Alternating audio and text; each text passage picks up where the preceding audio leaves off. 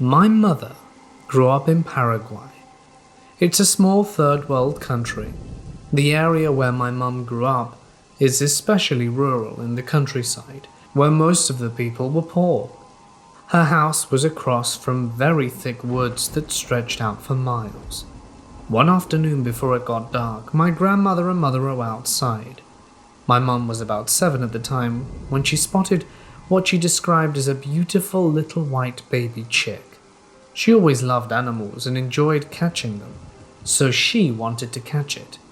It kept running away from her, even though it seemed like she was just about to catch it multiple times. After a while, it seemed like she was running in circles. My grandma came out of nowhere and yanked my mum's hair. My mum said at that moment she was broken from a trance, that the sun had already set, and she was actually very deep in the woods.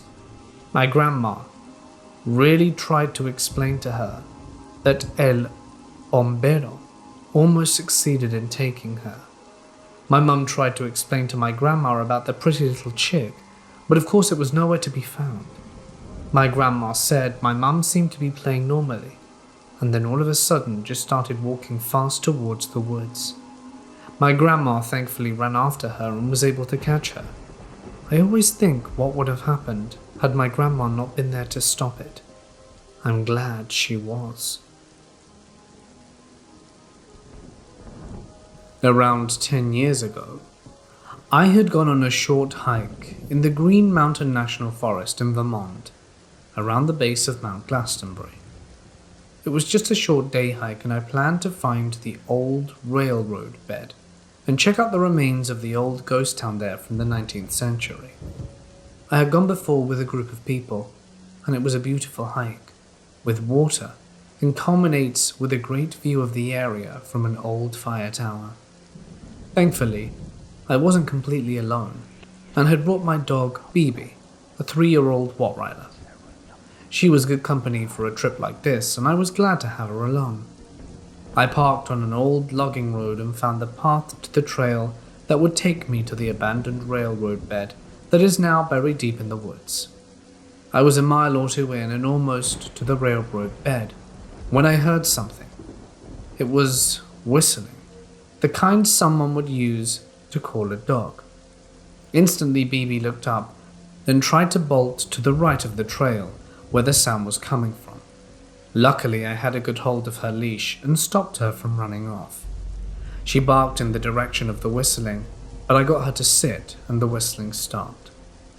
I had a strange feeling, even though I could not see who was whistling. It felt like it was directed towards Bibi, and someone had tried to separate me from her. I was not sure what to do, but after a minute or two of no more sounds, I dismissed it as a coincidence and continued on our walk.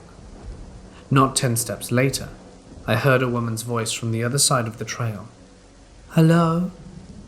Come here. We're just off the trail." And then I heard what sounded like the playful laughter of another woman. The tone of the calls were playful, almost seductive.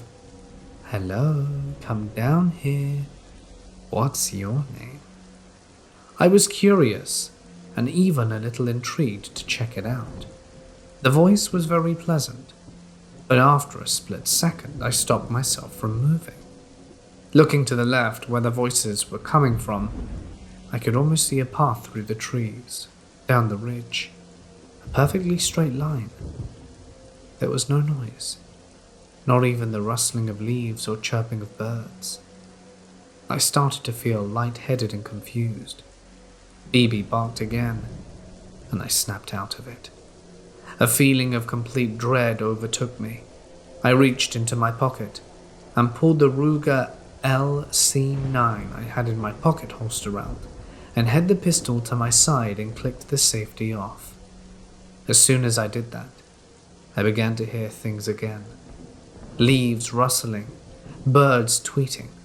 Looking to the left again, the path that had just been there was gone. After that, I decided to end my hike and we booked it back to the car without incident. The strangest thing was yet to come. When I got back to my car and drove off the mountain and had cell phone service again, my phone had been blown up with missed messages from my girlfriend and brother, asking me where I was and why I wasn't back yet. I checked the time on my phone. It was 4 p.m. I had started my hike around 8 a.m. I'd been gone for 8 hours and could only account for a couple of hours of the time. To this day, I have no explanation of what happened. I don't hike either, and took up golf instead.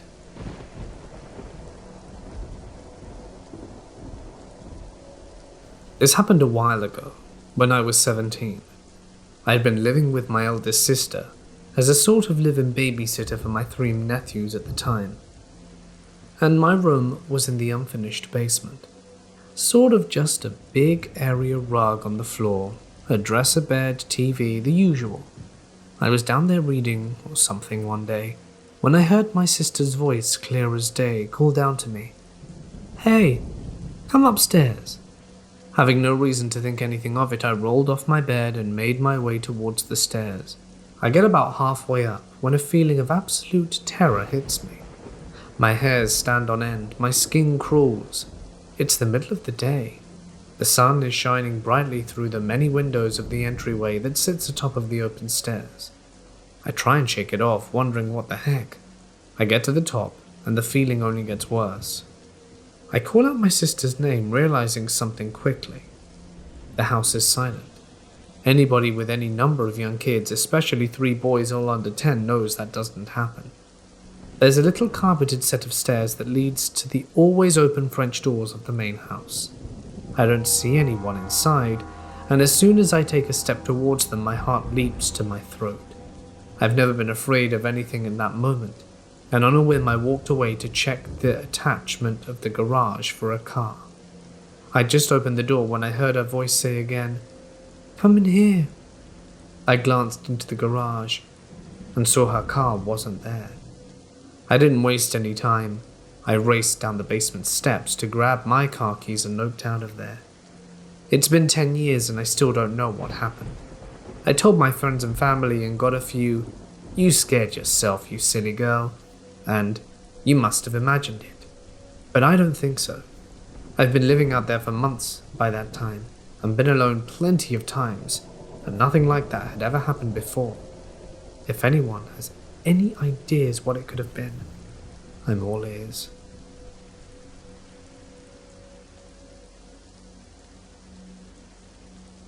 Once when I was really young, like one of my earliest memories, me and my 2 older brothers and my oldest sister were home alone while my parents were out. This is Baltimore City, and late at night, and suddenly there's a knock on the door. We ignore it, like we're supposed to.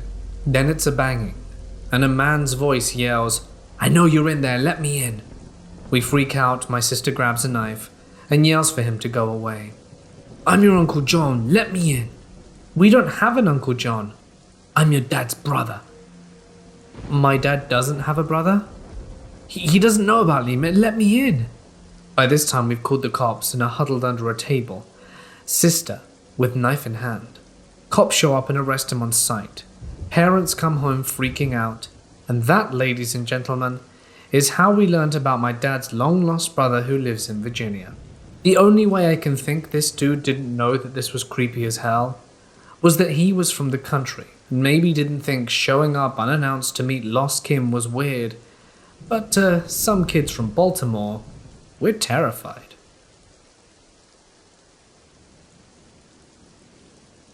Back in 2015, I was working as a live-in home health aide for a wealthy family. It was just me and my patient living in a very nice condo in a quiet neighborhood on a golf course.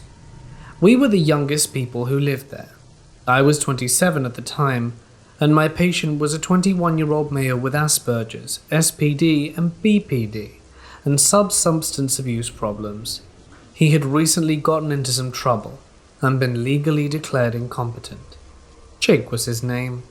He was a nice kid but had severe emotional issues and almost no social awareness, compounded by the refusal to take prescribed medication, which worked incredibly well when he took it, and drug abuse. He was taken advantage of a lot, because of the crowd that he hung around with. Right before I moved in, 6 friends came to hang out with Jake one day and ended up staying for 2 weeks, draining Jake's bank account on various drugs and absolutely trashing the condo. Jake was lonely and never said no to people. He wanted them to like him. Honestly, I think Jake was 14 to 15 years old mentally. I think he turned to drugs to deal with depression and anxiety, and also to fit in with the people around him. He's much better now. It was a sweet gig. I was paid very well, lived in a nice condo rent-free, and basically just had to keep our house clean, keep food in the fridge, and make sure he took his meds.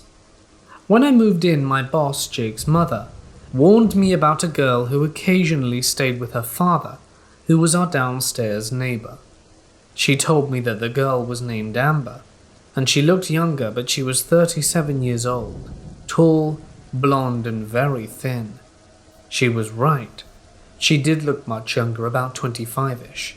She said Amber didn't have a car or a job, and she was an addict who liked to use Jake.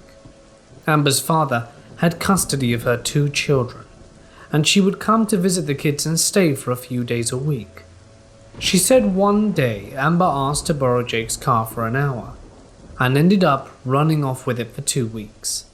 Amber was also the one who introduced Jake to the 6 friends who trashed the condo. She was bad news, and never allowed in the condo.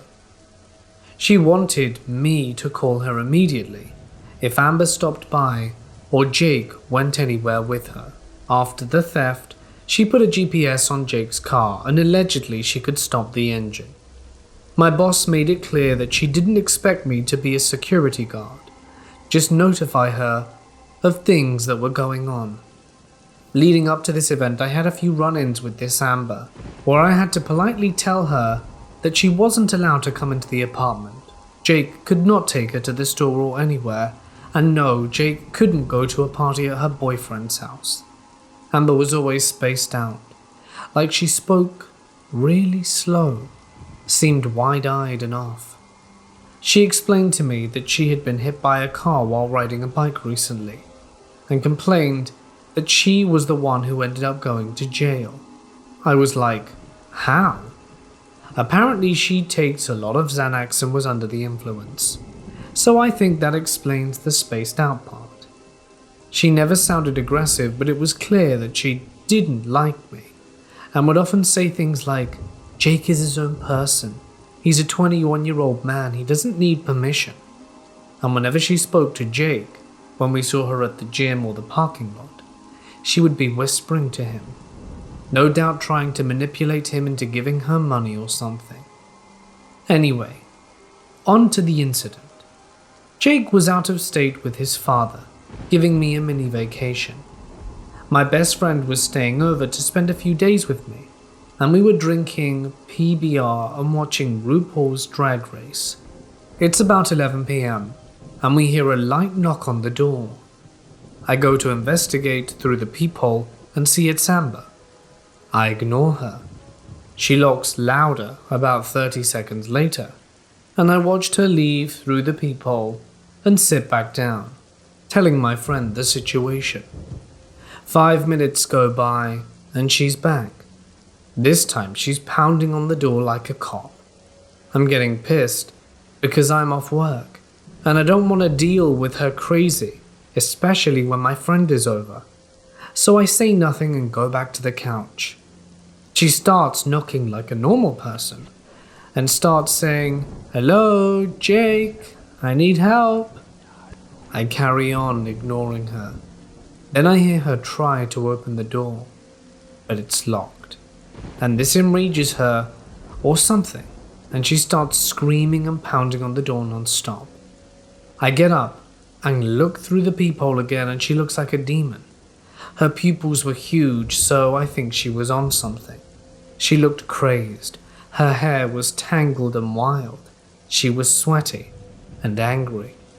Looking back, I'll never forget those wide pupils looking at me through an evil glare. I ask her through the door what she wants, and she said that she needs to speak with Jake right now, that he owes her money, and she needs to ride to her boyfriend's right now. I tell her Jake isn't home.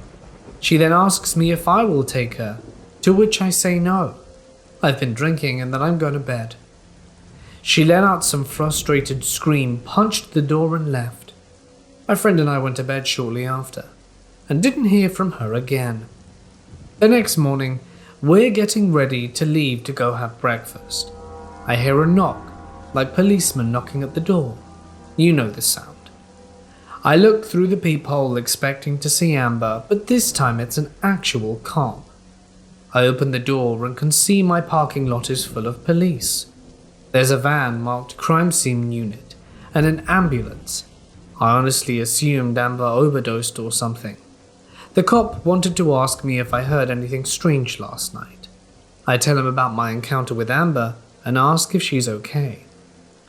He tells me that she is in custody for the murder of her father. Does Jake own a crossbow and is missing one? Yes, and yes.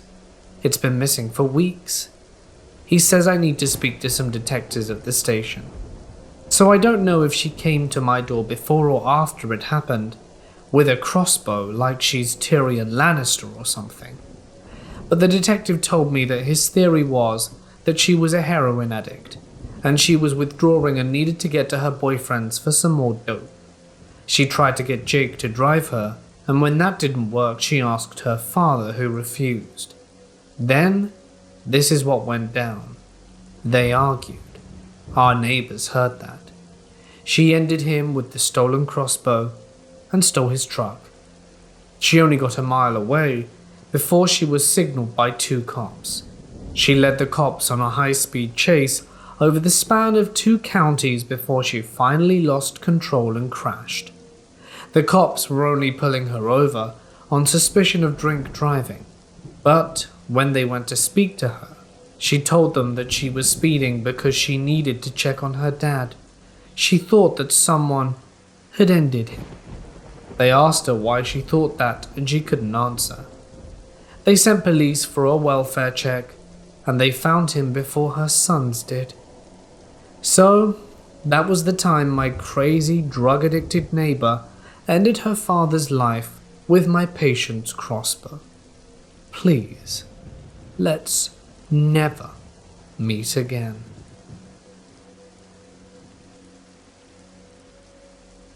In 2012, I suffered a massive stroke that ended my life. As I slipped away, I'd felt an overwhelming peace come over me like I'd never had before. Things went black. Then I was ascending above and saw the city below. Next to me, I heard a voice from this orb of varied colored lights that also had a mist coming off it. It was a woman's voice, and she was telling me how excited she was to finally be with her family and see her mum and dad again. I started to feel unsure and told her I wasn't supposed to be here. Suddenly I was standing in an otherworldly place that was gorgeous. All the structures and buildings were made of what looked similar to marble, but had an iridescent color between the marbling. The buildings were decorated with colorful stones with gold embezzlement lining the buildings and glass fencing. I walked along the path with my arms crossed and holding them to my body. I felt lost, and everyone around me was chattering happily with each other in these otherworldly clothes of satin-like linens. Some people held hands and were close and joyful with each other. This place was absolutely beautiful.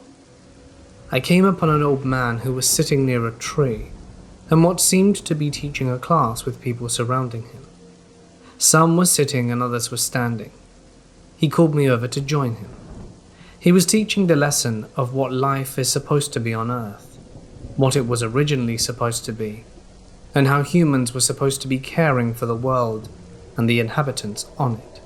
But materialism had gotten in the way, among other things.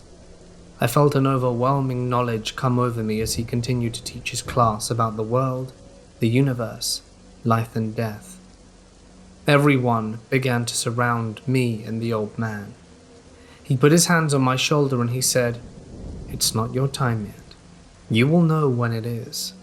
The people from the class all came in and held me in a circle, and suddenly I was back. I opened my eyes and breathed in. I was alive and back in my earthly body. This is how I came to believe in God, and also reincarnation. I don't claim a religion, because my beliefs are now a mix of things. Unfortunately, slowly, that knowledge that was instilled into me slowly sipped away over the years. But I felt it in the back of my mind. To me, religion became several fingers pointing to the same being. I don't need a religion to dictate my relationship with God. If you're wondering, I'm 27 now, and suffer residual effects that have disabled me, but I keep going. My body may not work properly, but my brain still does, and I focus on expanding my knowledge in various areas.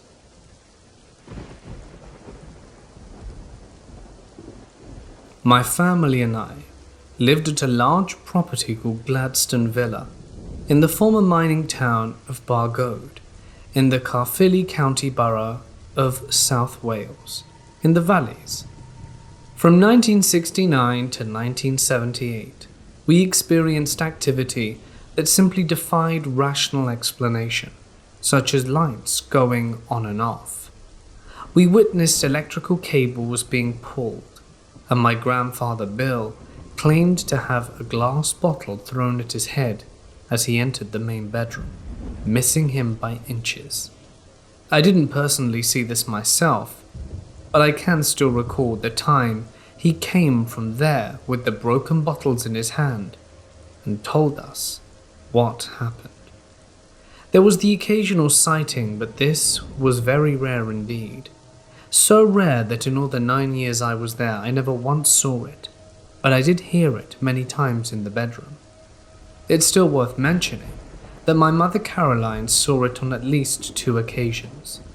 There were also regular footsteps heard in the main bedroom every evening, sometimes during the day when we'd all be downstairs watching TV.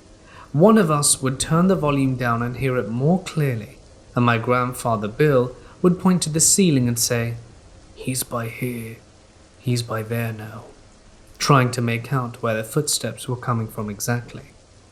There were 5 members of the family that were living at Gladstone Villa. My maternal grandfather William Higgs, known as Bill to family and friends, a retired miner who worked at the local colliery. He was a short, bald man who liked nothing more than to listen to his country and western LPs, Johnny Cash, Glenn Campbell, and so on. He also liked westerns on the TV that starred John Wayne or Clint Eastwood. My maternal grandmother was Rita Higgs. She was a short woman who was a housewife. She was completely teetotal but liked a smoke. She also liked collecting garden gnomes and watched soap operas on TV. My mother, Caroline Dexter, met my father at the local bakehouse in Baldwin Street. She was day shift regularly, and my father worked the night shift. He would stay behind to make her a cup of tea and chat. They dated for 3 years before they got married on Monday the 1st of April, 1968. The Beatles were number 1 with Lady Madonna. Very apt. They did not get a place of their own, but decided to live with my grandparents at Gladstone Villa, which was in Cardiff Road. I was born August 24th, 1969, when everyone was listening to the latest number 1 in the charts, Honky Tonk Woman, by the Rolling Stones. It was soon after that my mother said that strange things started to happen.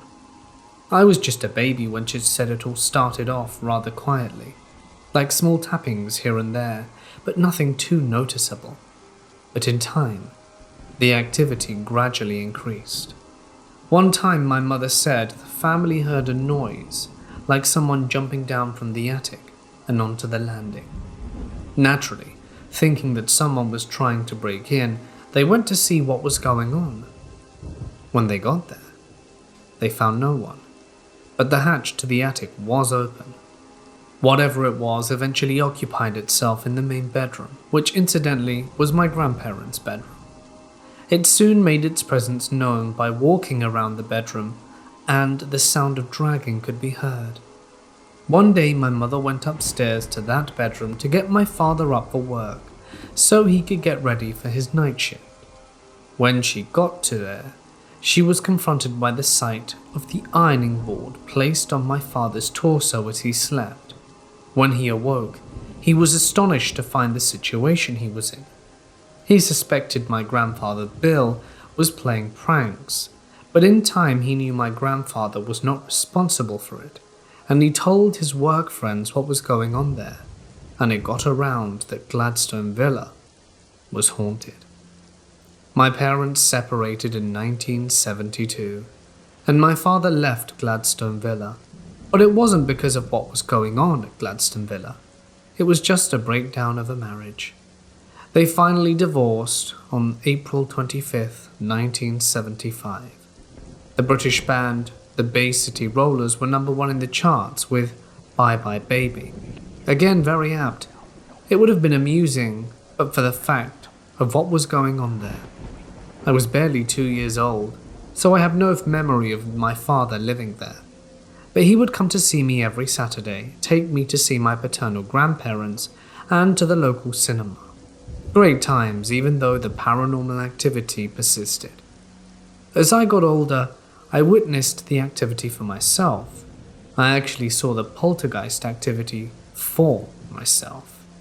I saw the electrical cables being pulled by unseen forces. I saw the lights going on and off, and when my grandfather Bill would play records on Sunday, as the family did at dinner, the music would turn off on its own. It took exception to the British band Slade and any religious TV shows my grandmother Rita would watch. The local police were also involved. I remember them popping their heads into the attic, hesitating and not going in, but they suggested it was my father playing a prank on the family. A family friend, Miss Ivy France, she was more of a friend of my grandma Rita. She was very skeptical when my grandmother told her that Gladstone Villa was haunted. I can still remember Ivy going into the main bedroom, looking around and saying it was a vibration from the traffic. But she was soon to change her mind when she experienced it for herself. It was then she suggested the local press and a medium. The medium was John Matthews, and when he came to Gladstone Villa he started by asking the family questions. He then began by challenging the spirit to perform knocking on the ceiling, and sure enough it responded by knocking back at him. At some point, John went into a trance to try and make contact, but he failed to get a name. He later confirmed the obvious, that there was indeed a presence there, and it was an earthbound spirit that had unfinished business.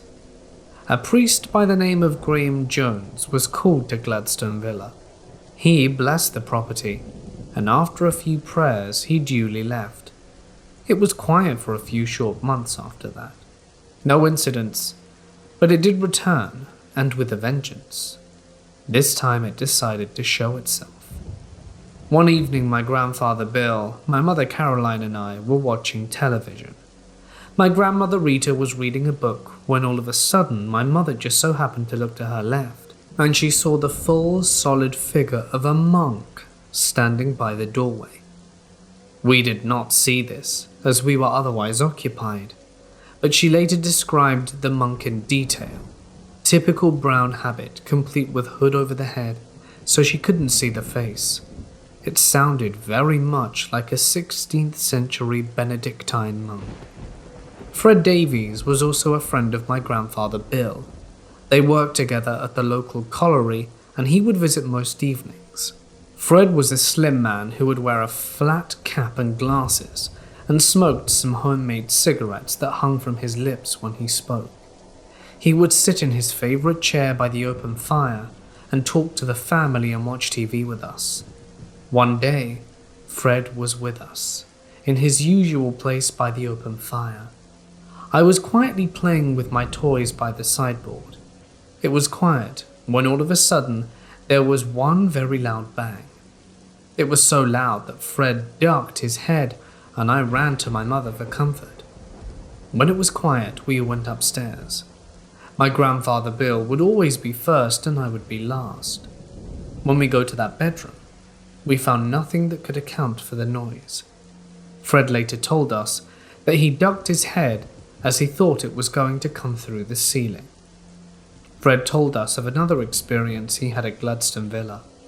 My grandfather Bill liked to look out the landing window that overlooked Cardiff Road into Bargoed town centre. This time Fred joined him, and he said he felt something brush past him. When he looked, there was nothing there. The most frightening experience I had was when I was alone in that particular bedroom. I made sure the light was on, it was very quiet, and I was laying on the bed facing the window that overlooked Cardiff Road, when I suddenly felt something heavy pounce on the bottom of the bed. I heard the bed springs go just once, and I felt the bed bounce. I didn't look straight away, but when I did there was nothing there. I went downstairs to tell my family, and we all went back up. We saw distinctive paw marks on the bed like that of an animal. I later found out that my grandfather Bill had a black Labrador called Tovey, who died before I was born. My grandfather Bill and my mother Caroline claimed to have heard a baby crying there, but as I didn't hear it at the time, I took very little notice of what they said. The activity got so bad that my mother, grandmother and I slept downstairs with the lights on. It was only my grandfather Bill who was supposedly brave enough to sleep up there. It was then that he himself had yet another experience in there. He told us he was lying on the bed when all of a sudden he couldn't move. He couldn't even shout for us for help. This could have well have been sleep paralysis, but he said he heard something in the room with him. My grandmother Rita had her own experiences. One day she went upstairs into the room to get my grandfather up, when she saw the boiler door room open all by itself. She didn't stay there to see what it was, but she rushed out the room. On another occasion she said she had the sensation of something pulling her under her foot, like she had stepped on this gown. We had the ghost for so long that my grandmother Rita gave her a pet name. She called him Johnny, and my grandfather Bill would shout out the name to provoke a reaction, but nothing happened. Ivy Francis's son Charles got to hear about what was going on at Gladstone Villa, and he came along with some friends, and with my family's permission they went into a bedroom.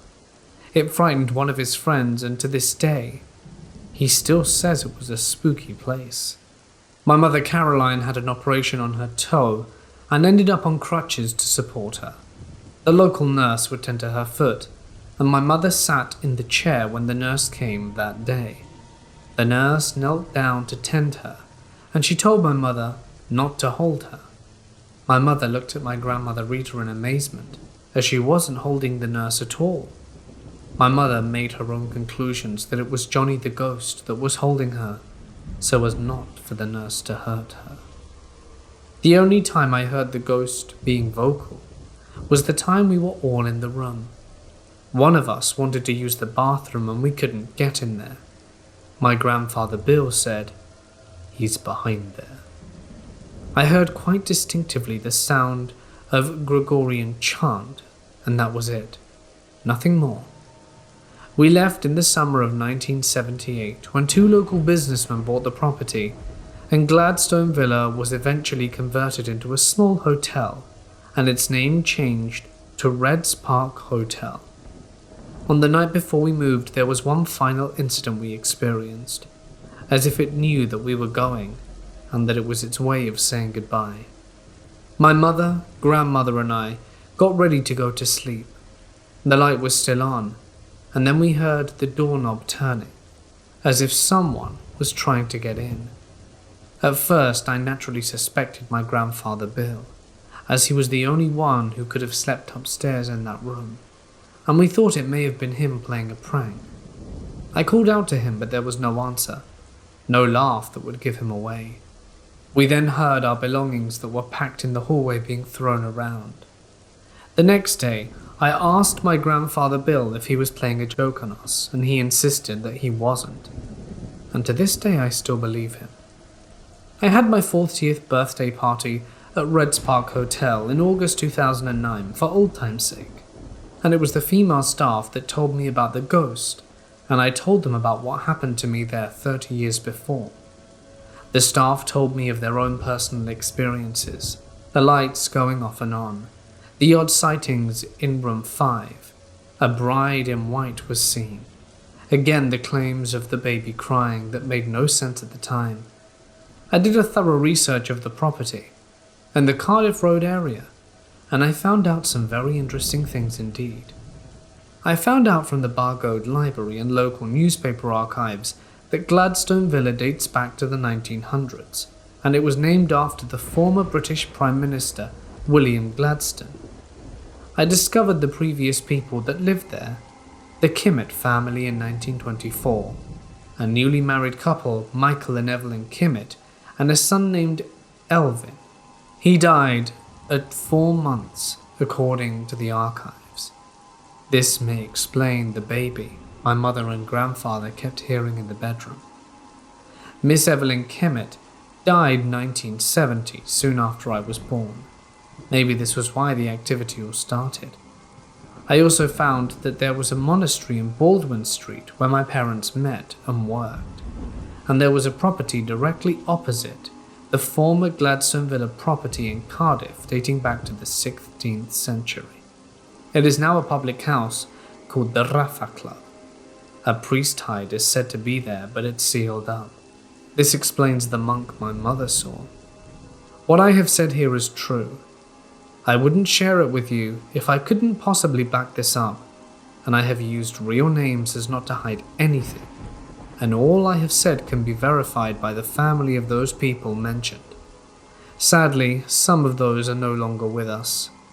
I challenge any hardened skeptic and firm non-believer, and I can assure them that they will indeed most certainly question their belief system.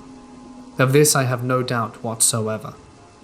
You may Google the property. It's still there on Cardiff Road, Bargoed, Wales, UK, very near Caerphilly in Cardiff. This place needs to be thoroughly investigated and is well worth documenting.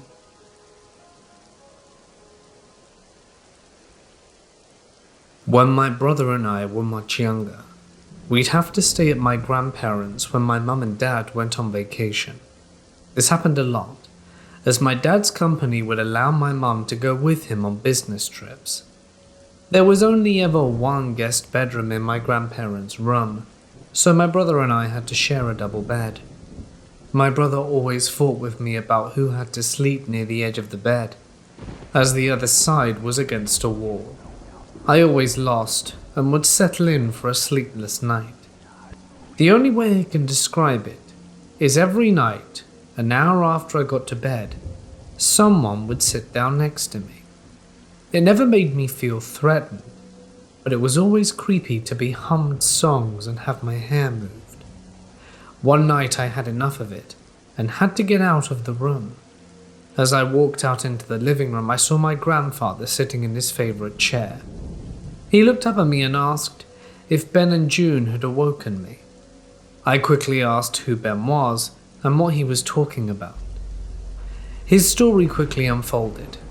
During his first marriage, he had a son who would have been 23 and engaged. Him and his fiancée came to visit one night and slept in the room. They left late that night after arguing profusely. My grandfather overheard that June was pregnant and didn't want to scare Ben. On the way home, they were hit by a drunk driver and both passed away. I went back to sleep, leaving my grandfather muttering for a good hour or more out in the living room. Sometime after he went to sleep, and I felt the familiar presence sit on the side of the bed with me. To be clear, my brother and I fought about it because he felt the same thing, and we never wanted to sleep on that side of the bed. He always assumed I never noticed it. This happened 24 years ago, and isn't a story I share often. My friend Mike and I are at a bar one night with a friend of ours. We're there with our friend Art, an older guy, and we've known him for a few years from hanging out in clubs. We're in our early 20s, and Art is in his mid-30s or so. But hey, we're all having fun and trying to pick up chicks, so age isn't an issue with us. The night comes to a close, and Art asks us if we want to go to a party with him in Westchester. It's about a 30 to 40 minute drive from where we are, but in the opposite direction of home.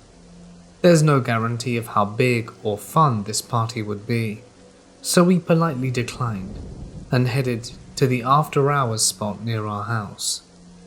Fast forward a few days, we read about a girl going missing out in Westchester. We joke and say, "Thank God we weren't out there," and let the news pass. Fast forward another 2 years, an arrest is made concerning the missing girl. The girl, Amy Willard. Her life was taken from her, and her body was discovered a few days after she went missing. This story made every headline in the area, and I believe got some national attention. In fact, the show Forensic Files did an episode about it. The murderer? Arthur Bomer. The same Art that Mike and I were hanging with the night her life was ended. Had we gone with him to Westchester, it is possible that we either would be in jail with him, or worse. I wouldn't be here sharing this experience if that were the case. See, Art ended the life of a man in Nevada and served 11 years for it. When paroled in 1990, he moved out to PA, and he was arrested for breaking and entering in 1998. And when apprehended, he was driving the car of a woman named Maria Cabuenos, whose remains were found in March of 1988, and her life and how it ended remains an unsolved mystery, and still is to this day.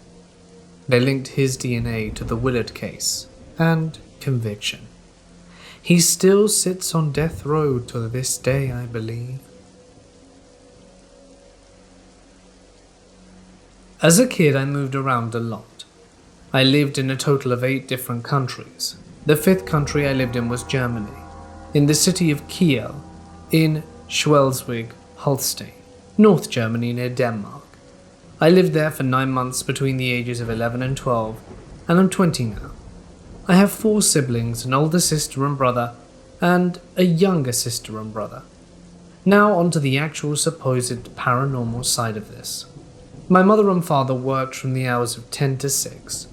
During this time we'd be at school, and then home alone for about 3 hours.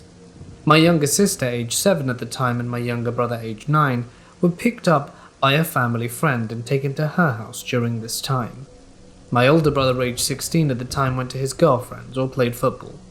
Me and my sister, aged 12, were home. We had lived in Germany for exactly 2 weeks. We arrived at our house, and unfortunately we found our cat, who was 18, had passed away. We weren't religious, but our cleaner was, and she found us crying over our cat, and she prayed. Before leaving that night around 5, she said, "I'm so sorry," or something akin to it, but we told her it was fine and that we would get a new cat. And then she said, "No, girls, I'm sorry for what's to happen in the future." She said that exactly. Our German was bad, her English wasn't the best, and we didn't understand, but being the children we were, we brushed it off and went inside to play Wii Sports instead. A week later we got home, and my older brother came with us for once. We'd all been sitting around for a few minutes when my brother said, "Sandy, I bet we can play hide and seek and you will lose." And then my sister said she wanted to join in. I wish I'd never played. We decided that the top floor of the house was off limits, and we'd play on the bottom floor. So we did. It went well until I couldn't find my sister for an hour and a half. My parents got home and we said we'd lost her. They went into the garden to search and my father got angry. He went to the bar and we searched absolutely everywhere. Until my mum went into the attic. And there she was. My mum went over to ask her why she didn't stay on the bottom floor, but my sister didn't reply. She didn't actually come out. She stayed up there for 4 days before getting so dehydrated she came down and fell down the stairs. We took her to a hospital. She had broken collarbones and stayed in the hospital for a while. When we got back, she was never the same. She wouldn't speak. She'd only eat basic foods and very small amounts of it. My parents were angry. They had no sympathy and probably weren't really the best parents. This carried on for the rest of our time in Germany until my sister said one day out the blue, after not speaking for about 3 weeks, "I saw something." This drove my mum insane, and we soon moved. This carried on for a while until I was 15 and she 16. She no longer went to school. She had a wheelchair because she refused to walk. At this point, we still lived in the same country after Germany, which was the small country of Monaco. We lived in Monte Carlo, and it was a paradise for me. I was very, very happy, but my sister didn't like it. She became angry at me, and me only. She started to harass me. My mum soon took sides, and she'd become distant from my older sister, and I was too, to be honest. My father took my sister aside, saying it wasn't her fault. 2 weeks before my 16th birthday, she started to talk. It was just rambling, but it was stuff like, "I saw them. I saw things." The day before my 16th birthday, we were all having a meal, and she started smiling. My dad looked up and said, "Look, Poppy, she's happy. See, she's happy." This resulted in an argument, and after this ridiculous argument was over, my sister just said in a completely normal voice, "I want Sandy to see them too." This freaked out my mother. The next day I had my birthday, and the same day my mother told me we were going on a road trip. Just me and my other sister, who was 12. We took a road trip all the way over to Belarus on the other side of Europe. My parents soon divorced, and my mum bought a lovely house in Belarus for just me, her, and my younger sister using the divorce money. I have never seen my father, either of my brothers or sister again. I know that they now live in Wyoming, which is my father's birthplace, and my sister recently came out of a mental facility. Apparently she's fine now. My mother and my younger sister, currently 16, now live in Liechtenstein, which is my mother's birthplace, and I live with my roommate in Croatia. Everything was normal until my sister texted me on my 20th birthday. Her text read exactly, "Happy birthday. Now that you've reached 20, I'm able to tell you what I saw. There was a woman. At first I thought she was a man, but she was a woman. She told me I was her baby. She was dark, grey, almost like a shadow. I didn't want to tell you because I worry that you'll see her too, but she's never stopped following me. Sometimes she goes away. Sometimes she stays with me for a very long time. The medication doesn't make her go away. The medication makes her kind to me. I love you. Susan." I have no idea what to think anymore. To be honest, I still have to respond to her text. I don't know what to say. I'm very tempted to just say, "Sorry, wrong number."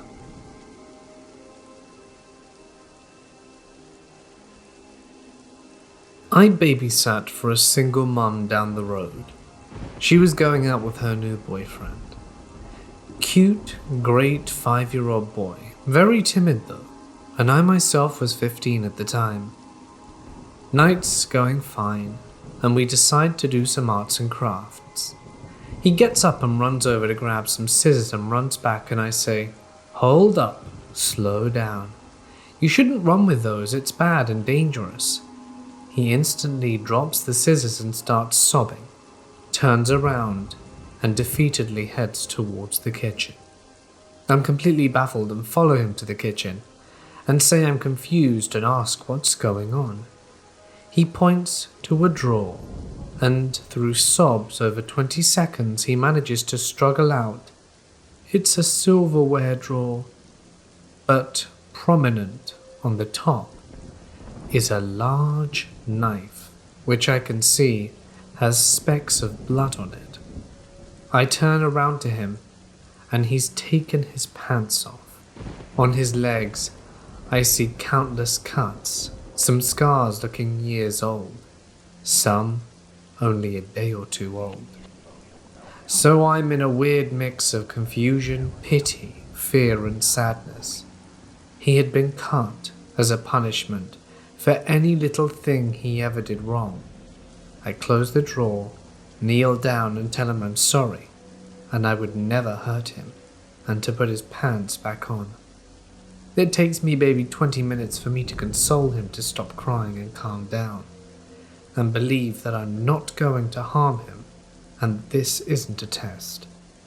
I get some treats for us, let him choose a TV show, and sit him down on the couch. I say I need to make a quick call, but I'll be right around the corner and back ASAP. He agrees, and I call the cops. Non-emergency though, so it'll be a while.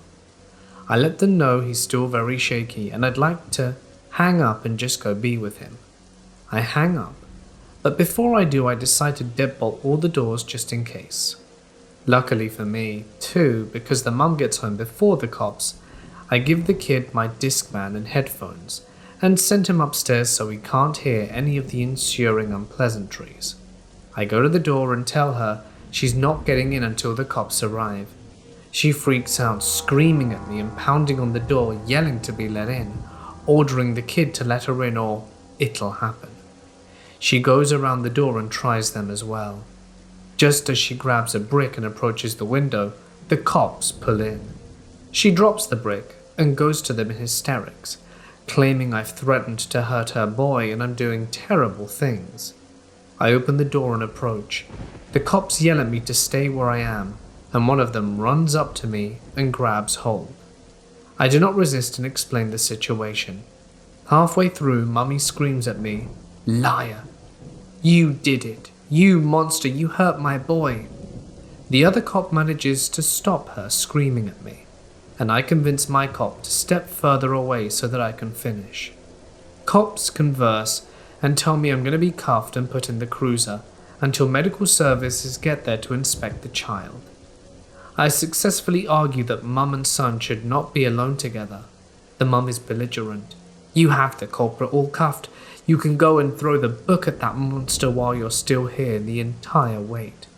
Medical gets there, inspects the boy, and I'm released with apologies, and the mom takes my place in the cruiser. All that, and I didn't even get paid. I saw her packing to move a few weeks later, so I guess she didn't get charged. Never saw the kid again, but I hope he was able to go to a better person, maybe other family members or his dad. The dad always seemed like a great guy, but he hadn't been around for a few years since shortly after the breakup. Looking back, I have to wonder if she might have framed him for her abuse to get custody. I didn't get much follow-up because, in early teens, no one wants to share any grisly details with me, and, to be fair, I probably wouldn't have wanted them.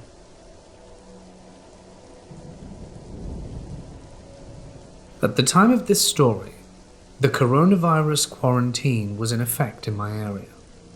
After a good week of doing absolutely nothing productive, I was getting cabin fever and wanted to get some fresh air, so I opted to visit a state park in my area where I figured I wouldn't really come across anyone. It was a fairly beautiful day outside, and the temperature was a little cold, but not enough to warrant a jacket. When I pulled up into the parking lot of Wells State Park, Sturbridge, MA, there were a lot of other people that seemed to have the same idea that I did. So I decided that I would take a trail that I wouldn't see many other people on. About 30 minutes into the walk, the forest seemed off. Despite the clear, pretty day, I couldn't help but feel this ominous energy around me. It was a feeling of being overwhelmed. The forest was incredibly alive. Birds were chirping back and forth boisterously, and I spotted hawks flying low at least 7 times, as well as squirrels screaming back and forth at one another in very close proximity to me. Further into the trail, it kept pursuing and got increasingly louder before stopping in a few fading calls. At this point, I was able to record a video of it. I made the decision to get out of there when the noise stopped and take the trail to Carpenter's Rock, a popular cliff close to the exit of the park. At this point, it was silent. I couldn't hear anything but my steps and a few planes flying overhead. Then suddenly, almost everything screamed. It was like a short burst of animal calls, of all kinds, and it was loud and simultaneous, like everything in a good mile around me got stabbed in the gut. I hightailed it away, and after 15 minutes I ended up back at the parking lot and spoke with a couple of hikers about it. At least 5 other people heard it and booked it like I did.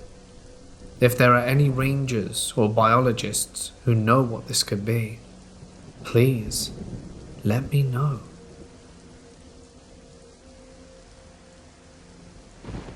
I live in the Blue Ridge Mountains, very close to Stone Mountain State Park.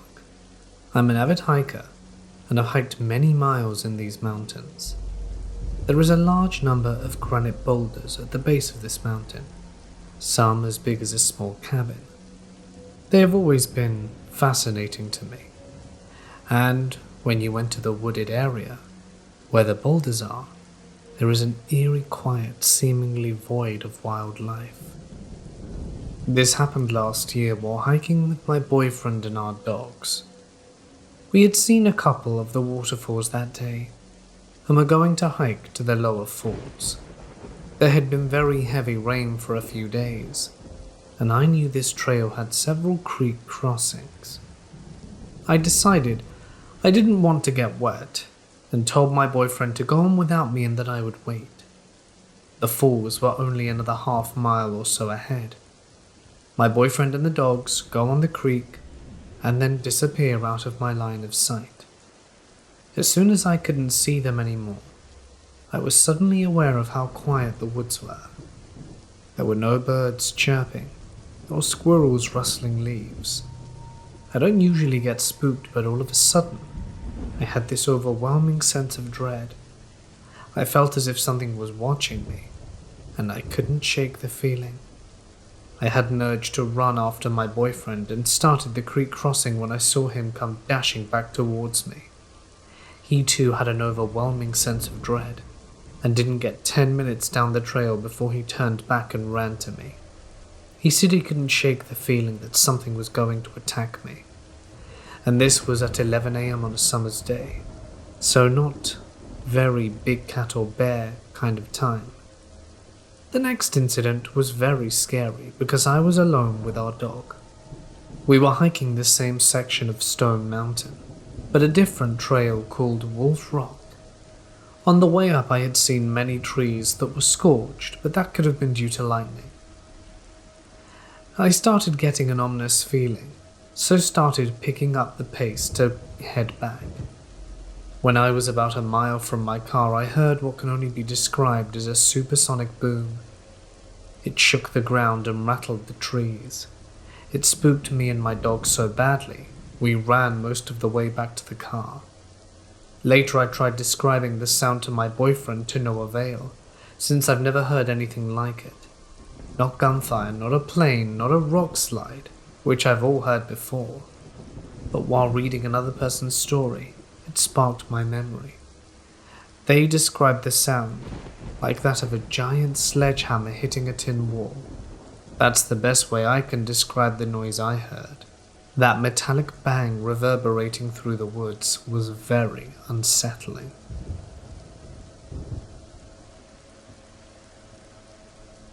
In 2015, I was living with my then boyfriend. I was 18 at the time, living in a very sketchy apartment building in a not-so-good neighborhood. When I say sketchy, I mean crack house type sketchy. You'd find anything from alcoholics, severely mentally ill people, to drug dealers and addicts living in these apartments, and the police were called to the property a few times a week. They even drove by just to check for safety reasons. There was an incident once during the night. One of the neighbors knocked on a door, and my boyfriend went to open it up while I was asleep. One of the neighbors, an addict who happened to be severely schizophrenic, was at the door, and he barged into the apartment and threatened my boyfriend. Fortunately, he managed to calm him down and got him out of the apartment. For reasons like this, we brought a live security camera that we installed at our door and also connected to our TV so that we could easily check who was there. Everything was fine for a few weeks, until this one night. My boyfriend's best friend was sleeping over this weekend. We were all sleeping. I guess it was around 3 to 4 a.m. at the time when I woke up to someone ringing the doorbell. The camera was connected to the TV, but there was also a small screen attached to the door that I could activate to see who was outside. Since everyone was sleeping in the living room, I walked into the hallway to check on the small screen instead of turning on the TV. When I pressed the button, I saw two guys wearing hoodies looking at the camera. I paused for a second because I didn't fully understand what was going on.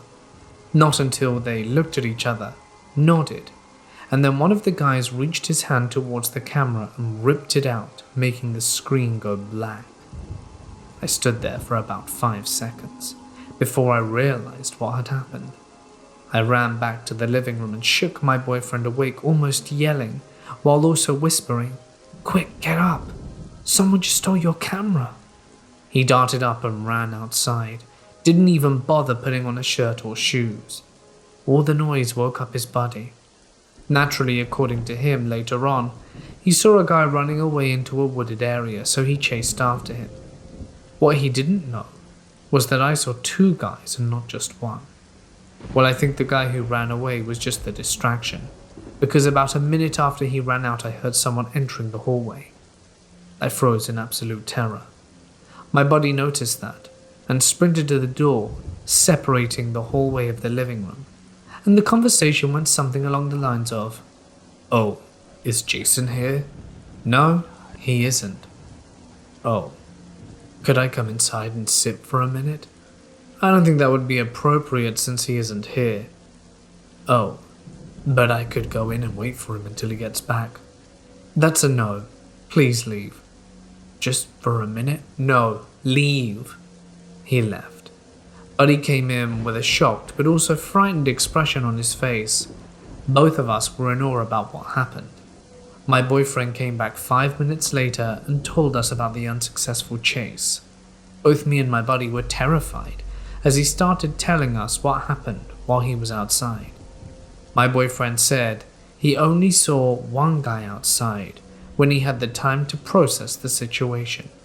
My theories were A, they stole their camera as a distraction so my boyfriend would chase him while guy number 2 raided the apartment while he was out, or B, they knew I was there, but the buddy was not, and they stole the camera to lure him out so the others would walk in and either rob the place, assault me, or both. Both of these options are likely, the first one more than the other. The reason I also suspect the second theory is because most of the neighbors knew that I lived there with him. Many of them had seen me leaving and entering the apartment, and many of them occasionally said hi to me in passing, so most of the neighbors knew about me as well. I'm only 5 foot, quite small and an easy target. Fortunately, I'll never know what could have happened that night. I don't know how that night would have gone down if my boyfriend's best friend hadn't been there. If I wasn't a target to begin with, I definitely would have been one if that guy walked in and saw me alone. I think whatever guardian angel placed Buddy there that night. Everyone I've told this story to told me that I'm being paranoid and probably wouldn't have gotten hurt, but I don't believe them.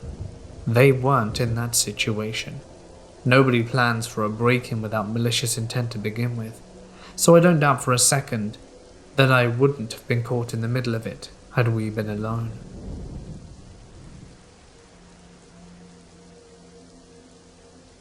This happened to me while I was still in high school, and would have been somewhere between 2005 to 2006. To this day, the experience gives me chills and I cannot explain it. I am interested to see if someone here has experienced something like it, or heard of it before.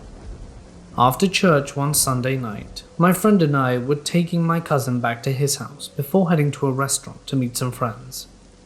My cousin at the time lived way back in the woods, some 6 to 8 miles down a very secluded gravel road in the Ozarks of Missouri. It was in the fall, so all the trees were bare. It was a new moon and very dark.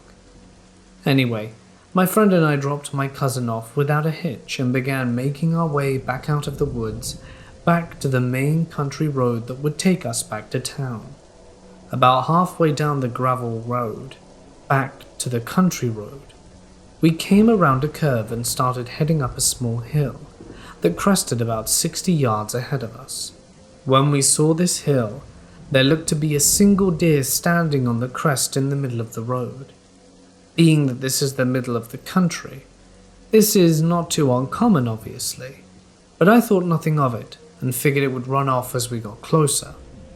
I remember very vividly that as we were about halfway of the distance between us and it, what I thought was a deer suddenly became very apparent that it was not a deer. Instead, it was a very solid but translucent ball of dense fog or mist, about the size of a deer. It was not standing on the road, but hovered about a meter above it, and was not moving. At the time I thought I might be seeing a smudge on my windscreen, so I reached to wipe the window, but it was nothing, and remained on the road. When we got close enough that my headlights illuminated this thing in full, it slowly rose up into the air, until it was about 20 feet off the ground, paused for a second, and then shot very fast into the woods to the right. I stopped the car and both my friend and I sat there in silence for a few minutes, and then we continued back down the country road, where my friend, who has never swore, finally broke the silence. What the F was that? Where my friend, who never swears, finally broke the silence. What the flip was that? We still talk about this until this day. This experience was quite jarring, and I will not drive between that road again at night. Has anyone ever heard of anything akin to this? I'd love to know what it could have possibly been.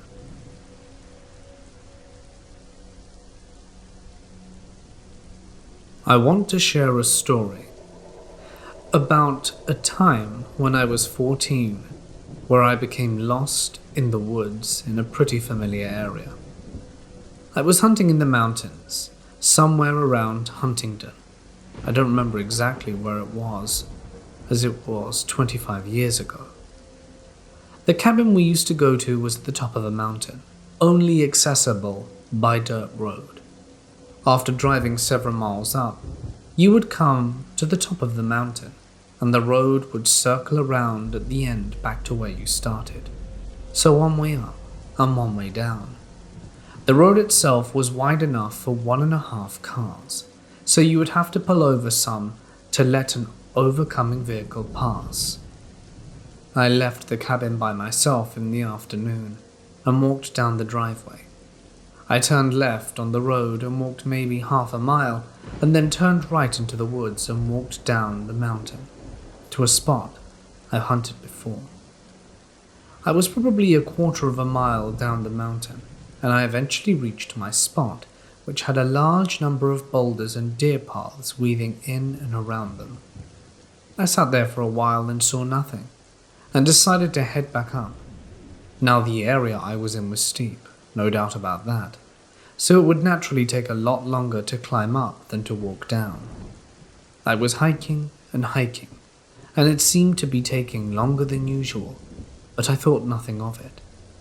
After half an hour, 45 minutes of walking, however, I started to get nervous. It was getting dark and surely I would be coming up on the dirt road soon.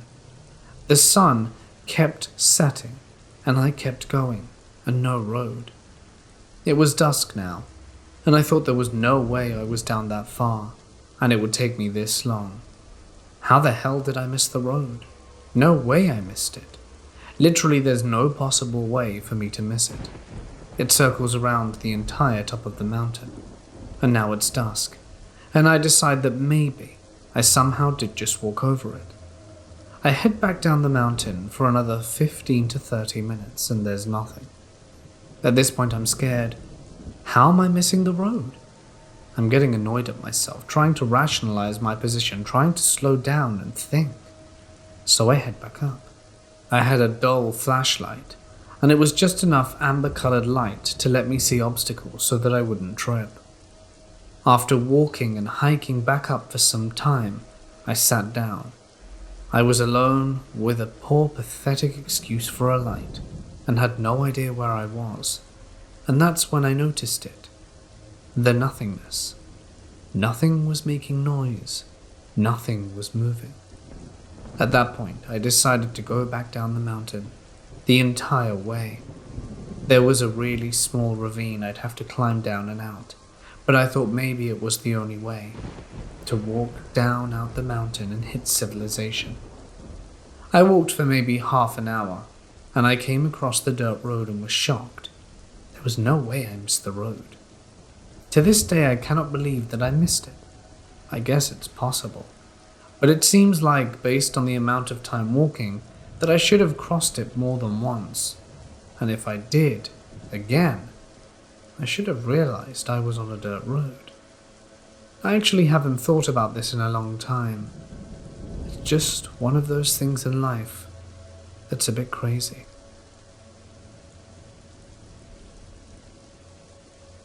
Back in the fall of 2019, I would frequently study at my university's library. It had a new addition built in the 90s, and most people would occupy that part. I would use the older side of the library because it was usually empty and very quiet. I would go take the steps down to the library's basement, and there was a long hallway consisted of private classrooms and storage.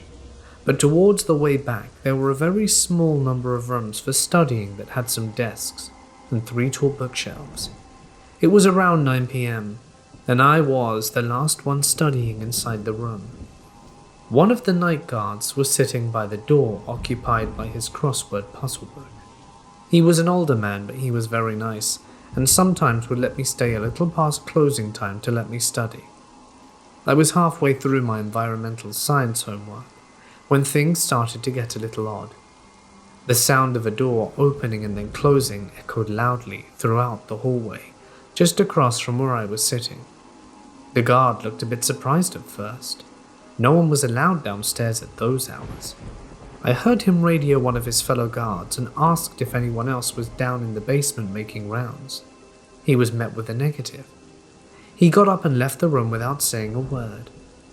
I went back to studying, and 10 minutes later or so had passed since the guard left. "It's very late," a woman's voice yelled from what sounded like right behind me. I turned around thinking it was a professor, but no one was there or in the hallway. I frantically packed up my things and headed towards the door. I didn't even bother to look back. I just noped out of there. I bolted up the stairs and was met with the guard from earlier. He asked if I was alright, and I nodded that I was, and that it was just getting late. "What, did old Maggie scare you?" he chuckled. I was confused. He looked at me for a moment and nodded. He told me that Maggie was a librarian that used to work for the school back in 1950, but was struck in a hit and run outside the university one winter's night. She had worked for the school for 12 years and was apparently a very old, sweet woman, and he didn't learn about her until he himself had a few strange occurrences on some of his night shifts. Since that night, I tried only studying in the newer edition if the downstairs study rooms were empty.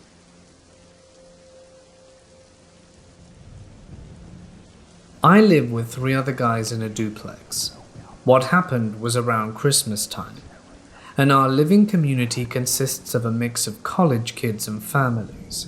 One evening, my girlfriend and I arrived at the vacant house around 8 p.m. All the lights were off, which was normal, and upon entering we smelled the welcoming scent of freshly baked cookies.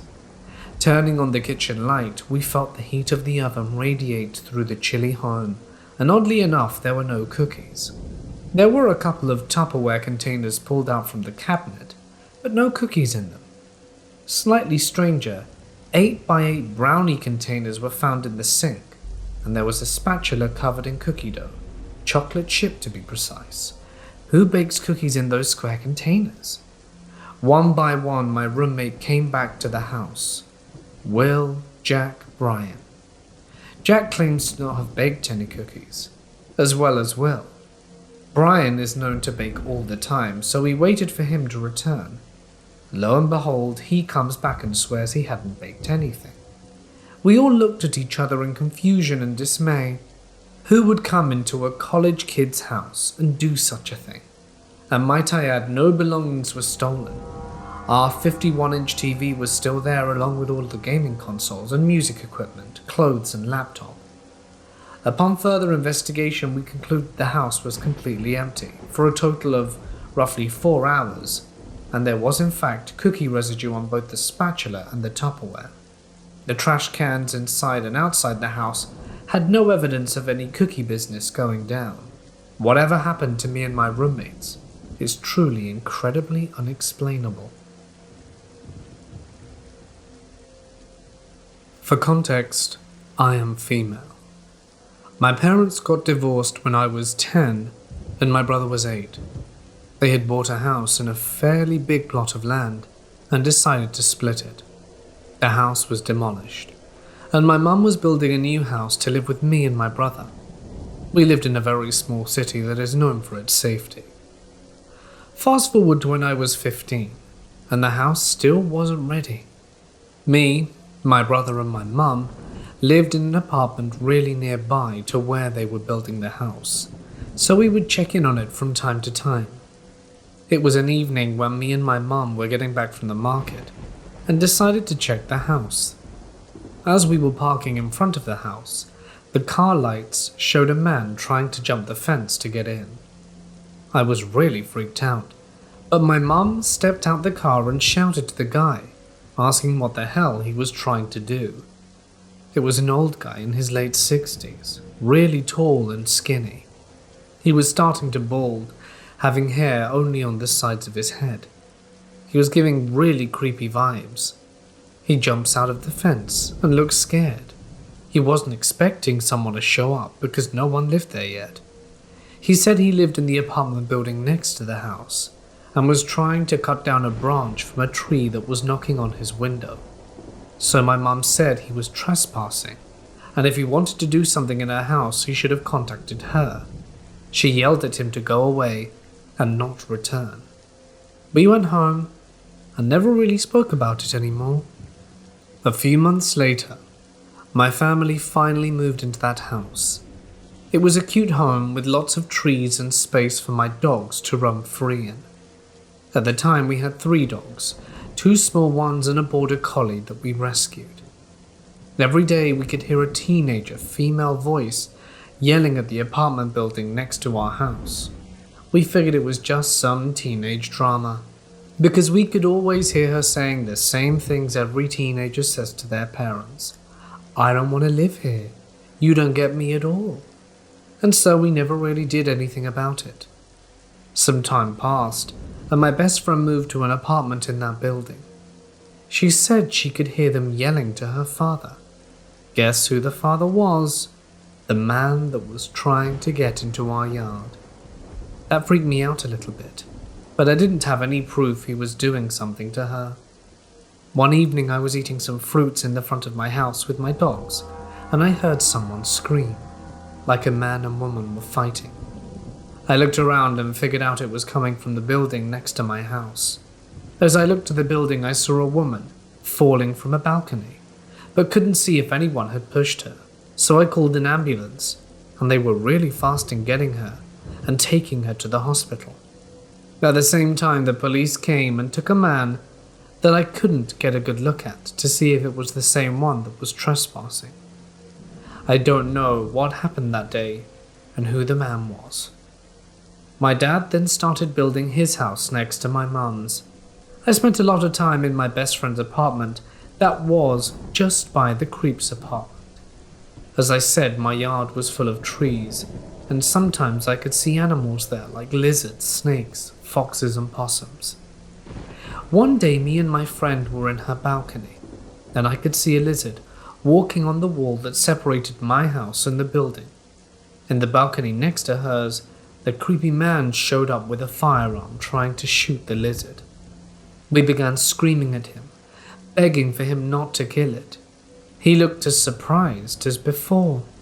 I guess he thought he was alone. He said nothing and went back to his apartment.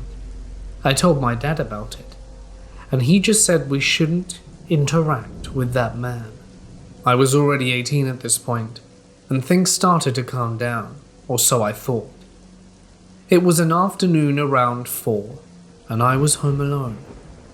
I went for a walk with my border collie. She's really sweet, and I was used to riding my bike, and she'd always follow me. So that's what I did. As we were coming home back to my house, just passing by the building, that man throws a very large rock at my dog. She was running, so the rock hit her leg. I cursed him, went back to my house, looking at my dog to see if she was hurt. I told my mum, and she said I should never walk alone. Sometime later, I found a really cute but skinny cat at my college. I was sitting down smoking and this cat jumped in my lap. I came back to watch a class with him in my lap, and he slept through the whole thing. I brought him home. He was orange and fierce, and he was a street cat. We let him go for walks in the street, and everyone liked him. He was really friendly and asked for pets from everyone. People let him in their houses and frequently sent my mum pics of the cat on their yard or sofa, so we never thought he was bothering anyone by walking around. At this time, we were forgetting about the violent nature from our neighbor. My family went on a trip to visit my grandma, and my dad stayed to take care of our pets. He said one night he heard some footsteps around his house, but as he walked out the front door, he couldn't see anyone. He thought it was just the dogs messing around and went back to his house to go to sleep. When we came back, we realized one of the trees back in my mum's house was dying. It was a really big tree, over 100 years old, one of the biggest in the yard, and was really beautiful. As you can imagine, this was the tree the man was complaining about before, the first time we met him. So my dad went to look at the tree and found out it had a lot of holes in it. He said it's a way to get poison inside the tree and kill it. He also said we shouldn't tell my mum because it was going to scare her and make her more upset, because the trees were the main reason she bought that place.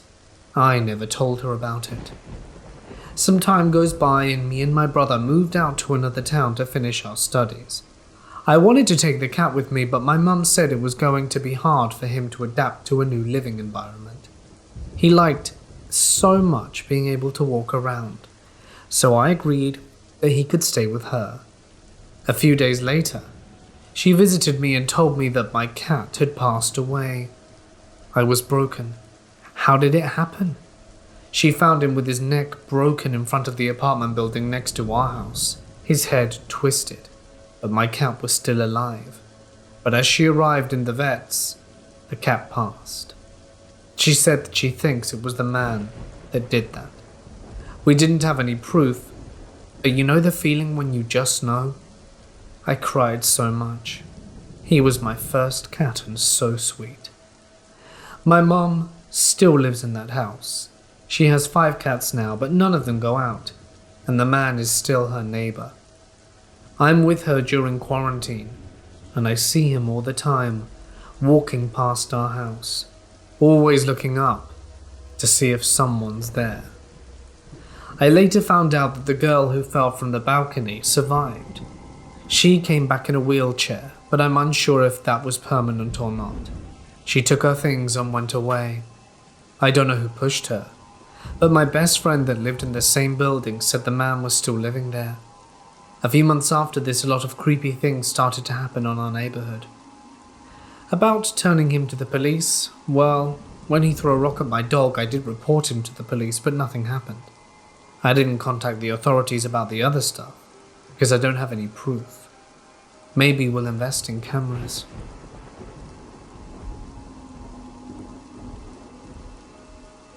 A few years back, I was at my grandmother's funeral. My dad, brother, and I had all gotten there early because we'd made good time in traffic, so we were waiting for my extended family. We ended up wandering around the cemetery. My brother and I were trying to find the oldest grave. Weird, I know, but my whole family are big history nerds, and graveyards can be pretty cool as long as you're respectful and stay on the paths. We walked past this one grave, and I just immediately felt awful. I became extremely cold and nauseous, even though it was warm and sunny. My breath caught in my throat, and I could no longer breathe, and my vision started spotting, and it all went dark. I thought I was going to pass out, and then it just stopped, just as quickly as it had started, and I felt fine. My brother was still saying whatever he was saying before. I missed about a sentence, and hadn't noticed anything. I didn't tell him about it, figuring he wouldn't believe me, so I just said we should head back before the funeral began. I probably would have dismissed the incident, except the next spring my brother and I were hanging out and climbing trees in a park. It had a lot of tall grasses you see in prairies, and a good number of trees as it backed up onto the woods. I started climbing a tree. I'd gone up a few times before, and then I got hit by the same feeling. It was the sudden nausea, inability to breathe, and vision fading out. It was identical to what I felt at the cemetery. I dropped out the tree and had to sit down until it passed. After that, I convinced my brother to leave because I felt sick, even though, after it passed, I felt fine. They found a body in the woods by the park a few weeks later, mostly decomposed because it had been out there all winter. It creeped me out beyond belief, and I've never had that feeling since. First off, I need to let you know that I don't believe in ghosts. I consider myself a rationalist and always try to look for a rational and logical explanation to things without jumping to a conclusion. That being said, I'm having a lot of trouble explaining what I've been experiencing in our new house for the last few months. Me and my wife recently moved into an old army home. They're offered to all acting soldiers in my country and are very cheap. Most of them were built in the 60s and 80s. Our house is at the very back of a much larger section, at the top of a hill and overlooks a valley with a dense native forest below. It's very cozy and offers a lot of privacy with no immediate neighbors and a good view. At first I had a couple of weird encounters that left me scratching my head, such as when I was walking from the front door to my car when I heard a loud banging on my tin roof, as if something hard, like an acorn, had landed on it and was bouncing down. Whatever it was, it bounced off the roof and into the branches of the tree in our front yard, which begins to sag under the weight of the thing. There were no branches hanging over our house that could have dropped anything, and I couldn't see any fall off the roof, nor did any land on the ground after it made the tree branches sag. I thought it was weird and mentioned it to my wife at the time, but just sort of brushed it off. Then there were the windows in my living room. Me and my wife live alone. I had our windows open to let the breeze in because it was a hot summer's night, and I decided to close them since it was time for bed. As I closed them, my wife called me outside to the backyard, since she had spotted the International Space Station moving across the sky. After I came back in, I sat down on the couch, and I noticed the curtains were flapping in the wind. I walked over to check the windows I had just closed, and they were now wide open.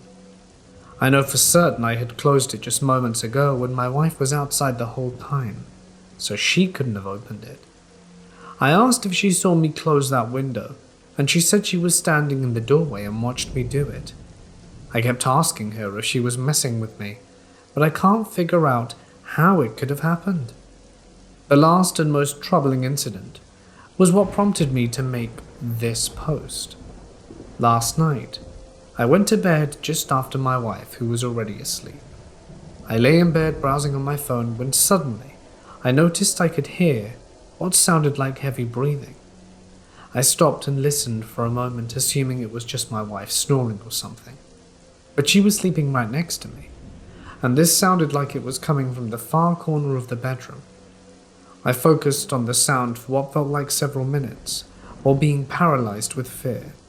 I was convinced someone was standing at the end of my bed.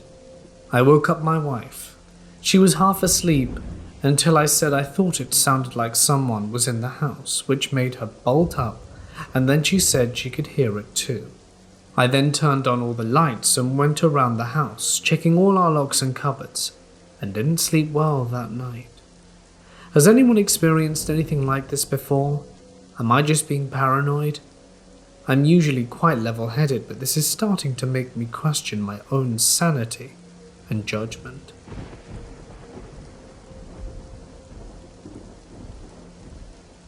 I work as a manager in an adult novelty store with a theatre, so please envision the kind of customers I get.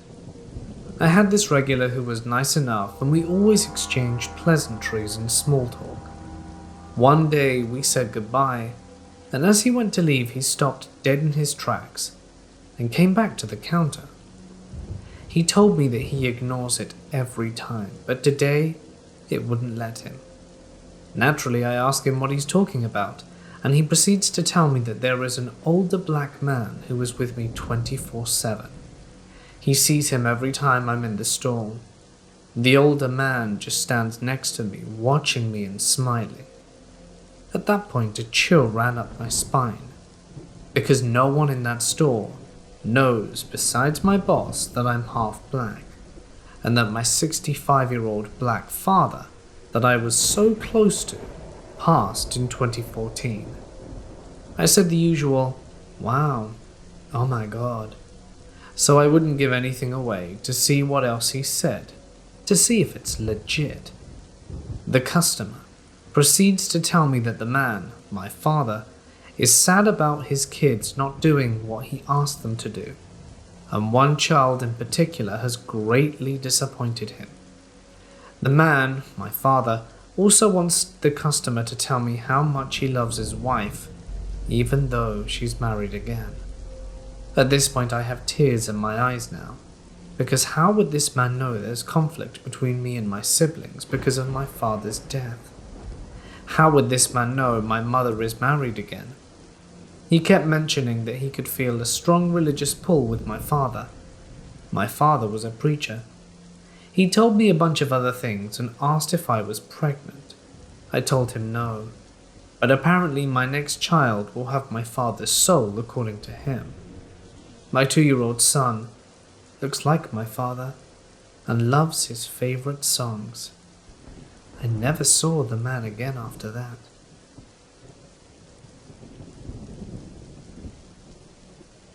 This happened to me in 2016, but I was having trouble sleeping tonight, and my brain dredged this up from my memories. I had recently moved back to my college town so I could rent an apartment with a friend after a long-term relationship ended. I was doing a lot of job hunting for pretty much anything, as I was pretty desperate for income and unsuccessful with finding work within my career field.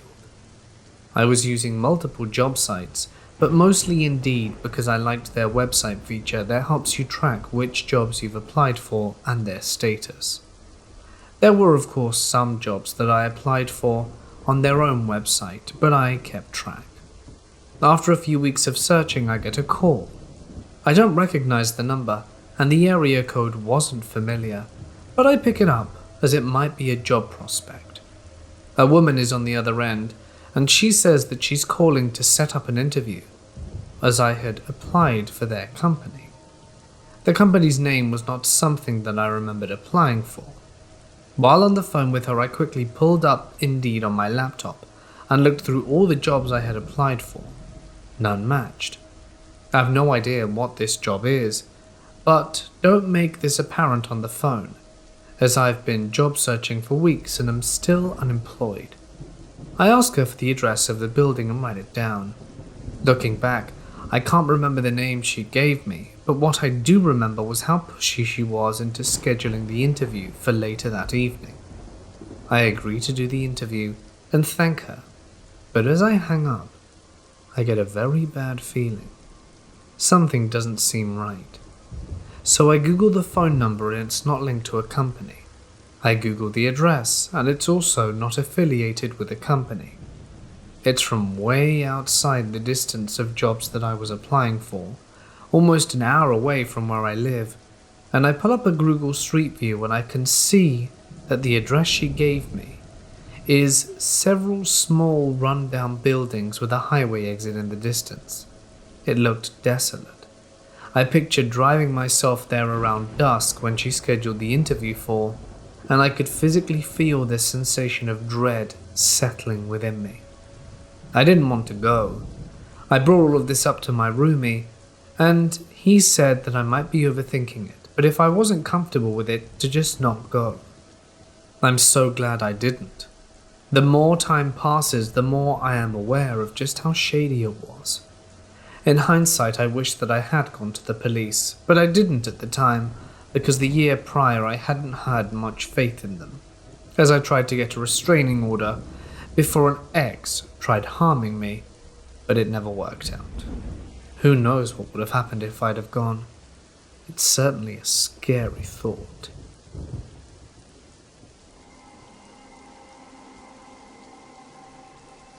My grandfather used to work as a janitor/keeper in my old primary school, so I used to hang out with him all the time. He had his shifts usually in the morning and afternoon, but from time to time he'd work a night shift. So what you have to know about my school is the fact that it has a basement where my granddad has his room, 3 floors with classrooms and the attic. It had 2 staircases, the wooden one that connected floors 1 to 3, and the stone one that connected the basement, the 1st to 3rd floors, and the attic. Now onto the story. One Saturday, me and my grandparents decided to visit my granddad on his night shift, so we arrived around 8 p.m. and stayed till almost 11. I was playing around the school, which was a bit creepy at night, but I had a flashlight and some lights in school were still on. I was on the 3rd floor and kept hearing noises that sounded like footsteps from the attic. I found it weird because I was standing right next to the stone staircase and did not see anyone go up, but I was playing, so I thought I must have missed my grandpa going upstairs. I came up to check every door to try and find him, so that I could help him, but all of them were locked.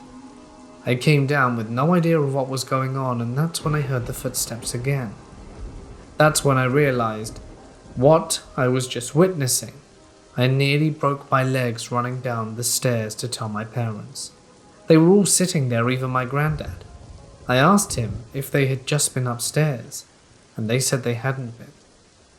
From this day, I still don't know what I heard, but I sure as hell started to believe in ghosts since that experience.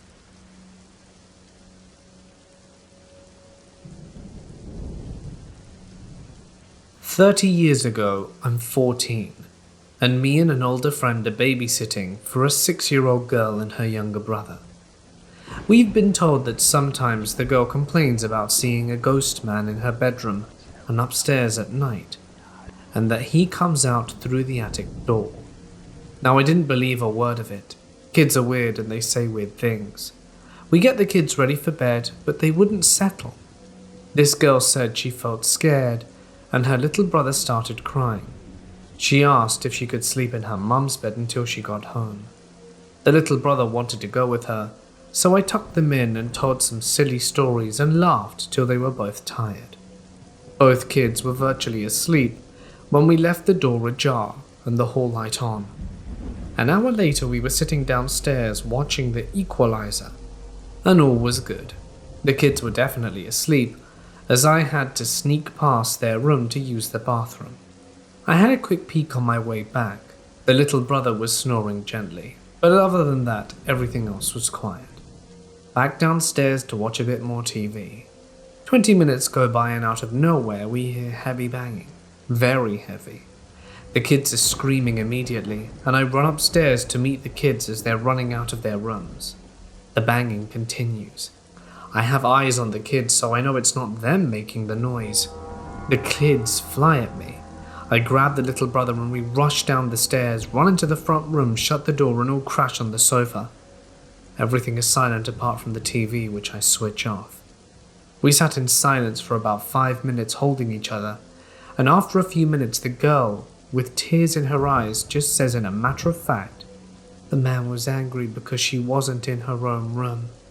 So he tried to push over a wardrobe, then he started thumping the wall. That event has stayed with me all these years.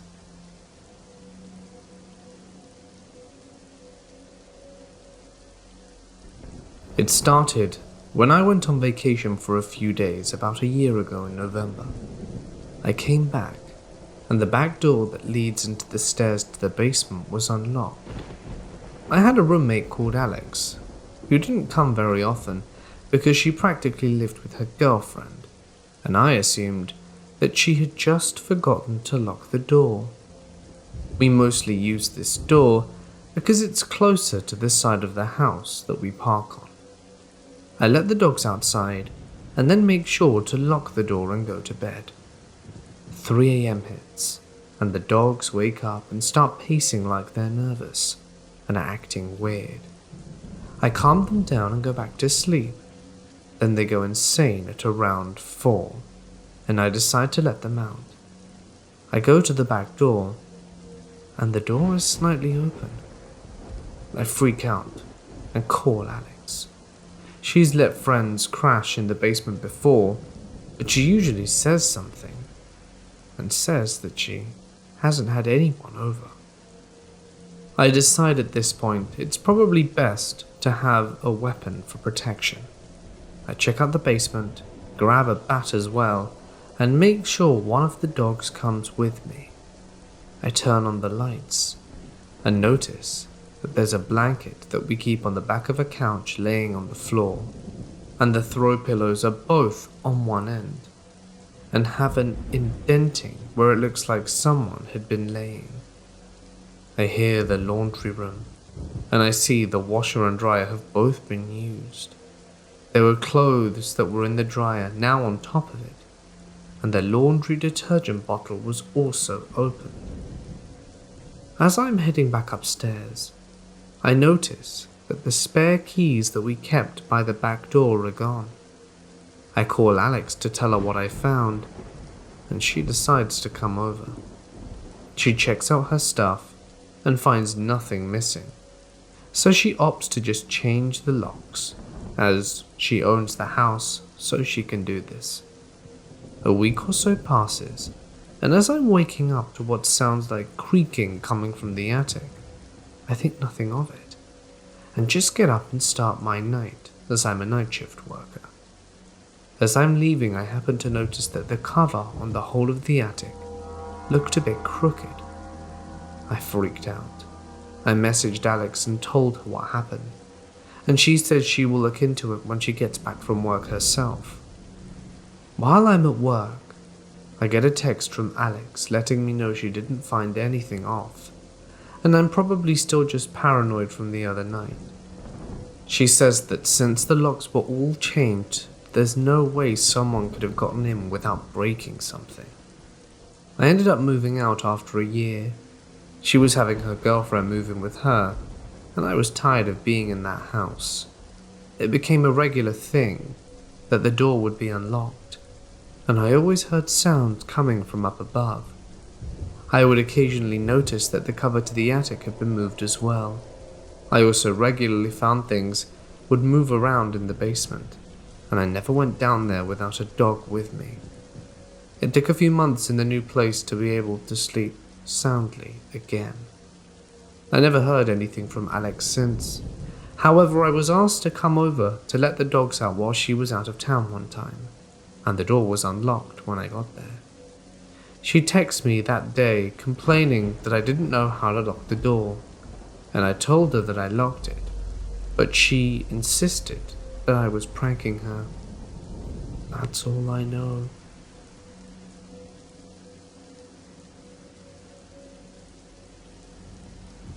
This happened to me when I was 17, around the time when most of my friends were just getting their driver licenses. We all had that rush for cars back then, so it was quite common for us to skip school and go for a ride out of town. The city where I live is surrounded by forests and 2 mountains, so we basically had a lot of places to go and chill.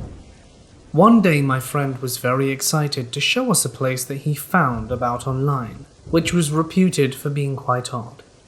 We looked it up and apparently it had a certain reputation for being a paranormal site. Being the typical group of teens, we collectively agreed to check it out ASAP, including me who more or less believes in spiritual stuff. Going up the mountain, we were listening to the radio until we lost the station to static, which for obvious reasons is what the radios do when you go deep into the woods. This entire experience is happening during a summer night, so we were feeling pretty careless and as excited as a person can be. Having no music to listen to, we started talking and discussing our expectations for this place, with most of us having no expectation at all. Our conversation was suddenly interrupted by the loud static coming from the radio that we turned off just a few minutes ago. We were all a bit startled, but still nothing out of the ordinary. It happened again a few minutes later. We all looked at the radio and it was still off. We quickly dismissed it as something that radios do for some reason, and again didn't pay that much attention. The third time that it happened, the driver hit the brakes and stopped the car. He turned to us and yelled, "Did you hear that? What was that?" claiming that he heard a voice this time. None of us heard anything but static. The driver said he had had enough and switched the engine off, so there was no way for anything including the radio to be working. We sat like that for a while in pitch darkness, for there were no city lights around us and the forest had covered all the light sources like stars and stuff, so you couldn't distinguish a night sky from the canopy. That's how dark it was. The light indicating the radio turned on as soon as the static came, and I could tell we were all feeling a bit anxious by then. Through the static came a female voice singing, and it was very silent. For a second it got louder and then fell silent again and then vanished. But even weirder, the static vanished too. Once we switched the car back on and turned on the headlights, we observed what seemed to be smudges of fingers across the windshield. We didn't turn the car around immediately, but I could tell that we all just wanted to leave. We stopped further up on a hill, took some pictures of the Milky Way and went home. Ever since, we speculate what happened to the radio and windshield that night. My friends went twice more without me, recording the same including feeling, and a small push once the car was off. What do you think? I believe there are many logical explanations, but considering the fact that I'm a person who believes in this stuff and had an adrenaline rush that night, it's hard for me to grasp something rational.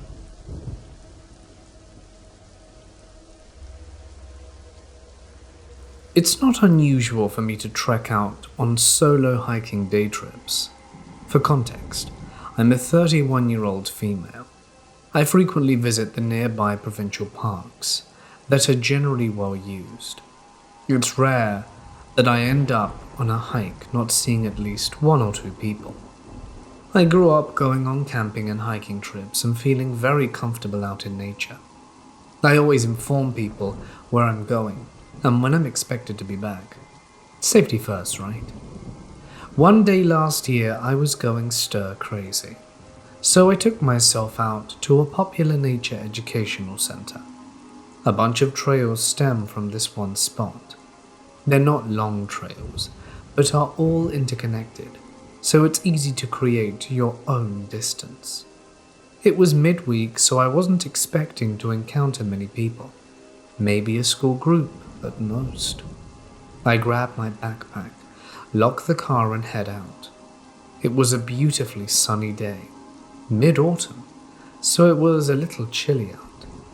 I was listening to the sounds of nature surrounding me. Some squirrels, birds, even a deer crossed my trail at one point. I was sticking with the main trail, which had educational signs identifying the different types of plants as you went along. I've been trying to teach myself how to identify different trees on sight, so this path was the best. I made my way up to the first little hill and made my way down the path where it makes a sharp right turn. Up ahead, I caught sight of a man wearing a dark blue jacket. Strange, I hadn't seen any sign of the person or heard them, but whatever. Normally I am comforted seeing someone else, but this time my gut instinct was not happy. I made a note of which way the person went and continued along. Blue Jacket had taken the path I wanted to take to create a longer hike. It would have been a lot more secluded and less traveled, so for once I tried to be smart, listen to my gut, and just follow the main route back to my car. Keep it short and safe. I still had about 2 kilometers to get back to the parking lot. Clouds decided they wanted to skirt across the sky, making the woods a little dull and ominous. I kept looking over my shoulder, feeling very unsettled. The trees cast finger-like shadows that did not help calm my imagination down at all. One of my favorite spots on this main trail had a few huge boulders and rock formations right smack in the middle that you had to go around. Really neat for photos and climbing on a normal day, but today they filled me with even more dread. I couldn't pinpoint why at first until I noticed some scuffs around the base of the rocks going the wrong way around. The trail is very obvious which way to go, left, and these marks were wrong. It was like someone walked around these rocks dragging their feet behind them. Animal? Perhaps. I couldn't figure it out. I wanted to turn around and go back the way I came, but that would have added another 4 kilometers to getting back to the car. I stuck close to the far side of the real path, keeping a close eye on the rock formation as I made it to the other side of the rocks. I caught sight of some blue fabric, the same blue jacket I saw earlier. The person moved as if ducking down between some rocks to avoid being seen. For Blue Jacket Man to reach the rocks before me, he either cut his own path through the woods or sprinted through about 5 to 6 kilometers of trails. I did not like the thought of either option, as I did not know this person and didn't want to know them at this point. Maybe he was taking a leak. Yeah, I'll go with that. I picked up my pace and dug my phone out. I texted my usual hiking friend, telling them all the details in case I suddenly went missing. Yes, I attempted to do this while following the path, and I only walked into one tree. I glanced behind me again while the rocks were still in sight, and saw the man standing there, staring at me. I ran the rest of the way back to my car, hopped in it immediately, locked the doors, and curiously there wasn't a single other vehicle in the parking area or the nearby road. This place was nowhere near any towns, so I have no clue where Mr. Blue Jacket came from. It took me a few minutes to sort myself out in the car, and as I pulled out to leave, I looked at the trail ahead. There was the damn Blue Jacket on a signpost. I had just passed it to get to my car. I was so spooked by this encounter that I refused to hike there alone ever again. Perhaps it was all an innocent misunderstanding, but my gut says otherwise. Back when I was 9, me and my friend were having a sleepover. His parents were at a dinner, and his brother was out getting stoned somewhere. It was probably 9 p.m. His parents had just called and said that dinner had turned into drinks, and they would be out for a little while longer. We were young, playing Minecraft on the Xbox 360, when we heard his front door open. It had a very noticeable noise when it opened, very creaky, almost eerie.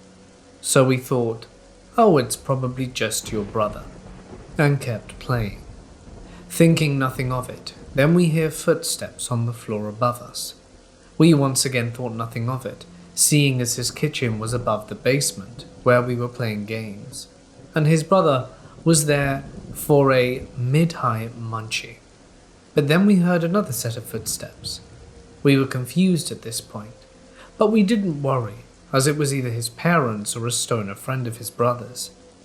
When we heard scratching at the basement door, we both looked at each other like, is that just me?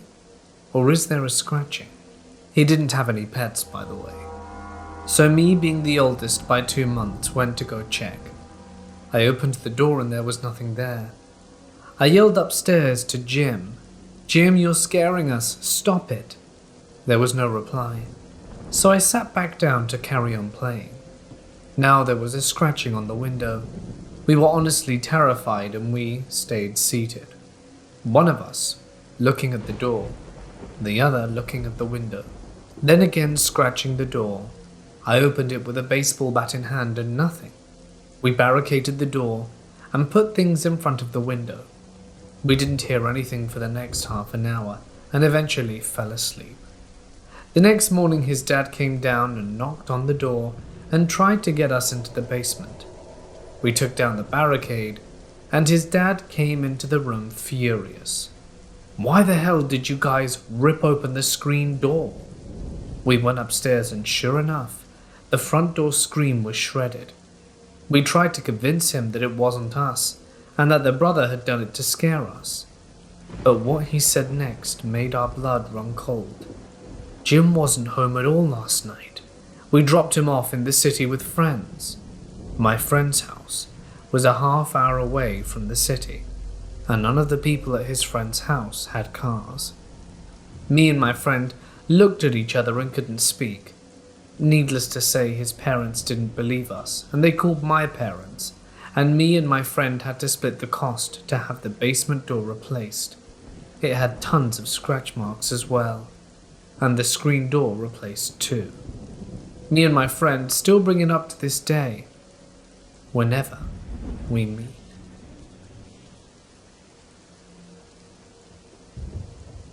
Years ago, I was planning on taking my girlfriend to Montreal for our anniversary.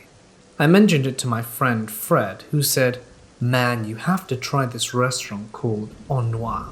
It's one of those places where you eat in total darkness and all the waiters are blind." I thought it sounded neat, so we decided to go. We didn't bother to make reservations, we just picked a random day and called before we left the hotel to make sure there was room for us. The place was pretty cool. You put all your valuables in a locker, then your blind waiter leads you and your party to a conga line and a table. The place is so dark you can't see your hands in front of your face. I don't think I've ever been anywhere as dark as that. The food was decent, and it was fun experiencing eating sloppily in a crowded restaurant. My girlfriend and I made out a bit, just for the thrill of it, doing it so publicly without being noticed. In the middle of the meal, I started hearing a familiar voice out in the restaurant. It sounded exactly like Fred. I told my girlfriend, but she said I was crazy. So I shouted into the total darkness, "Hey Fred!" The voice stopped talking, but there was no response. After a moment I heard the voice again, so I shouted, "Hey, Fred Parker!" Out of the darkness I heard him reply, "Did someone say my name?" My mind was blown. Even though Fred didn't know when my anniversary was, even though we picked a random day and time to have dinner, even though all three of us lived in a different city from the restaurant, we all managed to show up there for a meal at the exact same time. The funniest thing about it was that we wouldn't go over to join him because we had no idea where he was. We arranged to meet at the coffee shop across the street once we were done with our meals. Weird glitch, massive coincidence, intentional troll from Fred? Take your pick.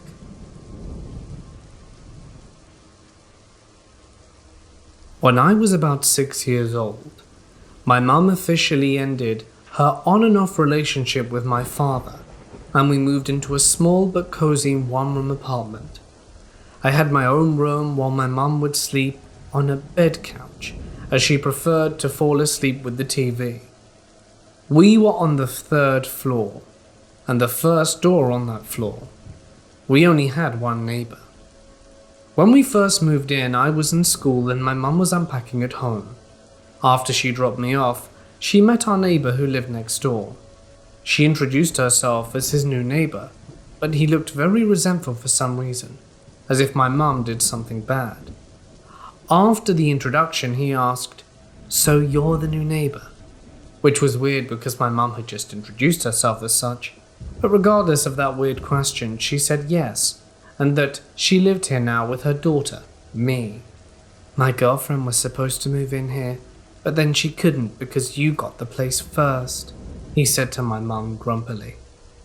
My mum was confused but apologized for his inconvenience, and that was the first weird encounter with the neighbor. After we had lived here for some months already, he suddenly became very friendly. Before, we would only meet him on the floor sometimes, but he rarely left his house anyway, so we basically never saw or interacted with him. Then suddenly, one day, my mum was coming home from work with me after picking me up from school, and he was standing at his door drinking coffee. "Hello, Mary. I have made coffee. Would you like to have some and come inside?" My mum politely declined. She looked a bit frightened. He was a very tall man, and I think the sudden change in his behavior since the last conversation must have creeped her out a little bit. We went inside and I asked what that was all about. She told me she believed that he might have a mental illness, and I agreed that this could be plausible, so we left it at that. Some days went by and nothing happened with the neighbor. We wouldn't actually see him at all in the days that he wasn't communicating with us. Some nights later, I woke up from playing Hit Me Baby One More Time by Britney Spears very loudly, because I was around 6 or 7. I was thinking it must be the 4 a.m.-ish music videos on TV on some channel from my mum's living room, that I just left it on, since my mum didn't seem to hear it or complain and fell back asleep. The next day, I asked my mum about the music, and she said she had turned off the TV after she dozed off, and it wasn't her, and told me she didn't hear anything.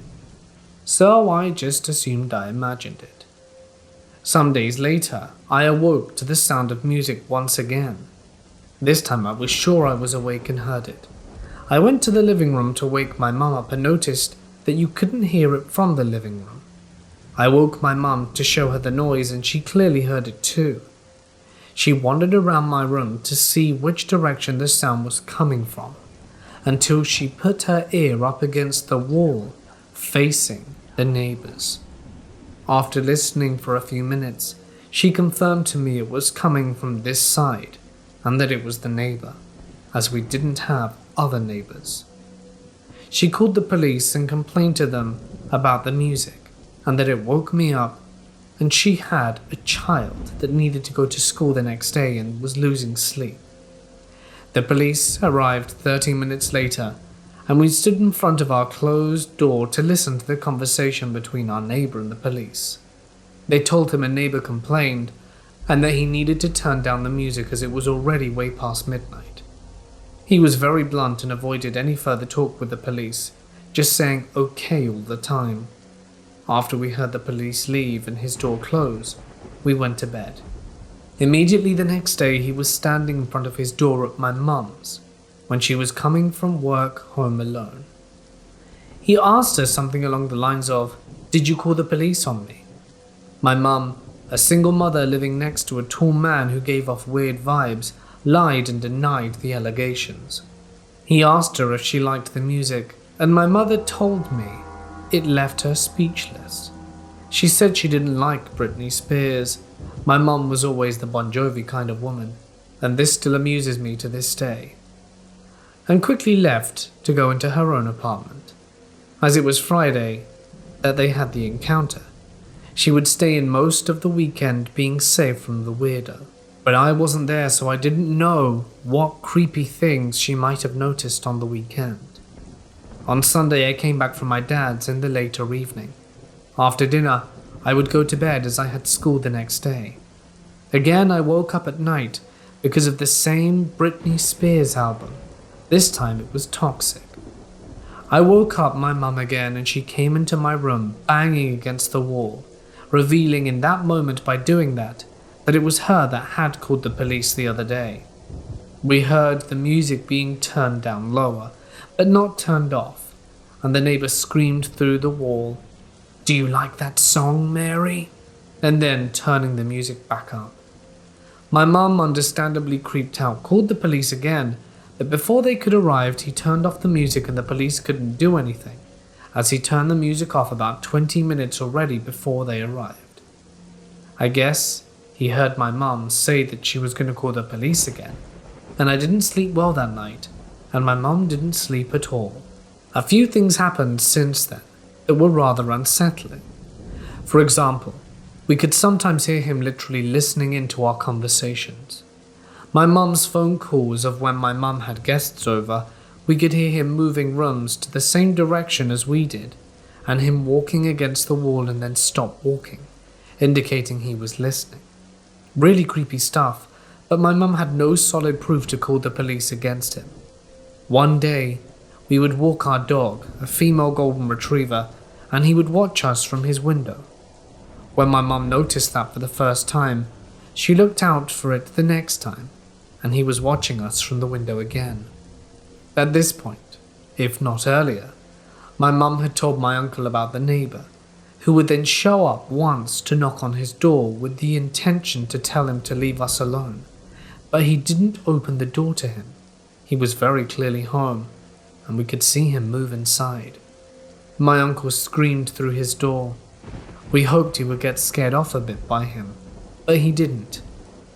At that point, my mum didn't leave me alone anymore, not even in the apartment. I had to come here with her wherever she went. Once we were walking the dog again, and he happened to come down the stairs at the same time. He would stop and say, "Oh, she's a cute dog." But how did he know she was female? My mum became so frightened. She didn't even reply, but acted like we had forgotten something in the apartment, and we went back inside, as we didn't want to be outside when he seemingly was as well. It was clear he was listening to everything we said through the walls, to the point he even knew our dog was female. Some time went by, and we would just notice his usual creepy behavior of watching us from the window, listening through the walls, and the occasional Britney Spears music at night. Suddenly we were coming back from the grocery store, and there happened to be a piece of paper trapped on his door. We looked at it, and it was a phone number. Without saying anything to me, my mum just looked at me briefly, took the paper, and we went inside our home. We looked at the paper and noticed he wrote it on the back of a recent grocery receipt, where he apparently had bought tons of cheese and bread, which was very strange. She told me she was going to ring the number anonymously, and I should record it with my emergency cell phone. She started calling the number anonymously. I began recording, and the neighbor immediately picked up. Looking back, I guess he saw us taking the note through the peephole. He furiously started shouting into the phone, "Mary, it's 4:56, you should have called." He kept only saying this on the phone. We could even hear it through the wall. He repeated this, then laid down the phone, walked around his room as we could hear him because his voice was becoming more and more distant, but kept saying the same thing. My mum called for 1 minute, then hung up. We were freaked out. I remember I was very scared and begged for my mum to stay somewhere else tonight. But my mum says, "No, this ends today." And it did. Hours later in the evening, something crazy happened. We didn't do anything. All my mum did was call my dad to let him know what was going on, and he was on high alert to come over any time. We suddenly heard a knock on the door, not a neighborly knock, it was a police knock. My mum jumped up, obviously cautious, walking to the door, looking through the peephole, and it was the neighbor. Before my mum could react, he knocked again. "Mary, what's wrong? You haven't walked the dog. Open the door." My mum answered the door. Asked him to go away, but he didn't. He kept talking through and knocking on the door. I got scared and asked my mum to call the police or my dad. The neighbor suddenly said, "Don't worry, Veronica. Don't be scared." I got 100% more scared and so did my mum. She started screaming through the door to piss off and leave us alone, but he wouldn't. My mum, I don't know why, opened the door and told him loudly to leave us alone, very seriously. I don't know what he said back really, but I don't really think it made much sense. As my mum was about to close the door on him again, he suddenly put his foot in between to try and force his way in.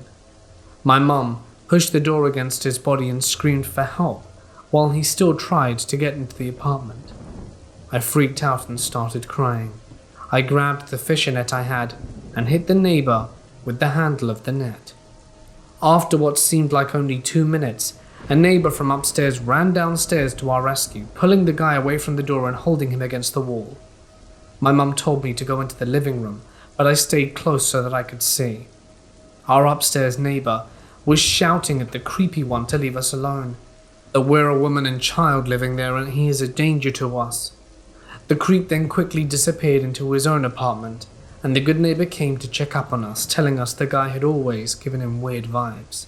In fact, mentally ill, and this apartment was given to him by governmental support. We thanked him for his help, and he informed us that he had called the police before, and they would be coming shortly, and he was waiting for the police to serve as witness. My mum called my dad for additional support, who almost arrived with the police at the same time. The police then knocked on his door, and after he asked who it was, the police told him someone had called them due to him harassing his neighbors. He opened and demanded to see their badges, which they showed, and my mum and I could look inside his apartment, and it seemed empty.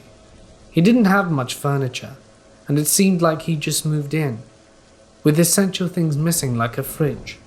The walls were dirty. He then said he didn't do anything, but the good neighbor told the police what happened. The creep then got asked for his ID. He said he didn't have any. The police didn't believe him and said if he couldn't provide ID, they would come back with a search warrant so they could help him find his ID.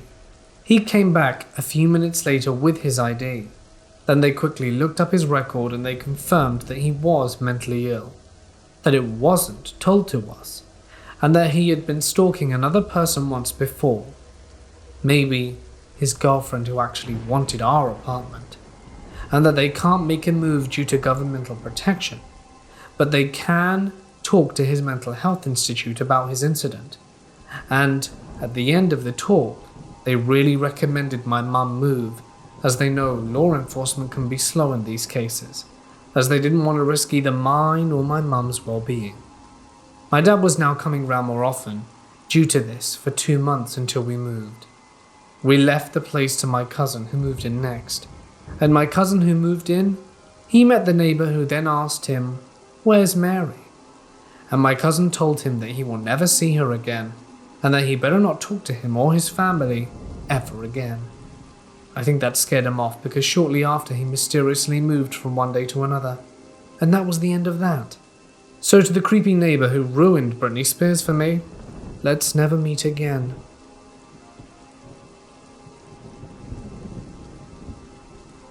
I had a school trip to the concentration camps in Germany and Austria. I remember arriving at the first camp on our itinerary, Dachau. When we got off the bus, they told us to get the banners, flags, and flowers and to put them at the front as a memorial. I got the peace flag. It was a rainbow flag with a big peace sign on it. When we were in front of the gate, I remember feeling incredibly overwhelmed and being stared at. It was a creepy feeling, but I didn't mind it. As we walked through the gate, the first thing I saw was the window on the barrack I had in front of me. I saw a bald, beaten-up man in the prisoner's blue and white uniform. We stared at each other for at least 5 seconds, and he looked at the flag I was holding. I blinked, and the man wasn't there anymore. I didn't really mind it, because I believe in the supernatural, and I expected that to happen. The tour guide afterwards gave us a device to put on our ear for us to hear him better, as he was speaking, telling us about his father's experience, as he was a child of an ex-prisoner there.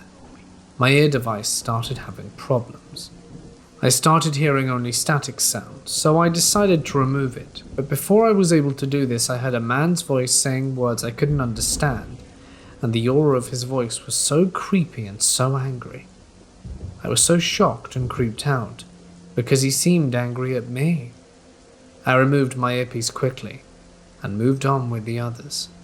I'm the only foreigner in our class, so the explanation I give to myself for the earpiece thingy was that it was the man, and he was angry at me for being there.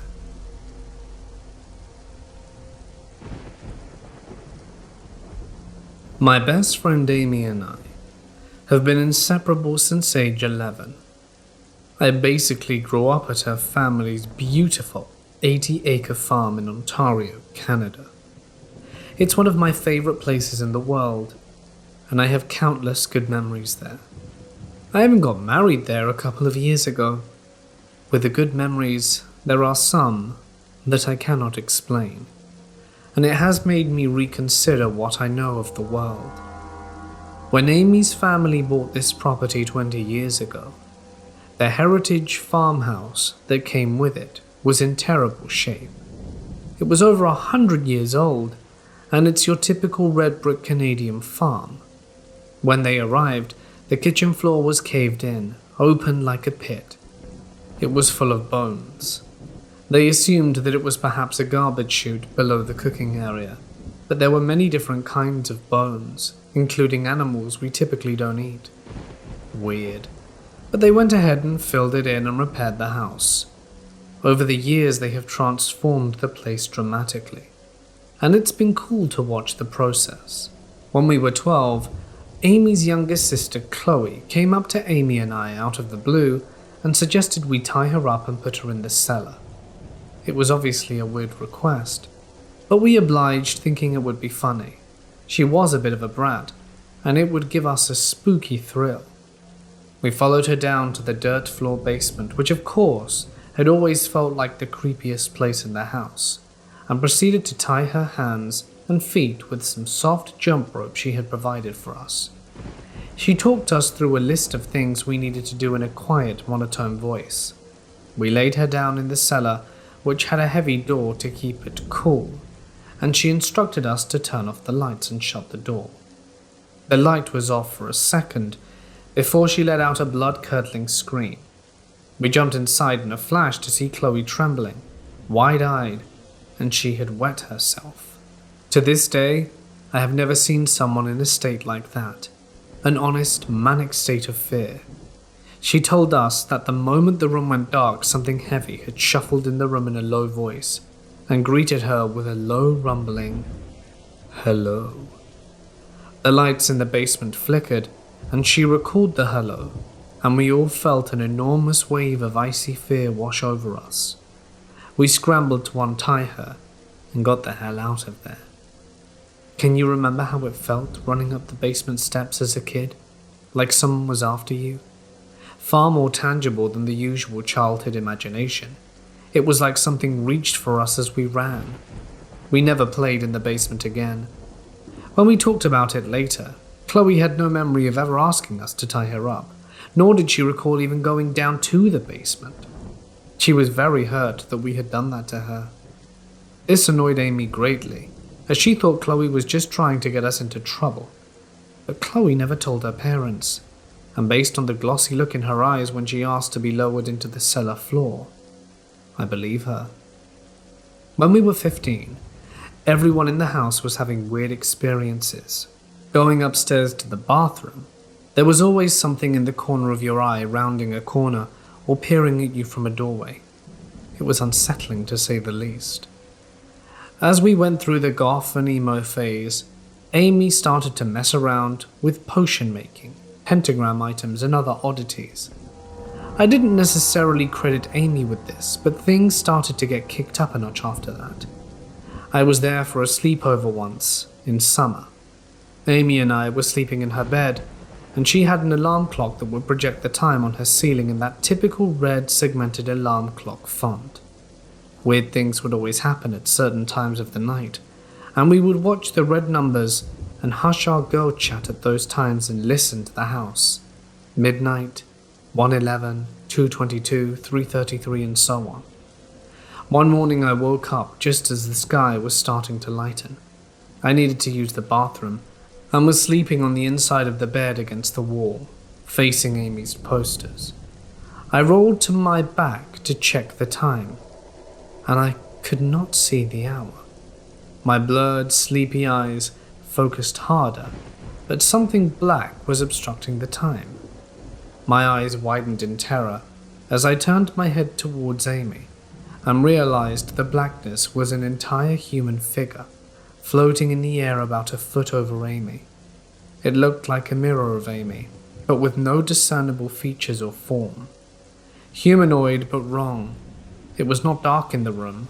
The morning light had filled her room with a dull grayness, and I could see details across the room.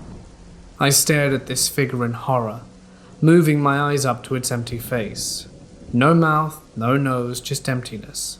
When my eyes met the full face, bright white eyes shot open and stared at me with an unbearable intensity.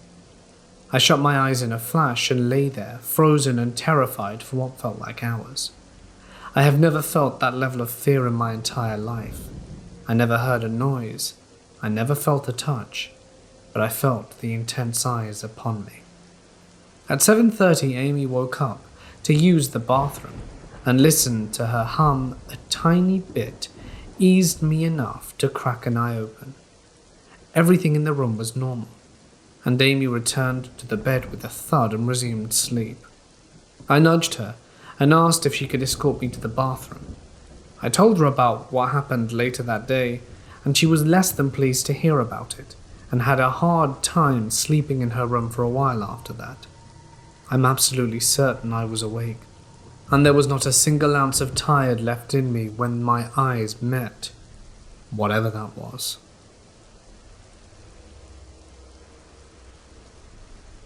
I would like to share a story. In Croxley near Watford, Hertfordshire in the UK, there's a moorland with a river running along it.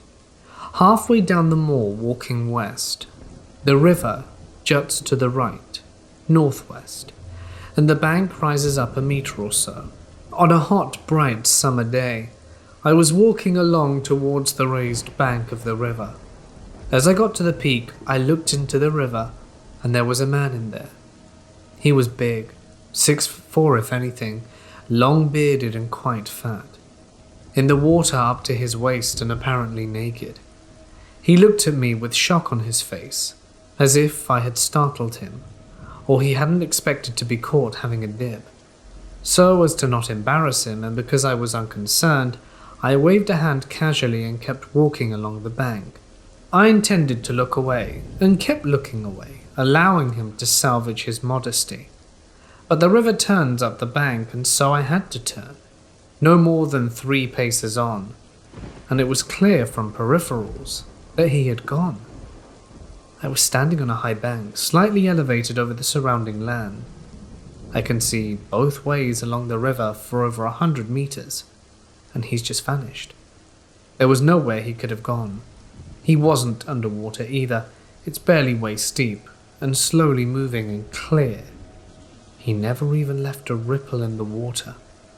It took me several minutes to accept he hadn't been real, despite seeing him for no more than 3 meters away, in bright sunlight. I didn't realize he was a ghost until he vanished, and that made him the oddest ghost I'd ever seen. I work in the criminal justice field, where I see a lot of crime, and I'm also naturally a follower of scary movies and stories in general. So I have to disclaim that I do have a heightened sense of paranoia, but my girlfriend and her roommate both agreed this was weird. I was out walking my girlfriend's roommate's dog, as she was working a night shift in their neighborhood, which is a very safe suburb of New York. I walked across the parking lot and to this field in the middle of a rotary, or roundabout, whatever you call them. I lived in Boston for a while, and they call them rotaries. and was screwing around on Reddit since it was near midnight and in the middle of quarantine, so there were no cars out. The dog had a long leash, so she was sniffing around, and then I saw her stop and stare toward the road. I looked up and saw a black SUV stopped in the rotary. I pulled on my COVID mask that was on my chin. Since no one was around, I had it off. And some people in New York are touchy about that, which is understandable. Just in case they stopped to lecture me, and I didn't care to engage in argument. I looked back at my phone, and then back up, and the SUV was still there. It was a family. Mother, father in the front, and a 12-year-old daughter, or something like that, in the back seat. I was a bit startled because they were all just blankly staring directly at me. I sort of waved and nodded, and started walking the dog a bit around the grass, and they started to move slowly. They came around the rotary, and I looked back, and all of them were staring at me again. I figured they may talk to me, so I stopped and waited for them to get around the circle. But when they approached, they kept driving very slowly or staring directly at me. I gave another half wave and they drove past me, still slowly and staring. And then back around the circle, and then again around the circle. Literally all of them blanket staring me, even with a little girl in the back seat. They did this a few more times, and I started to walk up to the edge of the circle to engage, which is normally something I would not do, but it was a family, so I felt a little bit more brave. They sped up a bit and went around the corner and turned off the rotary. I started to feel even weirder, so I decided I would walk back to her apartment building when they entered the rotary again. I was watching them from the corner of my eye, and they were still staring. I started picking up the pace, and they turned off the rotary towards me, and I picked up the pace as they followed me. Once I got to the sidewalk, I turned around because I didn't want them to know which door I was walking into. It's on a strip mall with a few other apartment buildings and stores, and they stopped about 30 feet behind me, and they were all staring out the front window. The little girl was in the center seat now, staring too. I once again raised my arm. "Can I help you?" and got no response at all.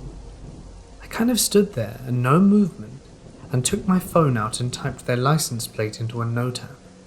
I was thinking this is starting to get weird.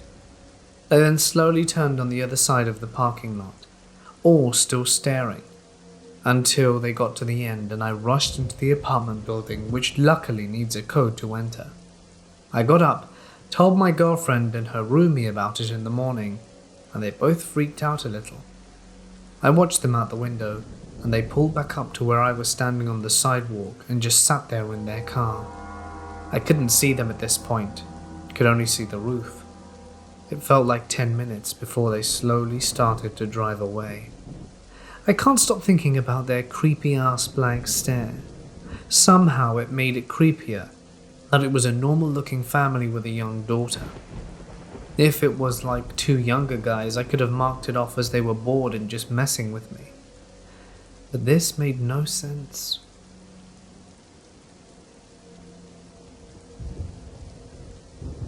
In July, my family and I moved to a new house. Since then, there have been several occurrences that make me believe we were not alone. When we first moved in, the realtor told us to never open the attic.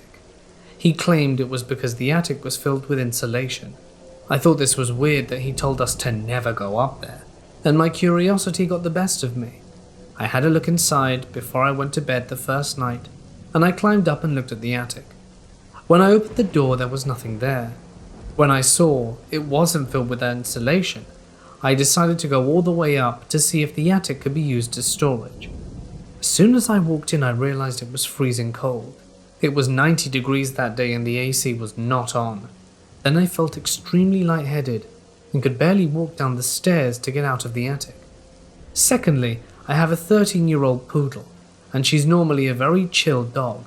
She doesn't bark often, but since the move she will randomly start barking at nothing, or she'll start whining and crying for no reason. Third, where my bedroom is to the attic.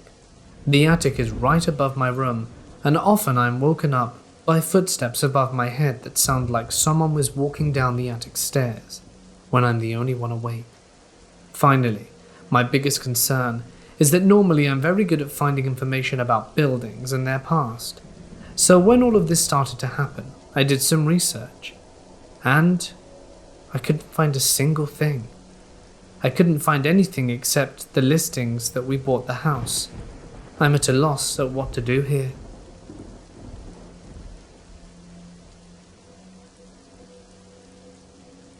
I'm a nanny for 2 young boys, both are 14 months old. I've been working with them for less than a month, but creepy things keep happening. When I'm playing with them downstairs, I often hear distinct footsteps coming from the upstairs, despite nobody being in the house besides us. I also constantly feel like things move by themselves, when they are clearly just out of reach from the boys. I've brushed it off as my imagination until just now. It's nap time and I've been hearing the footsteps again, but I've been ignoring them because I can't figure out if it's just the sounds of the house or not. But then, from down the hall, I hear a large ball bouncing. It sounds like the exercise ball that's in the room of one of the boys. I immediately went over to the video camera and looked at it, and it shows him very clearly asleep, but I can't see the ball from where the camera is. I immediately ran over to the room and peeked in.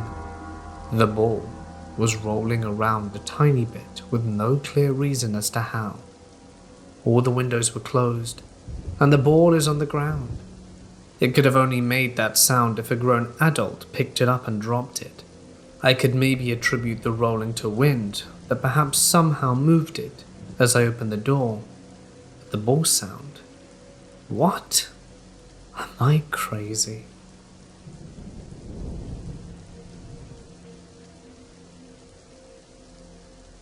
While hiking in Switzerland, I decided to see the Matterhorn, the famous mountain, up close. So I left the village I was staying in early, Zermatt, and walked through meadows, hills, and then up the mountain to reach the plateau. Early in the morning, after just having left the town, I walked the straight path, past some houses on the left, the town behind me, the mountain ahead, and forests on the right. In front of the forests, there were few curious old huts on stilts, the ones that require you to climb by ladder. They were all made of round planks and soot black. My imagination immediately thought of witch huts, out of all the movies and media that I'd consumed. They seemed closed, not to mention I didn't really want to get in them. So I kept walking. I saw the mountain, met some people, had lunch in the afternoon, and then decided to walk back to town. I remembered the way and backtracked pretty much exactly. On my way back, the mountain was behind me, town ahead, houses and meadows on the right, and the dark, spooky huts on the left, guiding the entrance leading to the forest. I should note that despite checking out the huts in the morning, I didn't notice there was a forest path behind them.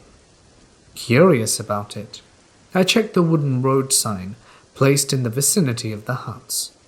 To my surprise, the one pointing in the direction of the woods said Zermatt, but the one pointing to where I was originally coming from in the morning said the name of another town, Furry. I was very confused. I looked back and looked again, thinking that maybe my brain was playing a trick on me. But I kept seeing what I saw. I stood there while few hikers passed in each direction, and they all stayed on the main path. Nobody went into the forest or looked at the road signs.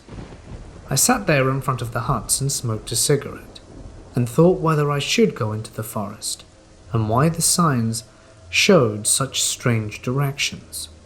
I wondered if there was a reason I should go in, but I was already very tired to the point my legs were feeling weak, so I opted to go the way I came from, to trust my gut, and to take the most main path back to town.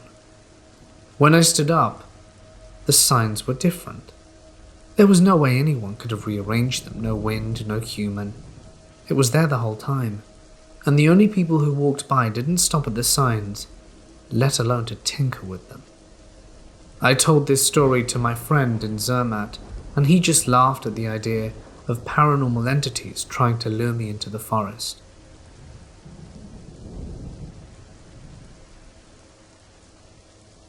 When I was 9, my parents bought a derelict farm deep in the woods of Sweden. This wasn't the first time my parents did that. My parents had just sold the first farm after they'd made it livable. I was sad to part with it, but looked forward to a whole new world of adventure and discoveries. Nothing spooky ever happened on the first farm. I was never scared of the old house or the woods around it. I would be alone for hours in the woods just playing and making dens for the picnics with my imaginary team of adventurers. Something changed though when we bought the next farm. The first couple of times we went to paint the building on the house, nothing happened. I was just exploring the different buildings and the woods around us. Bear in mind, this farm had 4 buildings. The main house, a garage, a stable, and we never found out what the 4th building was. It was badly damaged after it had burnt down. I was really into horses and used all my time up in the stables. We had owned the house for a year, when something strange happened. I was in the stable playing with some hay when I suddenly felt like someone had their hands around my neck and squeezed. I couldn't breathe. I instantly ran out the stable, and as soon as I saw my mum, could I breathe again? But I was coughing and wheezing and couldn't stop. I tried to explain what happened, but my throat hurt so much that I kept coughing. My mum rushed me inside the house and got me some water. I was still coughing and gasping after 15 minutes. So my mum decided to drive me to the hospital while my dad stayed with my brothers. I eventually stopped coughing, of course, and no one could really understand what happened. Just FYI, before the next part, up until I was 14, I had never had any allergies and had my first asthma attack when I was 13. The episode was written off as an asthma attack. Looking back now, knowing what an actual asthma attack felt like, I call bull. After the whole thing, I stopped being able to play in the stables and opted for playing in the woods with my brothers. The next time something happened was when I was 11. I'd woken up in the middle of the night to hear someone walking. I stood up from my bed and walked past my parents who were sleeping in the same room. I went to the kitchen and saw a black figure standing in the middle of it. Had I not noticed, I walked by my dad and would have thought it was him. I was frozen, but something came over me. I quickly turned around and walked straight to bed, but I couldn't sleep. I felt eyes staring at me the entire night, and the next day I told my parents that there was a man in the kitchen, but they told me that I was probably dreaming it. One occurrence, though, left me terrified, and I begged my parents to leave me with my grandparents whenever they went to the farm. I was on my computer chatting with some online friends and playing a game. My parents wanted to go grocery shopping and asked if I wanted to come too. I declined, being really into my game, and they asked me if I was sure. I nodded and they left me with my brothers.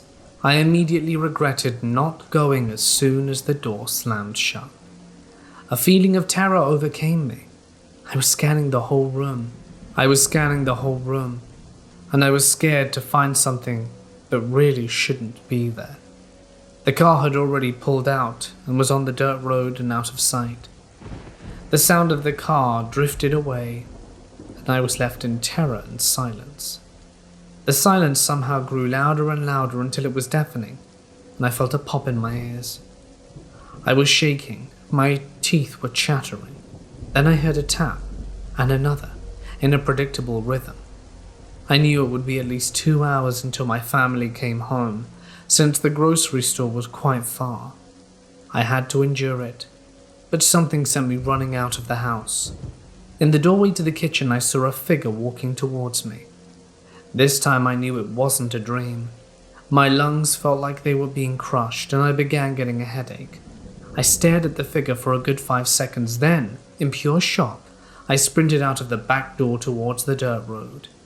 I was thankful I was still wearing my flip-flops after eating breakfast outside. I ran up the dirt road, aiming to get help from the neighbor who lived 20 minutes away. I didn't expect to see our car come down the road, though. I walked to the side of the road and my parents hopped out and asked me what happened. I burst out crying, so they told me to get into the car because I refused to go into the house again. My parents thought I had made it up and told me I was paranoid. I stand by what I saw, and years later I still hate that farm. I visited once, but never again. Whatever was on that farm didn't like me, and me specifically. I just have one thing that was bothering me a lot. How long was I frozen in place? Like I said, it takes hours for us to go grocery shopping, and it felt like what happened occurred in about 5 to 10 minutes. To be honest, I don't even want to know. I'm just happy I never had to go back there again.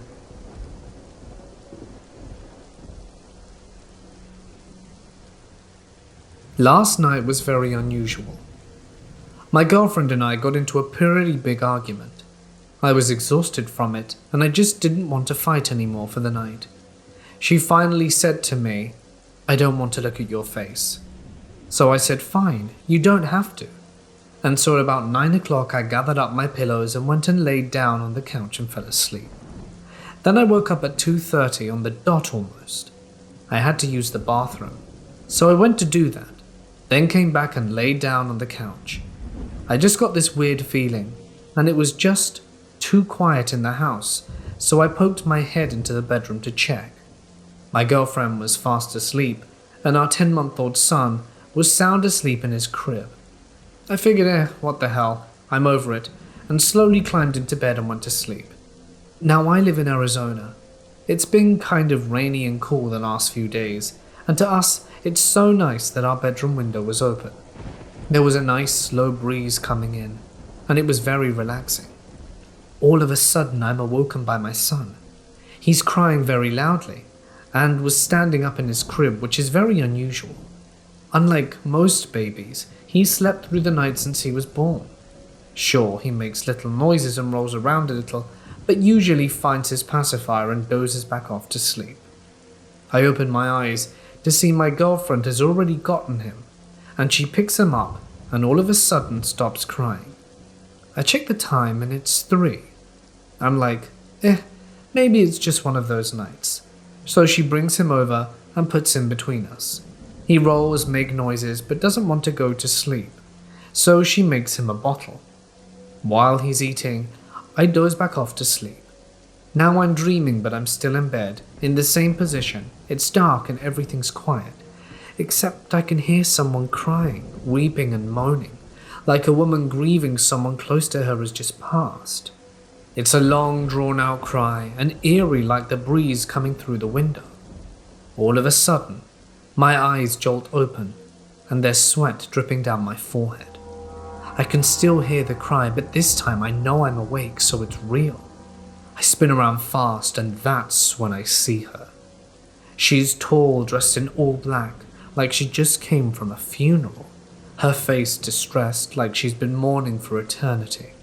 The wind came through the window behind her, and it's so strong the curtain is blowing like a flag. I see her as she reaches for my son who's lying asleep between me and my girlfriend. So I did what any father would do. I grabbed the blanket with my left hand and came down over with my arm over my son, and the blanket covering both of us so that I could hold him tight. All of a sudden, a sheer scream rings out from what I assume to be the woman, and a gust of wind hits the window hard, and then there's quiet. Nothing but my girlfriend snoring and my son's breathing, and my very heavy breath is all that can be heard, and a slight little breeze that rattles the blinds on the windows. So I lie awake for a little while and eventually fall asleep clutching my son. I woke up this morning and asked my girlfriend if she heard anything last night. Yeah, I thought I heard someone crying, but it sounded like it was coming from outside. At that point, I knew it was real. Now I'm a big, burly guy with a beard, not afraid of much, and I was a tough kid growing up. But when I was a kid, I was afraid of one thing.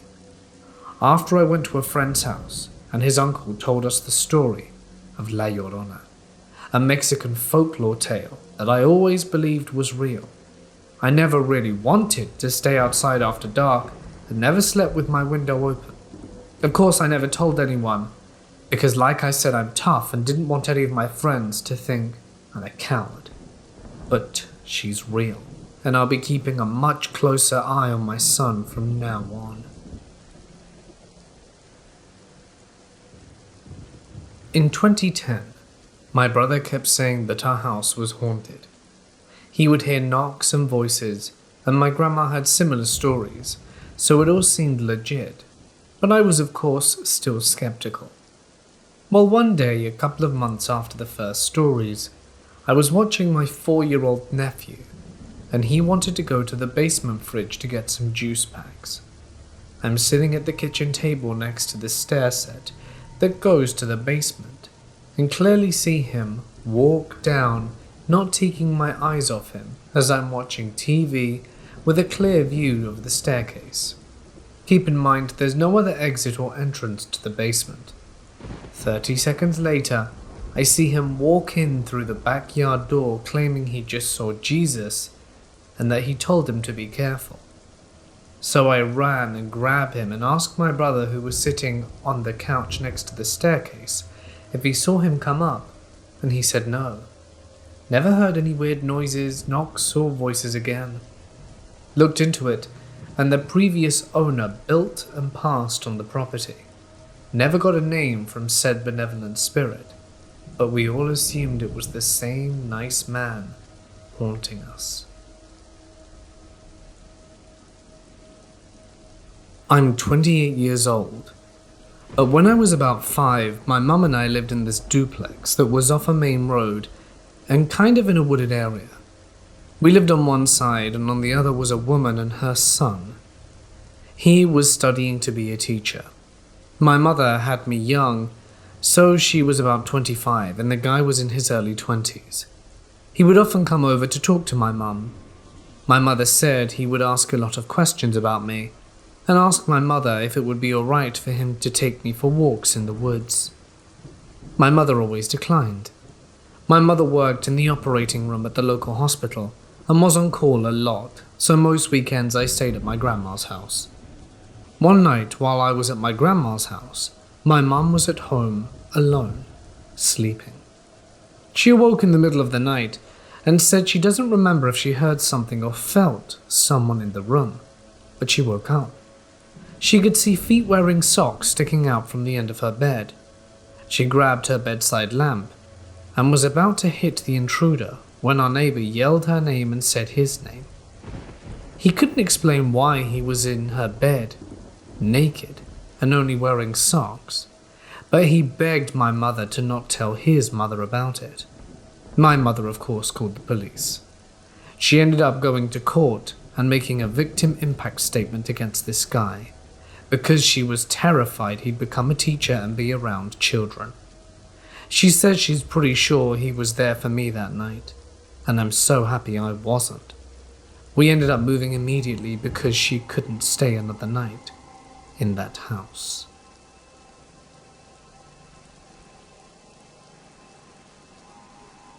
My mother and her cousins often played together as children, although as a rule none of them was supposed to be out after dark. One day when she was around 6 or 7 years old, she and 3 of her cousins were playing hide and seek. They were enjoying themselves so much, they didn't notice the sun was starting to set while the full moon was rising. Mama was it during this game, and after she finished counting, she went looking for her cousins. She found most of them, except Linda. After some time, Mama found Linda hiding behind a tree near a shaded area in the forest that was a little deeper than she was used to going, even if it was near her house. It was quite unusual, since she and the other children had been told by the adults to never go deep into the woods because they could get lost or taken by the spirits of the forest. Even though Mama was still a child, she could see why the adults had warned her and the other children away from the deeper parts, with bamboo, mango, and other trees. It would be dark in some places even in broad daylight, but now that it was night it was beyond pitch black, and Mama was starting to get the creeps. Psst! Startled, Mama looked to her left, and thanks to a sliver of moonlight that managed to peek through some of the branches overhead, saw Linda partially hidden behind a tree. She had a mischievous grin on her face and was beckoning to Mama to come closer. "Linda," my mother was flabbergasted. "What are you doing there? We're not supposed to go beyond the tree line, and you're not supposed to be giving away your hiding spot."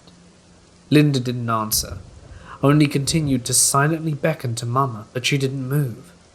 A chill ran down her spine and began to spread through her body as she continued to stare at her cousin. Something wasn't right. She knew it. Her cousin's normally chubby face looked angular, elongated, and her mischievous smile became sinister as she emerged from her place behind the tree, which she soon realized was a alight tree, notorious for being the residence of evil spirits. She also noticed that Linda seemed to be growing taller with each step, and even though she wanted to run, she couldn't even move and barely scream. The figure that had taken her cousin's face lurched forward, bending over so that it almost resembled a hunchbacked witch, its eyes gleaming. Suddenly the sound of rustling leaves and snapping twigs broke the silence, and Mama felt someone grab her shoulder before she was yanked backwards away from the evil that intended to steal her away. When she looked up at her savior, she found herself looking into the eyes of her Uncle Simon, who was Linda's father. He had one hand on his shoulder as he moved to stand between her and the sharpshooter that wore his daughter's face, with a machete in his other hand. Mama peered around him and found the being backing away slowly until it fully disappeared into the shadows from whence it came. Without a word, her uncle picked her up with one arm and carried her back the way she had come, while she hid her face in his shoulder, not wanting to look at the darkness that could have been her grave. After some time, she found herself being carried into the threshold of her home, her parents looking furious, her various aunts and uncles worried, looking at her. All her cousins from earlier, Linda included, were sitting on the bamboo seats, trembling, with tears running down their faces. After her Uncle Simon set her down, he asked her what happened, and why she had gone that deep into the forest. She explained what happened, noticing the terrified looks on the cousins' faces as they listened, while the adults became even more tense than they had already been. When she was done recounting her experience, her Uncle Simon told her that Linda had encountered someone she thought was Mama while she was hiding, only to realize it wasn't her. She had run screaming from her hiding place, telling him and the others what she'd seen. And when they found Mama's slipper, which she hadn't realized she'd lost while searching, Uncle Simon had told Linda's elder sister to take her and the other children to my grandparents. My mother and her cousins got quite a scolding for playing past sundown, but Mama always felt that it was worth it, since she wouldn't have been alive to tell the tale if Uncle Simon had gotten there a few minutes later. Ever since that night, she's always made sure to keep an eye on the sun when she has her cousins playing, so that they can go in before dark. The next story takes place in my father's ancestral home in his hometown, which is a place where no one wants to try and make a life beyond its boundaries. The house is now abandoned and lies in ruins. These events took place 3 to 4 years before he passed away. I was already an adult in my late 20s. I was temporarily staying there with my father while waiting for news on the various job applications I had sent out online, since my last job in the city had stressed me out so much my health had gone downhill, so I had to leave to recuperate. The house was already old and in the state of disrepair, and I have to tell you I was praying for the day that I could leave, because not only were we living a hand-to-mouth existence, but my father is domineering and has a controlling attitude. It was really grating on my nerves. He kept rubbing it in my face that we were surviving on his retirement pension, since I was too weak to hold the job for a year, and he even had the audacity to tell me that I should let him manage the inheritance from my late mother's estate once it was released. He wanted to use it to set up a business, mainly because he wanted me to live out my days in that dead-end town that he called home, where nothing happened and no one wanted to leave their comfort zone. What he didn't know was that I would never let him touch what was mine. I was basically the maid at home doing all the cooking, cleaning, laundry, the works. I was also constantly being humiliated by our father to the relatives that we have and acquaintances, since I am and still mostly a loner, the only people I could really talk to being a few cousins who were also outcasts like me. He may have been my father, but he should never have been allowed to raise kids, since loving and nurturing has never been something he understood. It was always about control. You are his puppet, doing his bidding. As I mentioned, the house was old and falling into disrepair.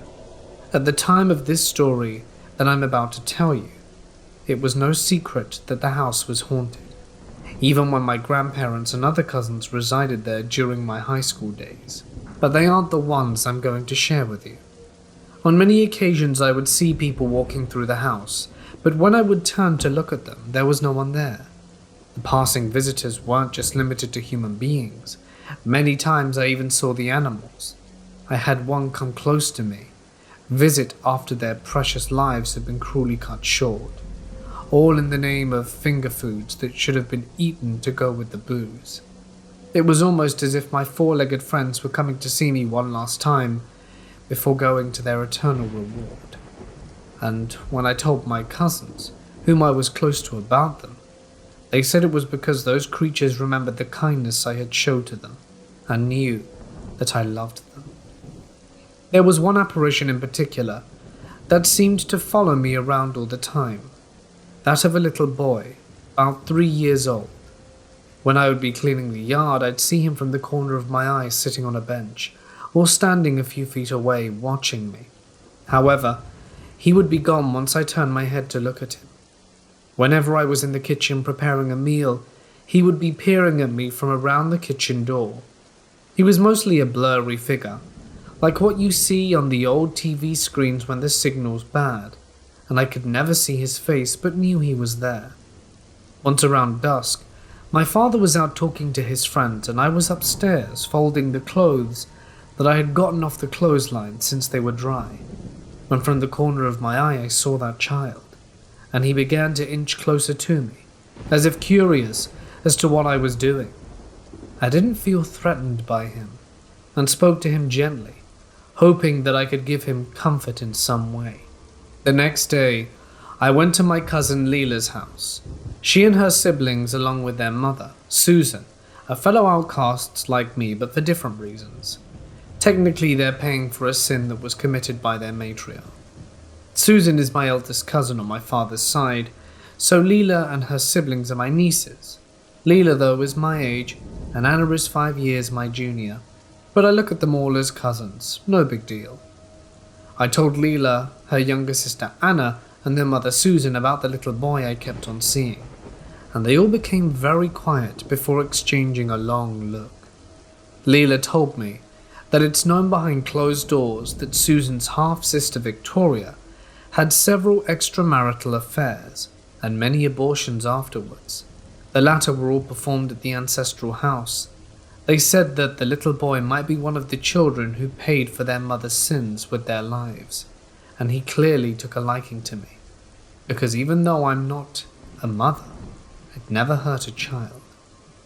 That little boy was my constant companion when I wasn't visiting Leela up until June 2014, when I started a new job in a city almost 12 hours away from where my father lived. Leela and Anna were also able to start a new chapter of their lives in a city 13 hours away from that pit we were stuck to, 2 months after I left. We still keep in touch and remain close as ever, because in my eyes, they, along with the maternal uncle I have a soft spot, and my sister and her 3 children, are the only family I have left now.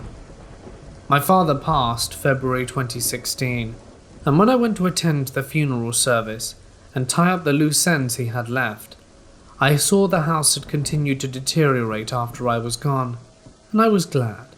I had always felt like the life and whatever courage I had to try to hold on to after my mother died when I was 12 was being drained from me the entire time I'd stayed there. The house is now in ruins, completely abandoned, and the trees and plants that thrived when I was there have since withered.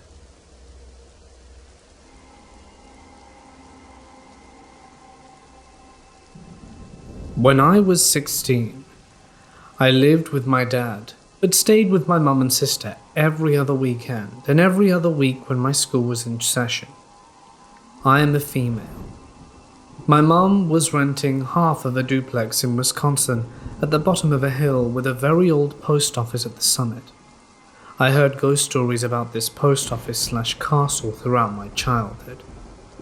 We lived on the left side of the duplex. There was a door on the front of the house and one on the back, which we usually used. There wasn't really a backyard, as we lived at the bottom of the hill mentioned above. When you walk in the back door, you are in the living room. Next to that is the dining room, a small entryway for the front door, then the kitchen. If you go through the kitchen, there were stairs that go to the 2 bedrooms and the bathroom upstairs. Right next to the entry to the kitchen on the main floor was the door to the basement. To the left of that was a half bath/laundry room and a bedroom. This information is necessary, so keep it in mind. I was staying over one weekend and my youngest sister, Elena, would not sleep on her own. She was also diagnosed with ADHD, which made it tough for her to stay asleep. My other sister, Chloe, was at a sleepover one night, so I stayed in her bed so Elena could sleep in the room instead of me sharing my bed. My mum made it my job to keep her in bed and quiet or I'd get in trouble. We went to bed and everything was normal as things would ever get in that house. I woke up sometime after falling asleep, and I looked at the doorway. Elena was just standing there staring at me. I instantly got mad because I didn't want to get in trouble, so I yelled at her to get back into bed. I asked her what she was doing and she told me she needs to go to sleep. I looked to my right and pointed to her to get in bed, but when my eyes met her bed, I realized she was fast asleep. I looked back at the doorway, and whatever was there was gone. I still remember what I saw vividly. It was a little girl with dark curly hair, and she had been wearing an old-style dress, think 40 to 50s era clothing. I remember being really confused, but not scared, and just went back to bed. This was not the first time, or only thing that happened. It always felt like someone was watching me. When both my sisters were there, I slept in the downstairs bedroom alone, even in summer, when it would be really hot in the room. I had to have the windows closed and locked with the blinds and curtains closed. I had seen glowing red eyes out of it on a couple of occasions. I always felt like something was trying to get me. There were many times I'd cry myself to sleep because I was terrified. I always kept a Bible under my pillow as well. My mom blew me off any time I tried to talk to her about it, so I simply stopped trying. The scariest thing that ever happened to me was when I was all alone. My mom had taken my sisters to get groceries. After they were gone, I snuck out the back door to have a cigarette. I came back in the house when I finished and sat down on the couch to watch TV. I had the cordless phone sitting on the arm of the couch, as this was before cell phones were everywhere, and I was watching my show when suddenly I heard a thud upstairs. At first I ignored it since strange things always happened. Then I heard walking above me. I started going through what it could be, and I realized I had left the front door unlocked while I stayed back out to smoke. Since there weren't any vehicles at the house, I thought maybe someone came into the house while I was out. I grabbed the phone and headed towards the kitchen. I took a weapon out of the drawer and took it and the phone with me to investigate the noise. It is worth noting that the other side of the duplex didn't have an upstairs, so it couldn't have been the neighbors I was hearing. I started going upstairs, and at the top, I turned to my right and go into my sister's room. I went out and checked the bathroom and opened the shower curtain to check as well. There was nothing there either. When I went to my mum and stepdad's room, they had a bed frame with drawers at the bottom so no one could be hiding under the bed. I checked both of their closets and didn't find a thing. And that was when I realized the only place I hadn't checked was the closet hall across from the bathroom. I walked out the bedroom window to the top of the stairs and told whoever was there that if they left now I wouldn't call the police, but that my mum would be home soon. Then I ran down the stairs, through the kitchen and locked myself in my bedroom on the first floor. I sat on the floor again, the wall opposite where the door was. As soon as I shut the door, I heard someone run down the stairs behind me. As I sat against the wall, I cried, and all I could see was the doorknob turning violently. I was terrified. I honestly thought someone was trying to hurt me. Then I heard the car doors close outside and everything immediately stopped. These were no footsteps or anything. I heard my mum and sisters walk into the house, so I got off the floor and left my room. I was still crying and my mum found me and asked what was going on. She was horrified as I stood there with a large weapon and the phone, and I told her what happened, and she just scolded me for having an overactive imagination and that I should be better and not tell my sisters. I never told them, but always thought about this experience. A few years later, my mom, stepdad and sisters were living in their newly built house. One day, my sisters and I were in the car with my mom and talking about the old house. When Elena spoke about the man she always used to see, I told the story of the little girl and my terrifying experience of being chased down the stairs. When I finished with the second story, Claire leaned forward and said, "That happened to you too?" I'd never told anyone about my experiences. 10 years after my family lived there, my best friend's sister's family moved in. I went with them at once to visit, and from the moment we pulled into the driveway, my hair stood on end. The entire time I felt like something was unhappy I was there. Her sister said they just had some strange things happen, but nothing too bad. The youngest just kept talking about the old man who lived there, but the oldest living person in the house was late 30s to early 40s. And I still get chills whenever I think of that place.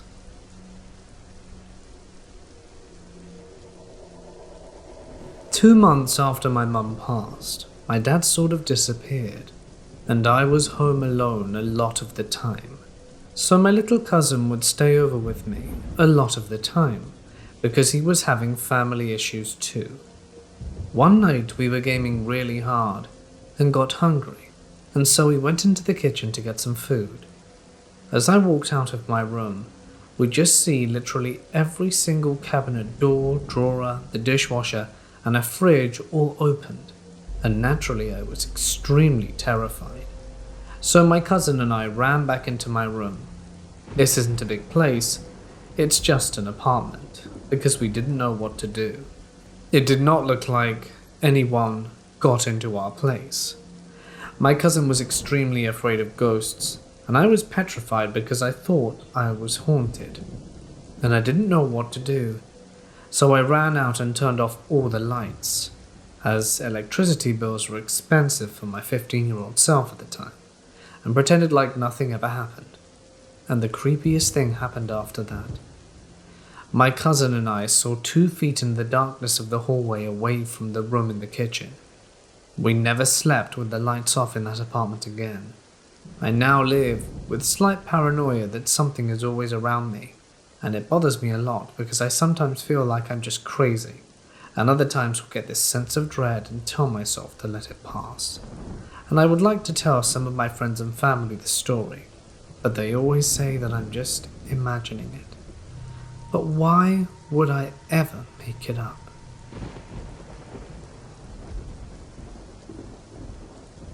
Some context before I get to the nitty-gritty. I'm a 21-year-old guy and I've been exploring abandoned places since I was 16. I've gone all over the US, hospitals, asylums, warehouses, and at one time even a nuclear power plant. Over the years I've taken different groups of people to these places, and it seems like every one of them are hardcore believers in the paranormal. I've always been interested in it, but I've never really believed in it. The people I always take are always saying they can hear whispers or seeing ghosts, when I can clearly see the wind is blowing the blinds in a building and it makes a noise that scares them. There's only been a handful of times where I'm like, yeah, okay, I can't explain what that noise was. And that brings me to what happened last night. So here I am with my roommate, looking up places we haven't been to yet, and this old abandoned hotel pops up. The Hayden Hotel. It looks really cool. I read some stories on Reddit about it and I really wanted to go, and it turns out it's only an hour and a half away. We geared up and started heading out. This place is in the middle of nowhere in the woods, kind of spooky, but not worse than other places. It's raining pretty lightly, which adds to the aesthetic. We crawl in through one of the windows and start checking the place out. It's a really old-looking building, kinda like something I remember seeing on one of my elementary school field trips to some old-timey place. My roommate is recording on his GoPro because we have talked about making a YouTube channel, but I'm indifferent. We head to the second floor, and that's when you can actually tell it used to be a hotel. Identical rooms and such. We decide to split up, me in one room, him in the rooms across the hall. I walk around a room a bit. There's a fireplace and an entrance to the back hallway that connects all the bathrooms. Nothing really notable. I go back to the entrance to the front hallway, where I can see my roommate Tyler vlogging in the other room. So I decide to try and look out the window. No matter where I am more nervous about getting caught by an angry neighbor than I am about seeing something paranormal. Something no one I go with seems to share. As I'm looking at the window towards the house or cabins in the distance, I begin to listen to the rain. Despite barely raining outside, it sounds like a hurricane in the house, which is odd. I listen more and begin to notice a pattern to the rain. I figure there must be something on the roof making the water flow strangely, and after a while, I begin to hear something else behind the noise of the rain. I hear footsteps. Heel and toe, and again, and then just heel, and then a stop, like someone who was walking stopped all of a sudden to avoid being heard. I instantly look over to the other room and see Tyler sitting down, so I know the noise wasn't him. I ask him if he's heard the footsteps too. He says no and accuses me of making it up, to scare him. I've been to places with people that do that, and it annoys me to no end. I take exploring seriously, because you don't know if you do something, make a noise, shine a light, if it might get you caught and busted for being there. I ended up explaining to Tyler in detail what I heard, and he said something along the lines of, and that's when I heard the footsteps. Then, clear as day to me, I hear a woman ask, "Can you hear me?" I am immediately blinded by Tyler's flashlight, and "Did you hear that?" After that, he took what I said a bit more seriously. Tyler later explained to me that he couldn't quite hear what the voice said, but he knew it came from the room I was in. We decided to regroup instead of splitting up, and we headed to a room that I can only describe as an attic. It was on the same floor, but man did it look like a stereotypical attic you would see in a place like this.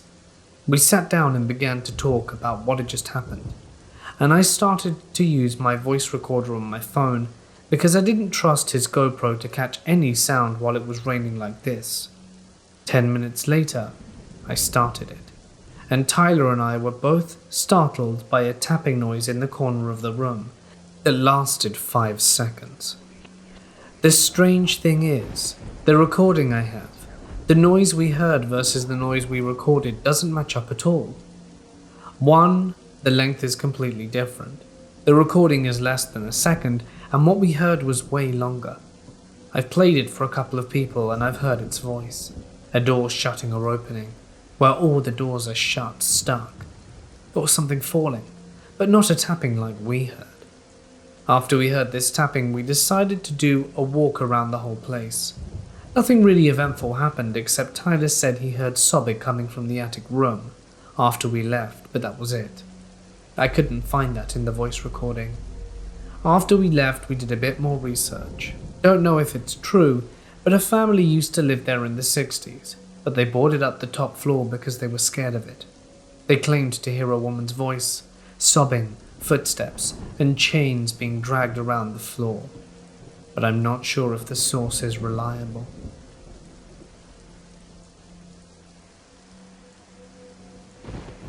I got kicked out of my house when I was 15, and I had been homeless periodically, and this was in one of those times. It was cold and I didn't want to be sleeping outdoors, so I had to go through social services and they put me into what's called emergency housing. The people who approve of these standards need to be fired yesterday.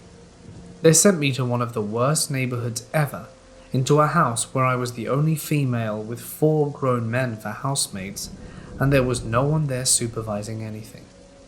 Half the house was made up of a burnt-out porch. There were both rats, roaches of monstrous proportions, and usually no heat or hot water. Me and one of the guys ended up sharing a room. Jay, one of our other housemates. I never actually saw this guy and don't know even if he lived there anymore or what. Another one was actually decent, but he drank so much every night that he forgot how keys worked, and he was usually found passed out on the floor outside the door. And there was this guy from the Caribbean. We used to call him C. This dude was creepy as hell. He had a lot of questionable friends, and they knew that our front door lock generally didn't work, so it wasn't uncommon to just run into random people making grilled cheese sandwiches in the middle of the night when I went up to pee. Me and Jay also liked to mess with C because 1, we were stupid teenagers who didn't realize that these people were dangerous, and 2, we were both arses who didn't have much to do, and we liked to screw around with C because we kept telling him to stop lining his teeth up on the windowsill by the kitchen table when they fell out from all that usage. Because, you know, it's not the most appetizing thing to look at when you're eating. So one night, after a new tooth was added, we decided that we would just turn everything into the kitchen upside down and wait for him to come into the kitchen and pretend like it was perfectly normal. We spent 4 hours doing this and it was almost impressive. It worked too, because he completely lost his mind after we kept telling him that the kitchen looked normal. Also, it should be noted that it was December and we didn't have heat again. But this dude was jittering around the house in his tidy-whities, swearing like a sprinkler. So C went to his room and he's cursing and slamming things around in there. Jay goes to the bathroom and I hear C come tearing out when Jay comes running into the room and slams the door looking terrified. He throws the chain locks on the door and tells me we've got to move the beds and dressers against the door and that C has a sword or something. It was a machete, and the thing comes blade first through the door, just like The Shining, but with a crazy behind it. So we're frantically trying to move our mattress against the door and the dresser, and we have no other way out besides this window, but we're gonna have to go quietly as hell under his window and run through the woods into the dark to get to the nearest payphone to call the cops. Luckily, C is still making a lot of noise going at the door, so we're able to get past his window and the payphone. The cops were able to get to the house easily because the front door was still unlocked, for everyone to come and go as they pleased. He was arrested fairly easily, as he's quite small and there were many cops. C had several outstanding warrants, so he ended up getting locked up for quite a while. J was and is a complete piece of garbage, unrelated to the story, and after this happening, social services thought that maybe this wasn't the best housing arrangement for me and I was moved elsewhere. I never heard anything else about C after that, as there are a lot of even worse things that happened, and this event was put into the past, and for some reason it popped into my head. Maybe you didn't want to know this information, but as the story took place, me and Jay had ended up becoming a couple. I had to go to another state for a week, and when I got back, things between Jay and I were off. Long story short, my brother and my best friend, who incidentally is now my boyfriend, we've been friends for over 20 years and he's also my brother's best friend, found out that Jay had cheated on me during the whole duration I was away.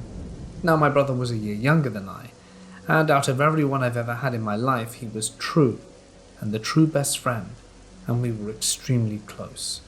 We both had the same friends, played in each other's bands, and were extremely close. So when my brother found out Jay had been cheating on me, he didn't take it kindly. And about a year later, my brother was taken from us. His life was ended. So being that me and my brother were so close, obviously this was the worst thing that ever happened in my life, and it devastated me and my family, especially my mum. A few weeks after that, I went to get food with my mum, and who's there? Jay. He found out what happened to my brother, and he starts mouthing off that my brother got what he deserved.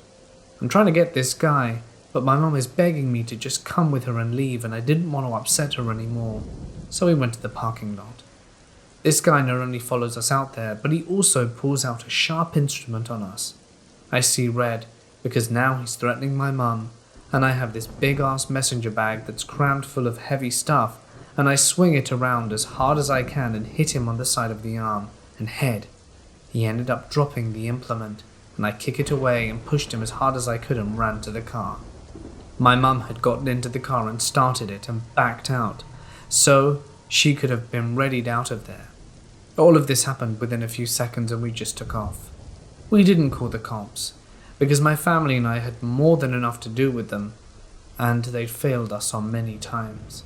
So if any of you wondering why I didn't like Jay anymore, that is the reason.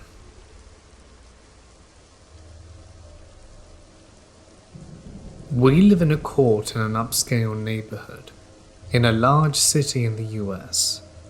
Our court faces the expressway, and directly across from our house is a PG&E campus that has a pretty good open field that you can cut through to reach the streets and exit the neighborhood, and get back onto the expressway.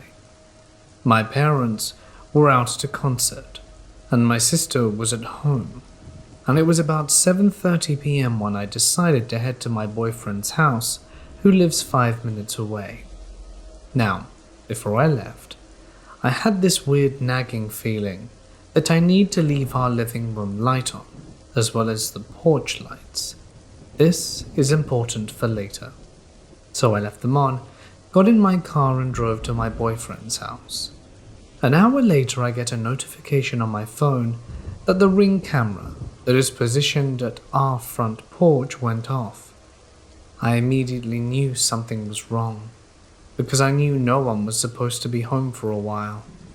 So I opened up the app and didn't see anything, and I'm waiting for the video to populate and see a guy in a black hoodie walk up to our porch, knock on the door, then moving away from the porch into the dark.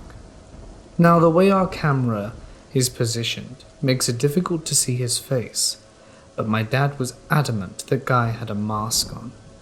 About a minute after that I get notified again, and it shows the guy walking back up to the door, knocking a bit louder, then moving away from the porch again. At this point, I knew it wasn't a prank, so I let off the siren through the app, hoping it would deter him.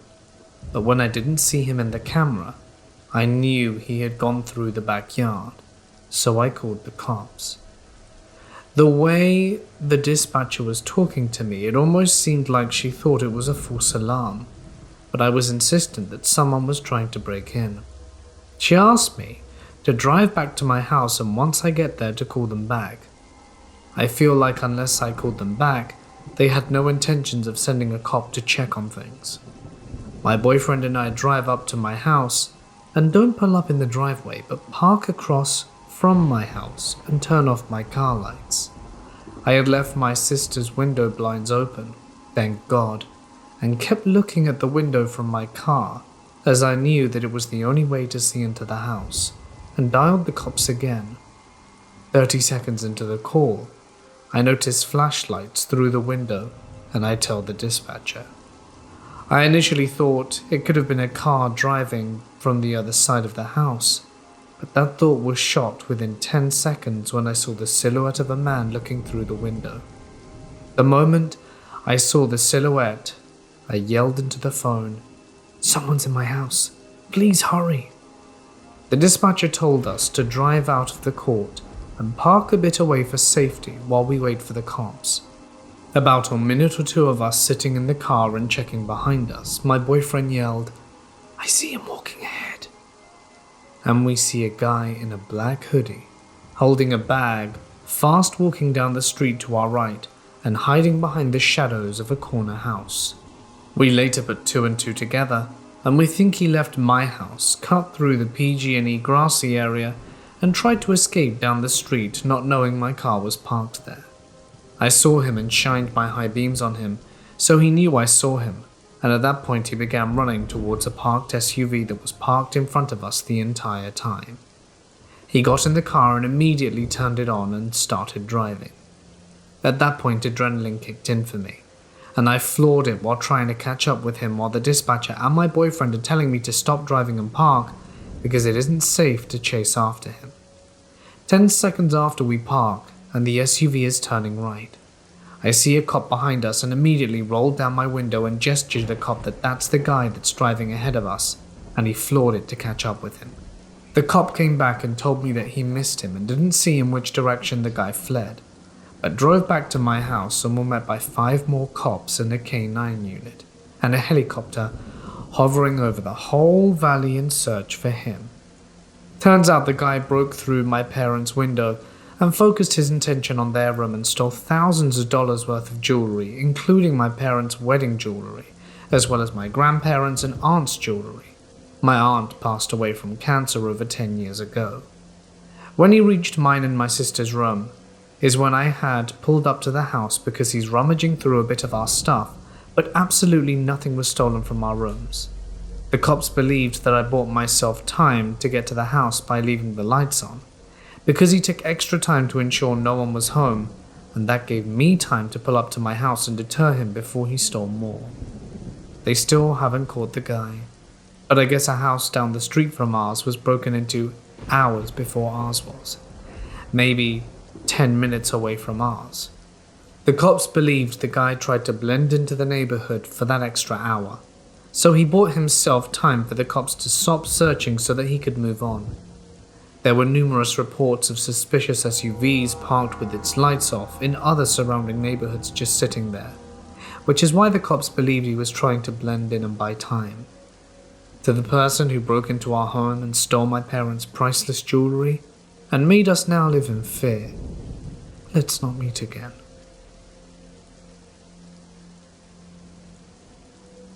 This happened when I was 12. I was babysitting for a family with 2 little girls. I babysat for them fairly frequently, and they lived around the corner.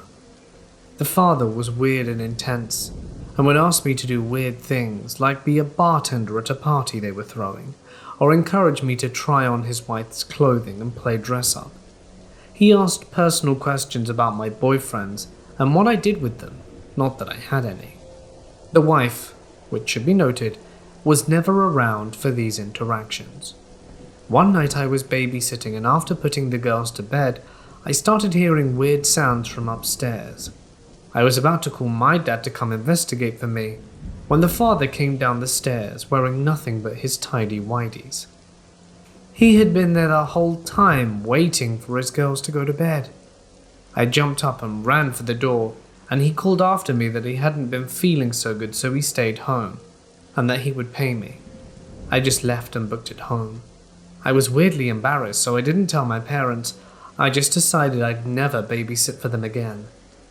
After that, my mum started getting weird phone calls while I was at school. Someone just breathing into the phone or asking if I was home. This was before cell phones and caller IDs, around the mid-90s. This culminated with her getting a phone call where a man told my mother that he was going to get me and detailed exactly what he was planning on doing to me. My mum never told me exactly what he said, but it was bad enough she called the police. The police were able to track the number to the creepy father. I didn't know what was happening until the cops showed up to my school to escort me home, because the creepy father wasn't home. He was outside my room waiting for me. The man went to jail and then to the inpatient psych. He sent me letters from the hospital, which was in violation of the restraining order he had been granted, so we went from the hospital back to jail. Man in your underwear, let's never meet again.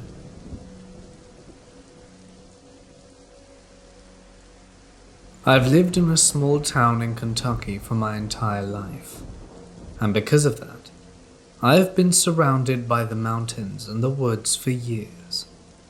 My current house is literally nestled into the woods in the middle of nowhere, and thus outdoor activities have taken up a large chunk of my time, especially in the summer and fall. I'm in the woods almost daily, hiking to the creeks to fish or meadows to hunt, and I know the woods and trails around my home like the back of my hand.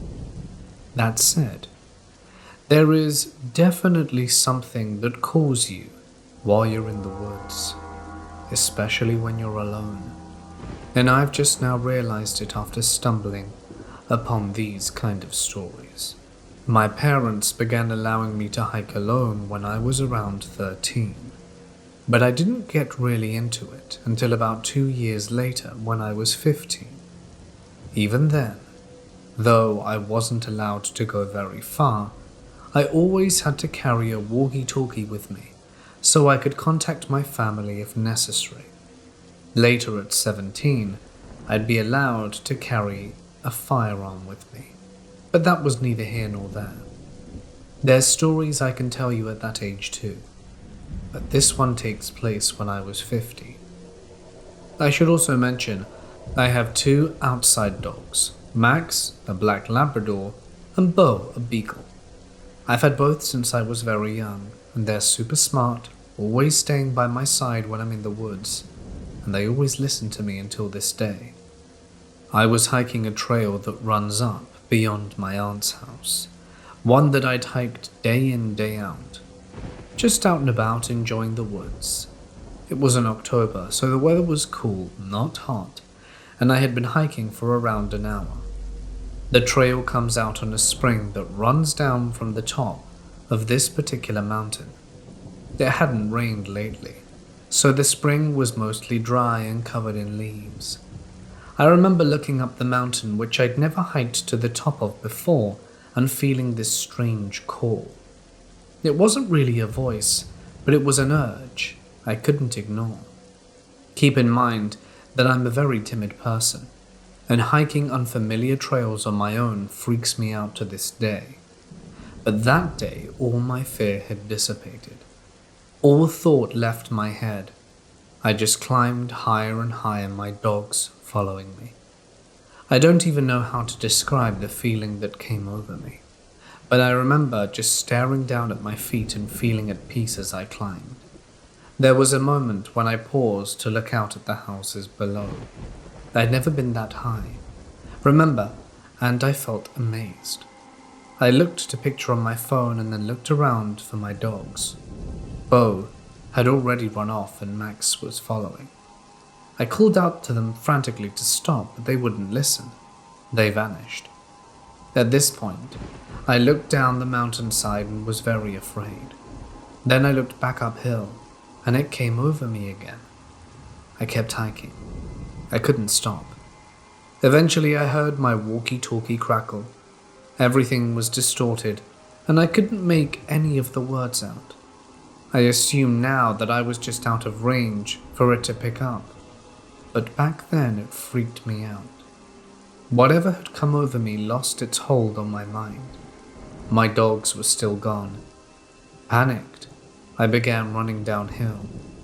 It's a wonder I didn't get hurt. As I neared the wide section of the spring near the bottom, my walkie-talkie picked back up, and I heard my dogs running downhill behind me. I got home and mostly forgot about it. I just told myself I had almost been lost and had to be more careful. Fast forward to many years later, and I still hike. At this point, Max is very old and no longer hikes with me, so it's just both. Last year, I hiked up to a cave behind my house, as I've done so many times before. And then I started following a trail I'd never fully explored just out of curiosity. Bo was ahead of me as usual, but when I called her back, she'd come. We hiked for the better part of 45 minutes, following a pretty simple trail, and then I figured I'd better be heading back, because it'd be getting dark soon. And yet I couldn't stop. I kept telling myself I'd just go a little bit further, just to see a little bit more. And I remember looking down at my feet, just like before, and listening to the silence of the woods around me, and feeling at peace. It felt so easy to just keep going deeper, and so difficult to turn around. Bo felt the call too, because even after I did break out of it and turn around, only after stumbling on a root, and then call back to her, she wouldn't stop.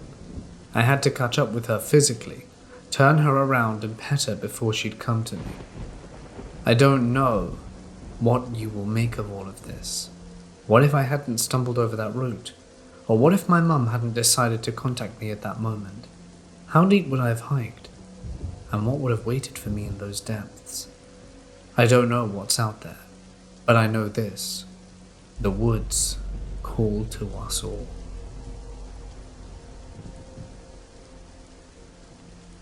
The Devil's Bathtub requires multiple creek crossings. I scoped the trail on several different websites, and as a frequent rock climber, crawler, and hiker, I felt that I would be able to take the challenge. I knew that a group of 2 women in their early 30s and 2 preteens, we would be a bit slow. Slower than that website suggested anyway. But again, I felt no insecurities. Even as we read of a rescue in the last 24 hours due to flash flooding, we felt confident they had reopened the park for the entire day without issue. There was no chance of rain, and we brought our phones in waterproof cases with full charge and backup flashlights in the event that we would need them. I felt very confident that we would be fine on well-marked trails, regardless of the time of day. I screenshotted several of the maps I found with clear markings and made notes of what to look for to ensure we were on the correct path. I even saved someone's local directions, noting landmarks like the descending rope and rusted fishing boat. Yet something I could not have expected or prepared for happened to my best friend, her daughter, and my sister tonight. We arrived at the parking area around 7 p.m.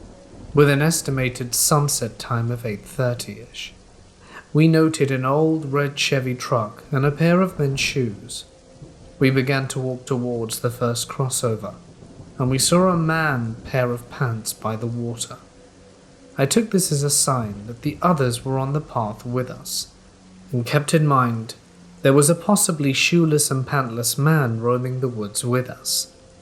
The girls were scared, as the water was knee-deep in one spot, and I tried to make sure I remembered the specific spot, as it would be our last dream to cross it on the way out, and I didn't necessarily want me or the girls to get back into the car totally soaking wet. My friend Brittany and I coaxed the girls across and celebrated as we shared the feeling of accomplishment together. We moved on deeper into the forest following the yellow markers, crossing multiple streams, and my sister of 11 began to move quicker and quicker ahead of us. Being diagnosed with ADHD, I thought nothing of it.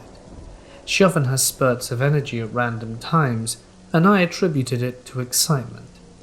Brittany's daughter, Lexi, also of 11, called my sister to slow down, asking why she was going so fast. She just seemed to move quicker, and I started to get annoyed. Lexi was far behind Kat, and I felt like she was just being rude to her friend, so I called to her to slow down. "It's right here, guys." "What's right here?" "Do you see the rope yet?" "It's right here, come look. Look here." Brittany looked nervous at this point. She'd already asked me about turning back several times, but had pushed through as we all watched Kat push deeper and deeper into the forest. We all struggled to keep up with her. I had borrowed shoes from my mother that were not designed for this terrain. I just couldn't catch her.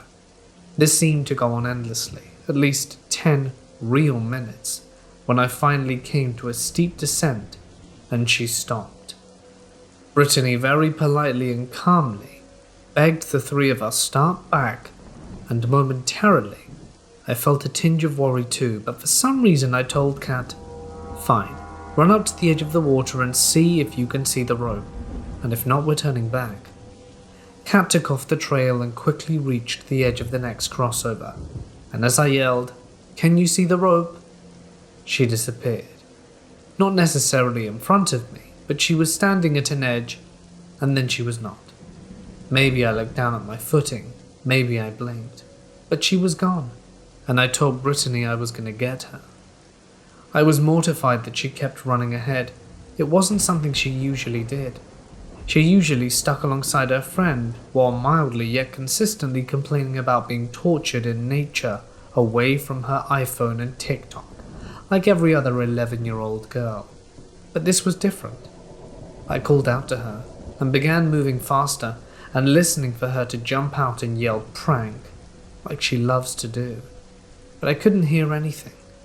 I moved faster, not even thinking about Brittany or Lexi at this point, with my mind racing. I thought about the man's pants and shoes. I looked on the sides of the trail and began to run, looking for any trace of a struggle. I called her over and over, but it was like she was vanished into thin air. I pushed faster into the forest, trying to be careful, watching my footing, but I was beginning to slightly panic. She had been missing from my sight for at least 8 to 10 minutes on a trail we had never visited near multiple bodies of swift-swimming water. Even at 11, my sister is a tiny petite kid with 1% body fat, and I ran. From nowhere, I heard her little voice. "It's here! Come see, it's right here!" The knot in my stomach disappeared having heard her voice, yet returned immediately after processing the words. "It's right here." What's right here? My heart and my foot sunk as I looked down for a split second to find my shoe stuck in muddy sand. I looked up and called to Kat and found her directly in front of me. She pointed to the river again, saying, "It's right here, can't you see it?" I snapped out of it and told her we were turning back and we had to find Brittany and Lexi. She went further towards the stream and said, "I didn't come here for nothing." I was a little struck by her enthusiasm and tone. Although she appeared to be in a trance by the water, I convinced her to turn her body from the edge, and at that moment, Brittany and Lexi appeared from the thick of the forest. "There are other people behind us. I feel fine. Let's go," Brittany yelled as we embarked on another crossing. Kat ran ahead, seemingly fearless, and once again out of my sight. I ran angrily, yelling about taking her phone when we get back to the car, but she pushed on. This threat is usually enough to send her into World War III with me over her phone, but she persisted. We saw another old couple on their way back as I watched Kat cross another stream, and asked how much longer, feeling reassured by their age. "Just 2 more crossings and you're nearly there." We pushed even harder and deeper, trying to keep up with Kat as she fell in and out of view. We finally arrived at the Devil's Bathtub, and took a dip in the water as the younger couple who had been behind us dove in from the rocks above us for a few moments. We enjoyed the beautiful blue water, and then both Brittany and I felt an overwhelming feeling to get back to the car before it became too dark. It was 8:50 after all. We started back with the younger couple on our trail. We hiked by daylight for some time before finally turning on our flashlights. The younger couple passed by us at some point. Kat still pushed forward, but not nearly as quickly or as far ahead as before. The couple began to wait for us at each stream crossing with their flashlights, shining as a beacon for the girls to follow. I appreciated it because it was getting dark fast. We tried to stay closer to them the darker it got, and found them climbing up into the forest via a small bubbling brook that was straight and a direct ascension up to a yellow marker. I shined my light towards the brook, trying to show the couple and the girls that the marker was actually just a downed tree that had fallen the way of the brook. I pointed to the yellow marker yet again across the stream, and we embarked together.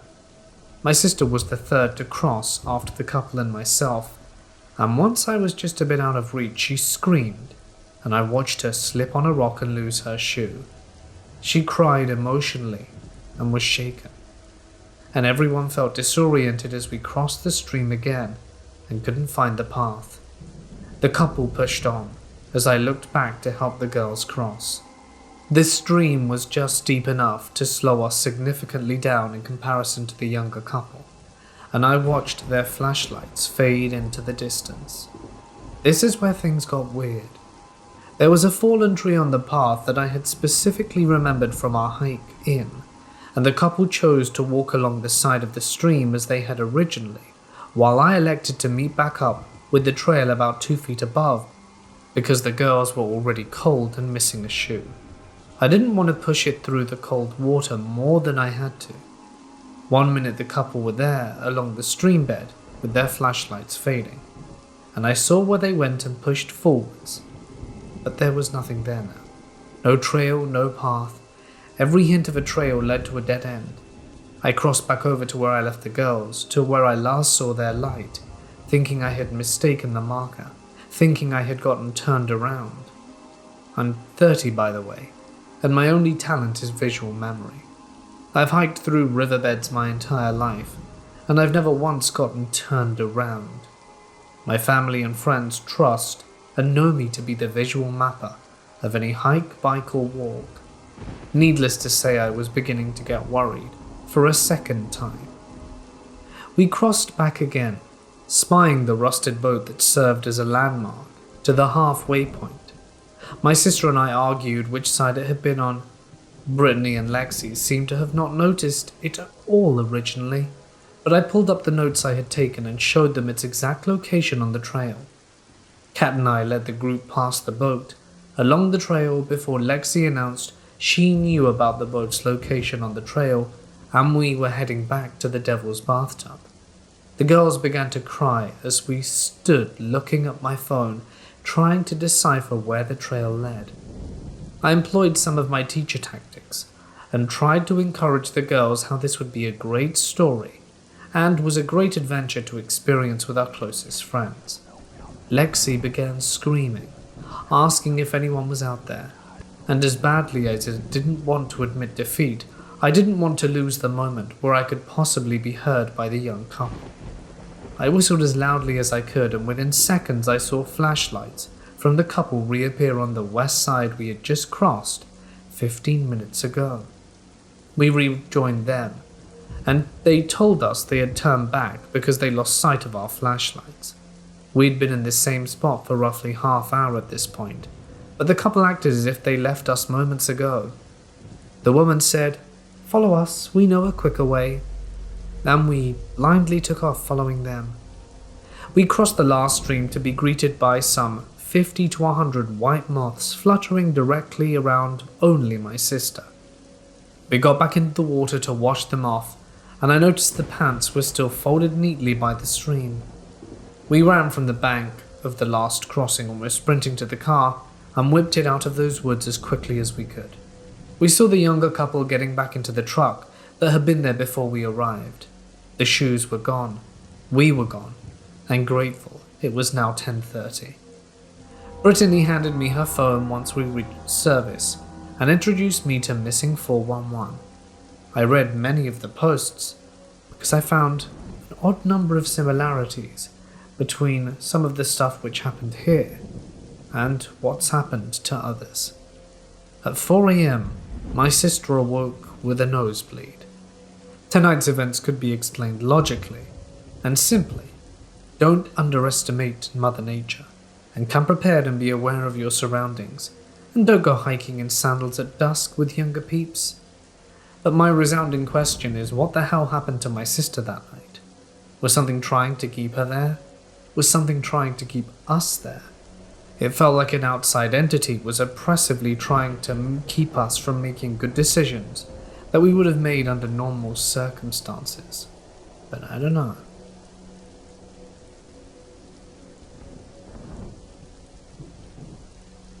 I've been fishing the backwaters for about a year and a half now, both in canoe and on boat. The first few times I was out there, however, I was just fishing from land near Biscayne Bay. Keep in mind, this is not far out wilderness. I walked at most 1 kilometer from the nearest walking trail through the mangroves to find a fully loaded establishment, built from both driftwood and wood brought in from the mangroves. I'm talking a 3-story loft with a bar and stools on the first floor, a ladder leading up to a platform midway through the canopy where you can access a bathroom, which is a hole in the floor, and the third floor, a viewing platform with a sofa 20 feet above ground. The only way up these makeshift floors is through a shoddy handcrafted driftwood ladder. I asked my buddy how is any of this possible, and he said, well, I've never seen the man responsible for this, and nor I am sure I really want to meet him, considering we're trespassing in someone's luxury mangrove suite. I thought it'd be best to get the hell out of there.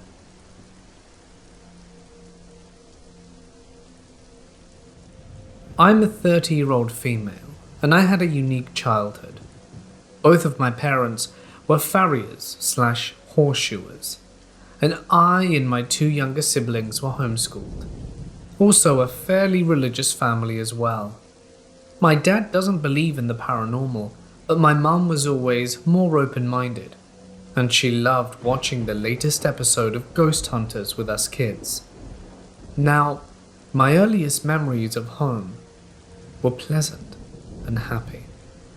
I felt safe and comfortable in all areas of the house, even the basement, which is dark and gloomy. But that's where the wood stove is, and my dad's office. My mum loved sitting in the swivel chair by the wood stove and read a good book on cold winter nights. And when I became an avid bookworm, I picked up the same habit. I would happily snuggle up in the chair, prop my feet up on the old log piece that my dad used to chop kindling, and sip a hot cup of tea while reading whichever one of my mum's books she wasn't currently reading. Gradually, I don't know exactly what, that feeling of safety and peacefulness changed to unease, mild paranoia to downright fear of every shadow and creak. When I turned 7 or 8, I had to move into one of the spare bedrooms in the basement so my little brother could have his own room. There was not a single night in that room that I wasn't uneasy. It only had one window, and it was one of those small rectangular basement windows at ground level. I have always had to get up at least once in the middle of the night to go to the bathroom, and this was a creepy ordeal every time. I would lay there in bed working up the courage to get out from under the covers until my bladder made up my mind for me. Then I would get out of bed and scurry out of my room and across the basement and up the stairs as quickly as I could in the dark. It wasn't completely dark as the light above the stove was always kept on, but that was dim and only offered enough light to keep me from tripping over anything. Every time I went up those stairs at night, I had the feeling that there was something behind me that would grab me if I wasn't fast enough. My mind always conjured up the same image of a tall black figure, shaped like it was in some sort of robe. Have you ever watched Lord of the Rings? Picture the wraiths, but completely black, with a featureless, solid shadow. I never actually saw it, but this was and still is the same image that came to mind when I felt like I was being watched or followed. Now I know what you're thinking. A little kid that was just forced to move into a dark basement is very likely going to feel scared and jumpy. But this fear has lasted to this day. I struggled nightly with that room up until I moved out to join the army at 22. Eventually, the only place in the house I felt comfortable after sundown was the couch in the living room, under the picture window. I gave up reading in the basement chair even on the coldest nights because I couldn't focus over the feelings of unease and started reading on the living room couch instead. Some nights I would just sleep on the couch, telling my dad that I fell asleep reading my book. I don't know why I never talked to my parents about what was going on. When I was 19, my mum passed away from cancer. We were all in shock, and us kids didn't really know how to handle it. My older sister and 5-year-old niece moved back in with us, and babysitting my niece and watching her grow up was a pleasant distraction from the pain. Now, while living in the house, save for 2 occasions, I never saw or heard anything concrete as far as paranormal. That's the strange part. I was plagued with fear, nightmares, and lights never working when I needed them. The 2 solidly unexplained experiences that I had were surprisingly pleasant. The first one happened when I was 6, and that's a story for another time. But the second experience that I had was the most incredible. It was a few months after my mum had passed away, and I was leading my mum's miniature stallion Fred to the pasture to enjoy some fresh grass. Fred was always a one-person horse. He was very attached to my mum, and he merely tolerated us kids to some extent. Sometimes I swear the little guy even got jealous of us kids when it came to my mum. I remember one time my mom was in the field with Fred relaxing and sharing Cheez-Its with him, and I reached into the box to take a few Cheez-Its, and Fred immediately pinned his ears back and chased me out the field. Anyway, while I was leading Fred to the field, he was his usual frisky self, pacing around trying to nip at my legs and hands, trying to twist himself around to kick me halfway across the yard. When I heard my mum's voice next to me, it was as clear as though she was actually there. It was only 3 words, which carried a tired and mildly exasperated tone of voice. "Fred, knock it off." Immediately Fred stopped trying to bite me, and walked alongside me as docile and gently as ever. I know it was her. If Fred hadn't responded to the voice, I would have told myself that it was simply a manifestation of my grief, but he heard it too. I know he did. I've lived and handled horses all my life. I've grown up with this horse. I've known his attitude inside and out, and I know the only person he listened to was my mum. The next week something else happened, this time to my younger sister. She came outside to me crying while I was doing chores, and she told me that she had gone into Dad's room and opened my mum's porcelain jewelry box to look inside, and felt and heard a loud, heavy breath in her ear. She was so upset I ran inside, walked into the center of Dad's bedroom, and stood there and demanded that whatever it was had to leave. I don't believe that this incident had been my mother. Why would she comfort me but scare my sister? No. I believe whatever did that was the same thing responsible for my perpetual unease. I kept my troubles mostly to myself. I didn't even talk to my siblings about it until we grew up and moved out. Apparently we all had creepy experiences, and none of us decided to speak of them until we were adults. My brother mentioned a few times that weird things have happened in the house, but has never given any details as to what. He lives there now with my dad, in the basement room next to my old room. I don't know how he does it, because that room used to scare me even more than my own. My little sister told me that once my brother joined the army, things changed in the house for her too. I'd already been in the army for 2 years, so it was just her and my dad. She told me that she heard strange sounds and felt like she was being watched whenever she was alone. She said that sometimes it was so bad she would sit outside in the driveway until Dad got home. Now I've always tried my best to rationalize it as much as possible. I've always told myself I was just a scaredy cat, that being afraid of the dark was totally normal, that the lights didn't work for me at night due to faulty wiring and so on. I even convinced myself of these things until I joined the army. My first duty was stationed in Germany, on a converted German base living in an old Nazi barracks. Should be creepy, right? Nope. Slept like a baby every night in that place, wasn't creeped out in the least. I could watch horror movies at night and not have nightmares, something I could never do before, because back home, everything horror related gave me nightmares. I even got nightmares from the Scooby-Doo movies on the island. I waited about a year before taking leave to visit home. A week before leaving, the nightmares started. Every night I would have nightmares about that house, most of them centering around the basement. I would wake up tired and scared and go back to sleep. This happened every time I went home to visit over the next few years. I still have nightmares about that house. I have no explanation for it. I didn't suffer any childhood trauma that would cause me a lot of anxiety. I had a happy childhood with loving parents and a lot of animals. Perhaps I was just a wimpy kid with an overactive imagination. But if that's the case, why am I still afraid of that house as an adult? Why do I still have nightmares about it? As an adult, I live for horror, and I'll stay up late watching horror movies and YouTube videos about ghosts and cryptid and sleep just fine. Hell, I even live in a freaking haunted apartment and still feel safe and happy. Most situations I find a rational, non-paranormal explanation for, but my dad's house will always be a mystery to me. The reason I'm sharing this is because I've been thinking about it more than usual. My husband and I want to buy a farm in the next year, and we don't think anything less than 20 acres. My dad's house is on only 1 acre, far too small for us, not to mention the house needs a lot of work. Yet my mind keeps wandering back to it.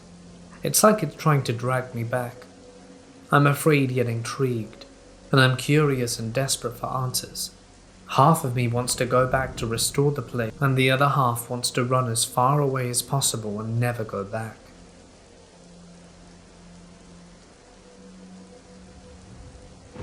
I have several scary stories, but this one is particularly fresh as it just happened the other day. I went for a bit of a walk because we're allowed to exercise, came back, went to put my key in the door, and I've always had this thing where I hate static shocks.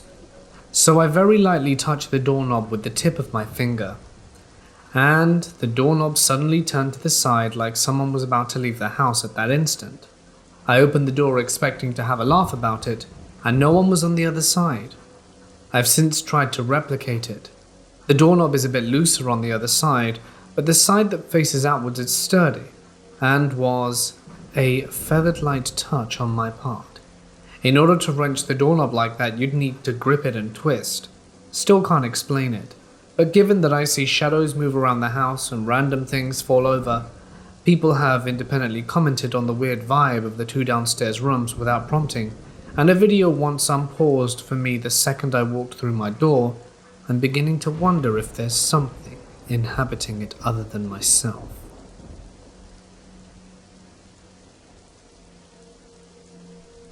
This all started about a year ago. I'm a 23-year-old female and I live on the 2nd floor of an apartment complex, and have lived there my entire life. The building is mostly comprised of families with young children and married couples. A lot of the families have lived here as long as my family has, so everyone knows each other pretty well. There is only one apartment unit that isn't occupied by a family, but rather by a pair of brothers who keep to themselves. One day, one of their sons, who's around my age, appeared out of the blue. He was strange off the bat. He would always wear a sweatshirt with the hood up and would run through the apartment complex to get to his own apartment. I'm not sure what his face looked like because he always had the hood over his face. He lived on the 1st floor on the back side of the complex and would often get to his place by jumping through the window. He basically did everything in his power to avoid any interaction. I didn't mind him because I never saw him due to my busy schedule. However, one day, he started sitting on the top staircase that leads to my apartment. This was strange because his apartment unit was on the other side of the complex, and on the first floor. I brushed it off at first, but it started happening every day. When I would come home from school, he was there. When my boyfriend at the time would drop me off at night, typically around 10:30 to 11, he would be there.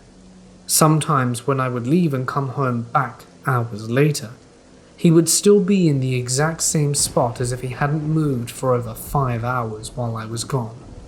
At this point, I told my parents and my boyfriend about it, and they became very vigilant. My boyfriend would park his car and walk me to the door every time he dropped me off. Once he saw my boyfriend, he stopped sitting on the staircase, and I thought it was over. But it wasn't. He started waiting for me at my bus stop. The bus I take home from school stops right across the street from my home, so it's a short walk. One day when I was getting off, I saw him waiting at the bus stop. Once he saw me get off, he followed me into the complex and sat on the staircase. He also started following me when I would walk my dog. At this point, my parents were upset. My mum started letting the neighbors know he was following me, and my neighbors started making sure he wasn't bothering me, or if I was alone, they would start a conversation with me until I got to my door. One day, I got a friend request on Facebook from this guy. Mind you, I'd never spoken a word to him. How did he know my name, let alone find my Facebook? My mum tried talking to his father, but they never answered the door when my mum knocked on the door. So I'm thinking, it can't possibly get any worse, right? He seemed harmless, so I wasn't too worried, but I was wrong. One day when I returned from my boyfriend's house, my mum told me she had something to tell me, but she didn't want me to get upset. She proceeded to tell me that when she was walking towards the kitchen to get a glass of water, she saw something in the tree move. Our kitchen has a huge window that takes up most of the wall. In front of the wall there's a huge tree. If someone were to climb the tree, you could see into our apartment. Well, guess what? When my mum took a closer look, she realized my neighbor was sitting in that tree looking straight into it. My mum called my dad over, and when my neighbor saw my dad, he jumped off the tree. At that moment, I felt my peace stolen from me. We filed a police report, but when the police went looking for him, he was gone. It turns out there were snack wrappers and a blanket hidden in between the leaves of the trees. The police think that wasn't the first time he was up on J Tree. I couldn't help but wonder how many times he saw me walking around and I had no idea. It's been about 6 months, and I haven't seen him since. His father still lives in the complex, but there's no sight of him. The police haven't been able to find him, so I have no idea what happened to him, but I do hope we never meet again.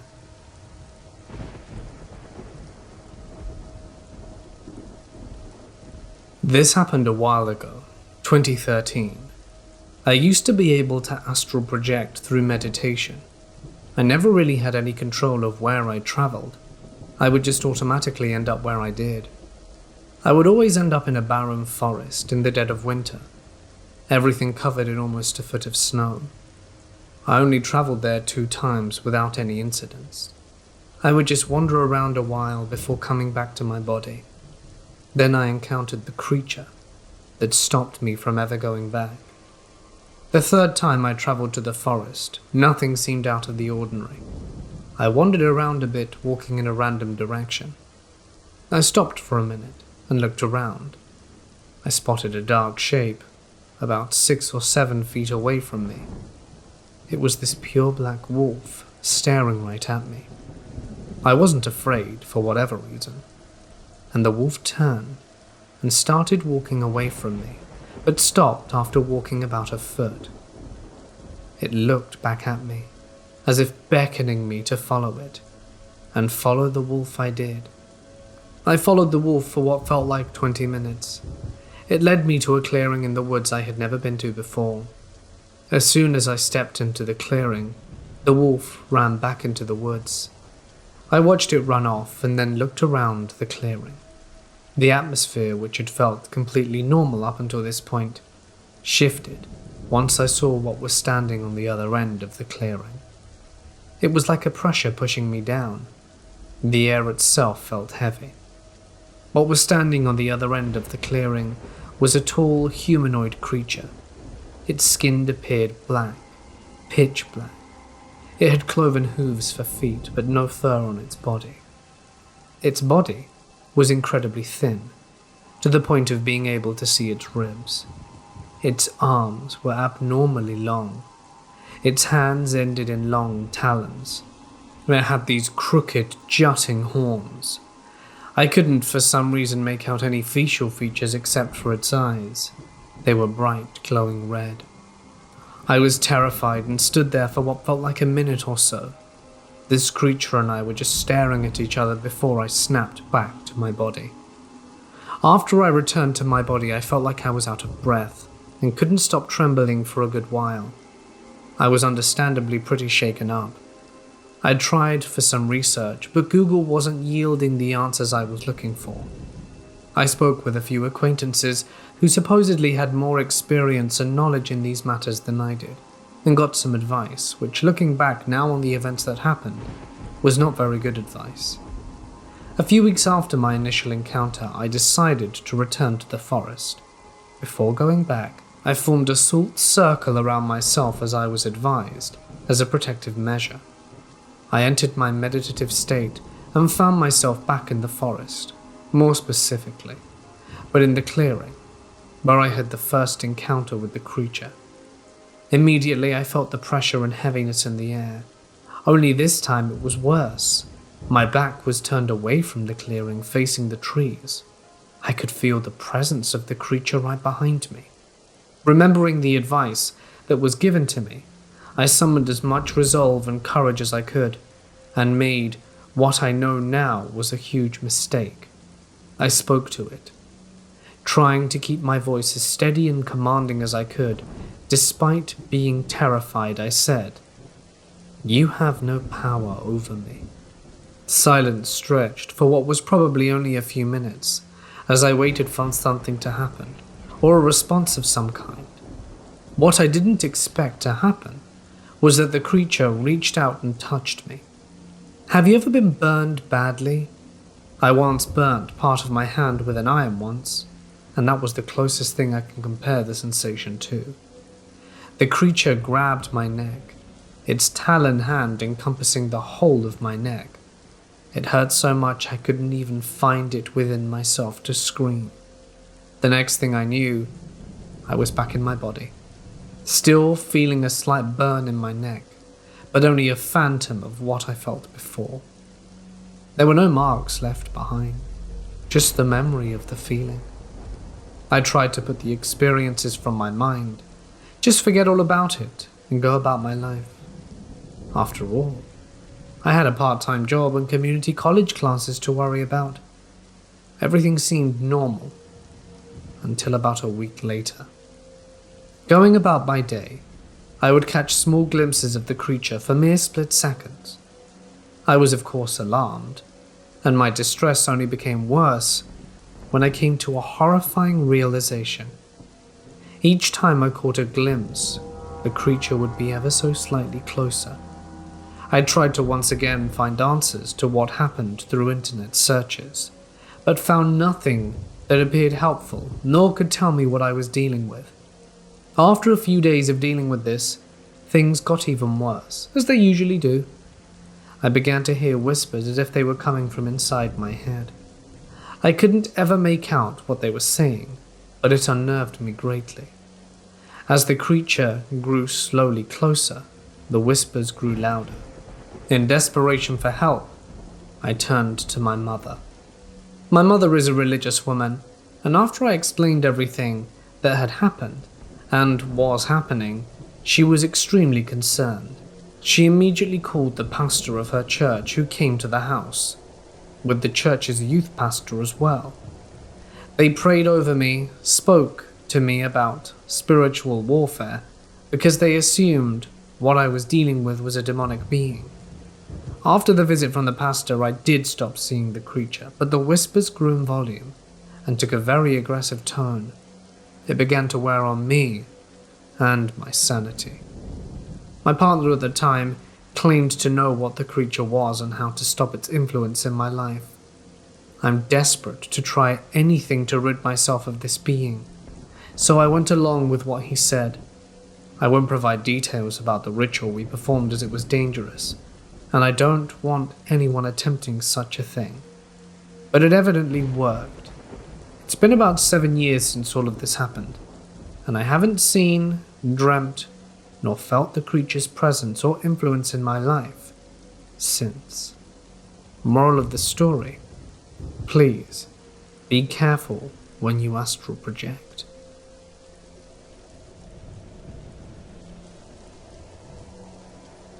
My parents got divorced when I was about 12. Some minor things happened in the first few places we lived in. We moved into this apartment complex when I was about 14. The manager ever so kindly let us know that the previous tenant passed away. Well, isn't that just lovely? So in that apartment a lot of weird stuff happened.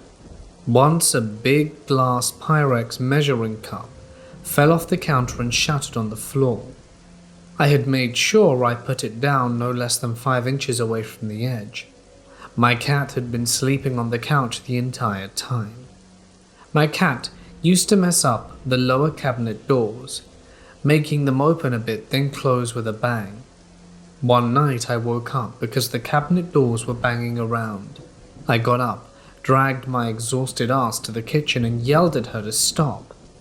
But I didn't see her anywhere in the kitchen. And then I remembered she wasn't even in my apartment. We had taken her up to my grandmother's earlier that week. When I was 16, I was sitting in the living room with my then boyfriend, being silly and taking pictures with a digital camera. Every picture we had taken that afternoon were all weird. There were orbs, drastic lighting changes and weird streaks of light, and faces reflected in the computer monitor that was off, and the faces didn't belong to either of us. To debunk the pictures, I cleaned up the camera lens, cleaned the monitor, and made sure the lamp wasn't being too glitchy, and took a few more pictures. The orbs and faces didn't reappear, but the weird lighting and streaks did. I set the camera down because it freaked me out, and the next day when I wanted to show my best friend the pictures, they were all gone. All but one, of me and my boyfriend sitting next to each other. Never could explain it. That was about 10 years ago, and I'm still dealing with a lot of weird stuff that's happening in the house I currently live in.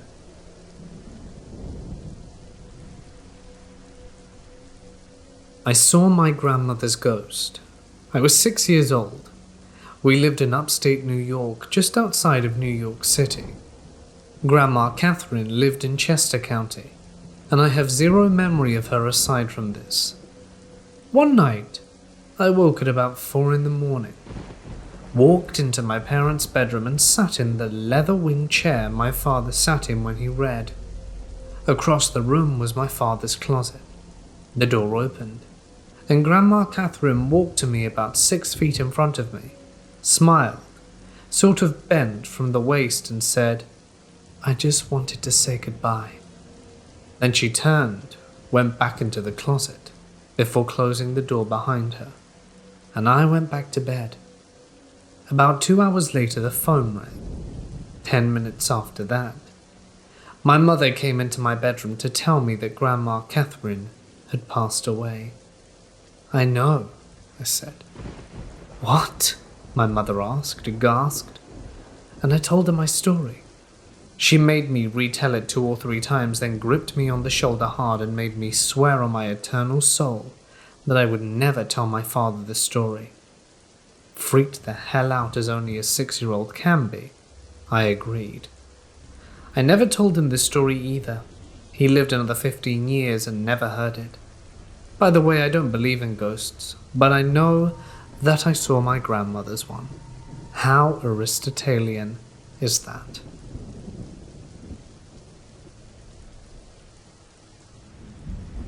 We were living in a new apartment in the San Francisco Bay Area. I had a 1-year-old son, and I was pregnant with my second child. I stayed home during the day with him. One day after lunchtime, I got a knock at the door, and when I looked through the peephole, I saw a guy wearing a shirt with the logo for an appliance company. It was like LG or Whirlpool or something. I opened up the door, and he said he was going around inspecting the appliances of the apartments to see who qualifies for new or replacement stuff. In my naive and pregnant brain state, I let the guy in. My son was super grumpy, because it was his nap time, so I totally was not thinking, and honestly barely listening to the guy, just trying to console a fussy toddler until we could nap. I assumed the apartment manager sent him or something. He quickly looked around at our fridge and all that, said thanks, and said we would get a call if we qualified. I mentioned this to my husband when he got home, and he told me it was super weird, and he had never heard anything like that happening before. When we mentioned it to the apartment manager, she said they hadn't sent anyone to do that and wasn't notified that anyone was. I also never got a call from the company, which, they wouldn't even have my phone number. I never found out who the guy really was. He could have been a total scammer who was trying to scope the place to rob us. There were no reports of burglaries in any other apartments, though they were probably smarter than me and didn't let him in. If his intentions were to rob us, we're lucky because we were broke. Even my phone was junk at that point. We had no computer, no tablets, and all that he could have seen were some kids' toys and our old TV. Nothing of much value to anyone. Of course, my thoughts have turned more sinister than that, and I wondered if he had more malicious intent, but because I had a fussy toddler on my hip, he just kept up the ruse of doing his job and left quickly. Who knows, just assumptions at this point. I have no way of knowing what he was doing, but I've always been way more cautious about trusting people just because they are in uniform or whatever.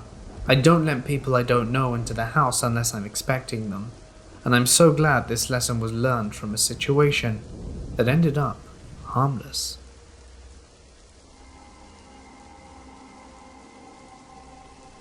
I always was a believer in the paranormal, but at this point in time it was more something that I was afraid of.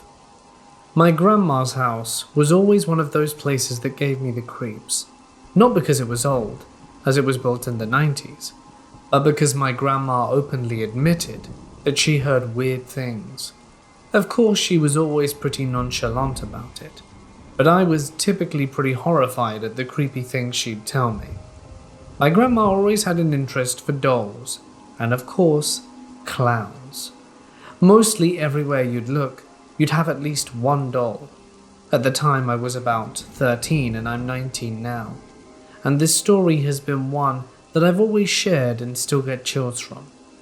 I had visited her house during the summer, before her and my grandpa had retired, and I was babysitting my 3 younger cousins of 11, 9 and 7. We had the house to ourselves, and they were semi-early risers. I'd fallen asleep on the couch that night, and woke up to them asking me if I was up. I got up to make a bowl of cereal when one of them finally asks, "Hey, did you hear that music playing a little bit ago?" I shook my head and pretty much brushed it off until a few minutes later when I heard it. Chills descended down my spine, and I sort of cocked my head to listen better, but it was quiet, so I couldn't hear very well. I, albeit creeped out, just tried to ignore it. We all moved into the living room, and I threw some cartoons on the TV to lighten the mood and eat my food. It wasn't even 15 minutes before I heard it again. It registered in my head, by that point, that it sounded like one of those wind-up jack-in-the-boxes. It sounded slower, and a bit more decrepit, but I knew it was for sure that. I checked in every single room, turned off the living room TV, checked all the phones and laptops to make sure the volume was off, and made sure all the TVs in the house were off. Everything was off, or at least silenced. We sat in deafening silence just to make sure we weren't insane, or hearing a TV or something. We waited a while, and it took about 20 minutes and we heard it again. This time, it was louder than the other times, and we were sitting in the computer room all crammed onto the small daybed with our knees pretty much tucked at our chests. We had shut the bedroom door at least 90%, and it started to sound like the noise was creeping down the hallway. For reference, the hallway wasn't very long or narrow. 2 people could probably stand side by side, and it was only about 15 feet long before it opened into the living room at the end of the hall. And there's a bathroom. If you're facing the living room back to the bathroom, aka the end of the hallway, and then a bedroom to the right, and my grandmother's bedroom to the left, and then about 3 feet ahead is the computer room. We watched the bedroom door push open the very slightest bit, like hardly a hair, and the noise sounded as if we were standing outside the door. Of course, I noped out of there and called my grandmother, who sent my family friend and her friend to visit. They stayed about 45 minutes, checked out the house, but of course, it was radio silence the entire time they were there. After they left, we retreated back to the computer room and my cousin decided to play the Xbox, and we all just sat watching. It was a while before it happened again, but it did, and it was relatively loud now. I took the 2 younger cousins and we went outside for a walk on the train tracks, just to get out of the house. The oldest of the 3 insisted he wasn't afraid, and stayed inside to play his game. Not even 10 minutes pass, and I hear someone hauling ass down the rocks on the tracks, and I see it's my cousin, who's wearing my grandmother's flip-flops, and he looks absolutely horrified. I asked him what he saw and he wouldn't say. He insisted he didn't want to talk about it, and that he was just really scared and wanted to be outside for a while. He told me that he put on her shoes because they were the closest things he could grab, and he was too scared to find his sneakers. I haven't asked him again about what he saw, but I feel like I really should. We did speak to my grandmother about what happened, and she just said maybe it was something in the attic. But hearing a jack-in-the-box in the attic is far worse, since something in the attic would have been winding it up. I honestly don't think I'll ever forget this event, despite all the weird things that have happened since then. My grandmother has passed, but my dad recently visited and confirmed that he also believes there's something paranormal there, and he certainly can be quite the skeptic.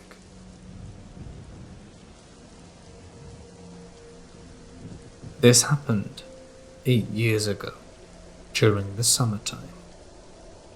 I was at my mum's house, but she barely lived there anymore, as she spent most of her time at her boyfriend's, and my sister was very often left alone. I was a student in another city, but I came back in my house during these holidays. I was 19 and my sister was 16 at the time. Our house had 2 floors, a living room and a kitchen on the first, 3 bedrooms and a bathroom on the second. The kitchen and living room had 2 door windows opening to a large terrace. From the terrace, you could go into the backyard by some stairs. We didn't really use the ground floor as it was very dark due to the small windows, and it was basically a garage and office just to do our homework. It's summer and very hot. I just discovered Game of Thrones and had 2 seasons to watch. Every evening, I took my laptop, made myself comfortable on the terrace near the kitchen, and watched an episode. My garden was surrounded by a U-shaped building, so you could see my terrace very well as my garden from the balconies. Some workmen were there for a few days, and had been working late, so I often saw them as I watched my series. They were minding their own business, and I did the same, and didn't think much of it. One morning I was sleeping late, and my sister woke me up with a whisper. "There's a man in the house." I was half naked because of the heavy heat of that summer. I stood up, perfectly awake now, grabbed a shirt and went downstairs practically running. I know this is a dumb thing I do, a half-naked, helpless young woman, but I'm very protective of my little sister, and I didn't feel any fear at this point. I went down to the kitchen and couldn't find a sharp object, so I took a fork, and when I asked her where she saw him, she told me she was watching TV in the living room, and because the windows were open, she saw a man in the reflection standing just behind her. She jumped off the couch to find herself in front of him. He was a tall man in his late 30s. She had no chance in a fight. The guy had one of his feet on the first step to the second floor where I was sleeping. She shouted, "Who are you?" to receive no reply, and just walked quietly back into the kitchen where the door window was wide open, and took the stairs back up to the garden. As soon as I heard that, I ran into the back garden with my harmless weapon to the gate in our front garden. I even went in the street looking for him. I'm sure that if I had found him, I would not have been so brave anymore, and would have maybe peed myself. But there was no one. Suddenly I realized my sister was still alone in the house, and perhaps he'd gone back.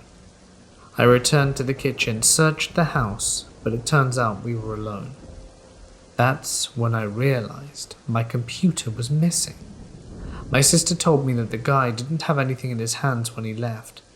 That was the scariest part, because it meant he was either in the house for quite some time before he took the laptop and came back to do whatever he planned to do, or there was someone else there. I got dressed, and my sister and I went to the nearby police station. I'm very angry with the policeman.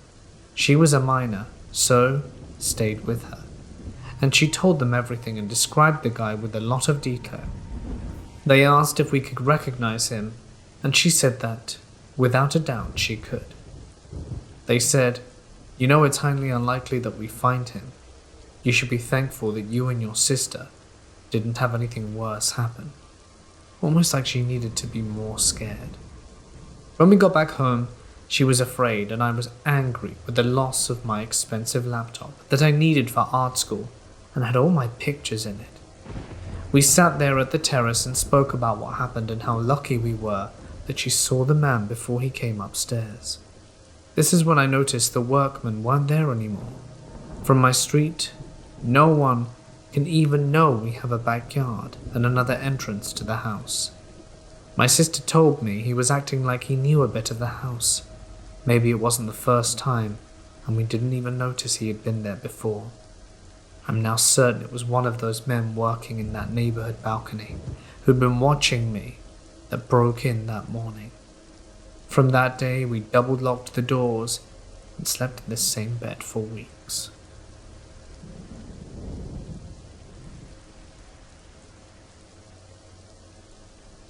My parents were both DJs at a local Christian radio station in Birmingham at the time, and my sister was a kindergartner, so my parents were in need of childcare for me, and I was 4 and not yet in school. For context, this took place in the mid-80s. They really couldn't afford much in the way of a sitter, so they hired someone they thought they could trust, the teenage daughter of a co-worker.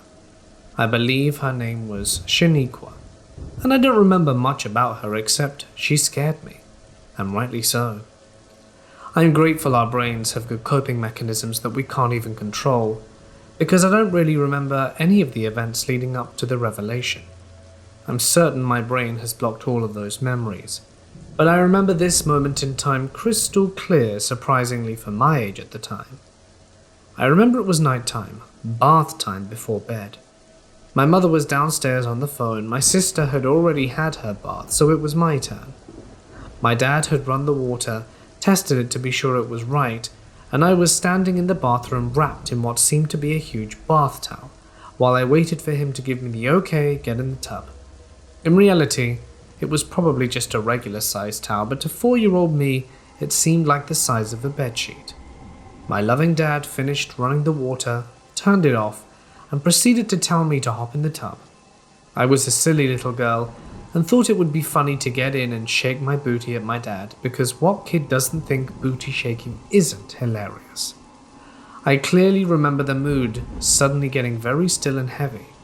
Then I heard my dad tell me to get out the tub. He was serious. I was certain I'd done something wrong. Maybe my booty shaking had made him mad. I was just trying to be silly. I didn't mean to get into trouble, but I obeyed and got out the tub. He gently wrapped me around my towel, reassured me I hadn't done anything wrong, but that I needed to go downstairs to my mama. I was so confused. I had no clue what was going on, but since I knew I wasn't in trouble yet, my dad was graven. Had something bad happened?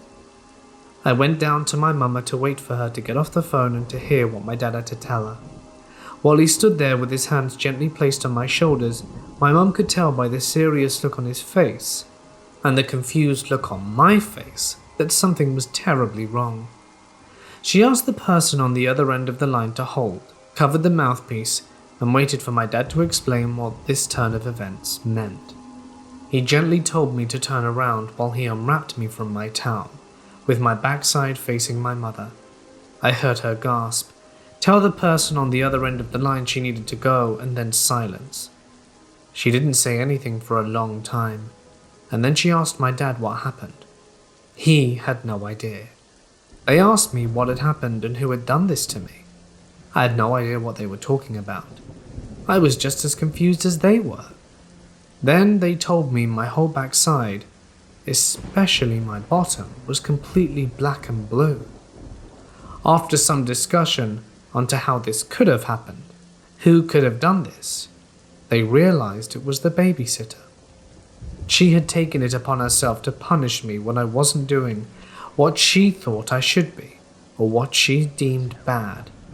I can recall very few times seeing my father that angry. Angry enough that he had no words, just raw fury. My mother, however, had plenty of words, and all of them directed at the babysitter and her mother. To this day I don't know what she said to her, but I do know that Shaniqua never watched me again, and I cannot recall if I ever saw that family again. I know my parents didn't press charges, but I also know they became very, very vigilant when it came to someone watching their children. Just a year ago, my sister and I talked about that period of time when Shaniqua was our babysitter. She was mostly mine, but would watch my sister when she came home from kindergarten. I told my sister I can hardly remember any of the time she watched us, and I remember my sister going slightly pale and telling me, "I can." I asked her if she was ever punished by Shaniqua like how I was, and my sister told me this: "No, she never beat me, but I remember when she would beat you. I remember her taking you into the back room, and I remember hearing the wooden spoon hitting your butt and your crying, and I'm so sorry that I never stood up for you."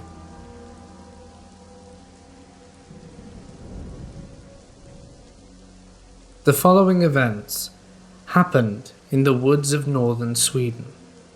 I spent a couple of summers at my grandparents' house located in the woods.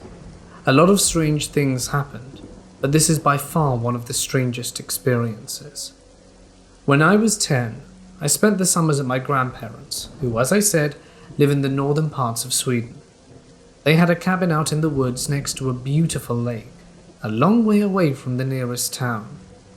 We had electricity but no running water, so it was very rural. Just behind the cabin there was dark and thick woods with an eerie feeling that was present each time you ventured into them. Each year I went to my grandparents', and I did so together with my cousin. We lived in a small cabin separate from where my grandpa and grandpa lived. So when we wanted to go to the cabin, we would have to walk about 30 meters. Our cabin being separate from theirs becomes important later in the story. One summer my grandpa took us on a long walk out into the woods. Now my grandpa was always special, and during this walk he told us stories about strange things happening in the woods, like stories involving trolls and other mysterious beings. On this special occasion, he told us about something which roughly translates from Swedish to little people, small human-like creatures invisible to the naked eye who live out in these woods. As we went deeper along into the woods, he told us that these little people sometimes crossed the roads where people walked, and when this happened, people wandering those roads would just freeze in place for no apparent reason, until the little people had passed the road. My cousin, being a kid, proceeded to joke by suddenly stopping and proclaiming that he had come upon one of the little people trails and froze in place. I laughed, but strangely enough, my grandpa wasn't amused. He was adamant that you shouldn't joke about the little people while in the woods. We thought nothing more of it, and eventually went back to the cabin. Nothing happened for the rest of the day, and later in that evening, me and my cousin went to our cabin to go to sleep. We got around 3 hours of sleep until we were suddenly awoken at 3 a.m. by a commotion going on around the cabin. The outside of the cabin's walls sounded like they were being scratched by a large bear. Small pebbles were raining down on the roof, and we heard scratching coming from under the beds. In short, it was very loud and absolutely terrifying. It was like being completely surrounded by noise and chaos. We panicked, ran from our cabin, woke our grandparents, and spent the night in theirs. The next day, my grandpa brought us into the woods where we threw candy into the trees and said we were sorry. Nothing more happened after that, and we never made fun of the local legends again. To this day, it's by far the most extreme experience I've ever had. The noise and how it seemed to come from every direction was insane.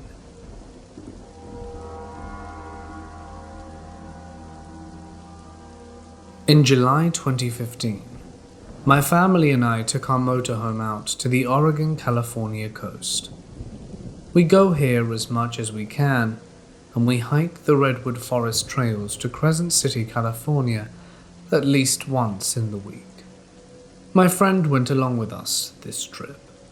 She and I decided to leave my husband and my in-laws to a quiet afternoon and take my rambunctious boys on a hiking trail. We were going to go on one we always did, but there are so many people all around us, so we chose to take a new one. As we were hiking, my kids were going up and back a bit, and I was scolding them for getting too far ahead of me, and that they could fall and I needed to be close. They would back up a bit and then do it again, much like any child. We'd gone about a mile, passing people along the way when we came to a bridge. There was a guy who was stopped at the end of it, and I don't know what exactly gave me this weird feeling at first, but I collected my boys close to me as we came nearer. He was just staring at us without blinking. My friend came up behind us and happened to snap a faraway picture of the encounter. As we reached the end of the bridge, I had all my kids with me, and he was just staring. Then he looked at me and said in the eye, "You want to know a fun game to play here?" I didn't fully respond, but he answered anyway. "Hide and seek." At that point, my friend caught up with us and heard it too. We both were very creeped out, and when we got out of earshot, talked about how something was seriously off with that guy. But we did not want to double back, and happened to meet him on our own without weapons, and with 3 young boys. So we both picked up some sticks and decided to walk a bit further in the hopes that we would come along another group of people. My heart was racing. There isn't great cell service in all areas of the trail, though it is far from remote. When we happened along more people, we turned around and headed back with them. About a half-mile up, we saw the same guy walking back the other way. We hauled out of there, staying with as many people as possible at one time. There was a man on the cell phone talking about something on the trail. My assumption was he was reporting to this man, but then I was already creeped out and was not checking to ask. Ever since this, I googled for unsolved murders in the area. I couldn't help it. We both just had that feeling. After he spoke, I wasn't sure if he wanted to hurt us or something like that. Maybe I'm paranoid, but I believe in following the spidey senses.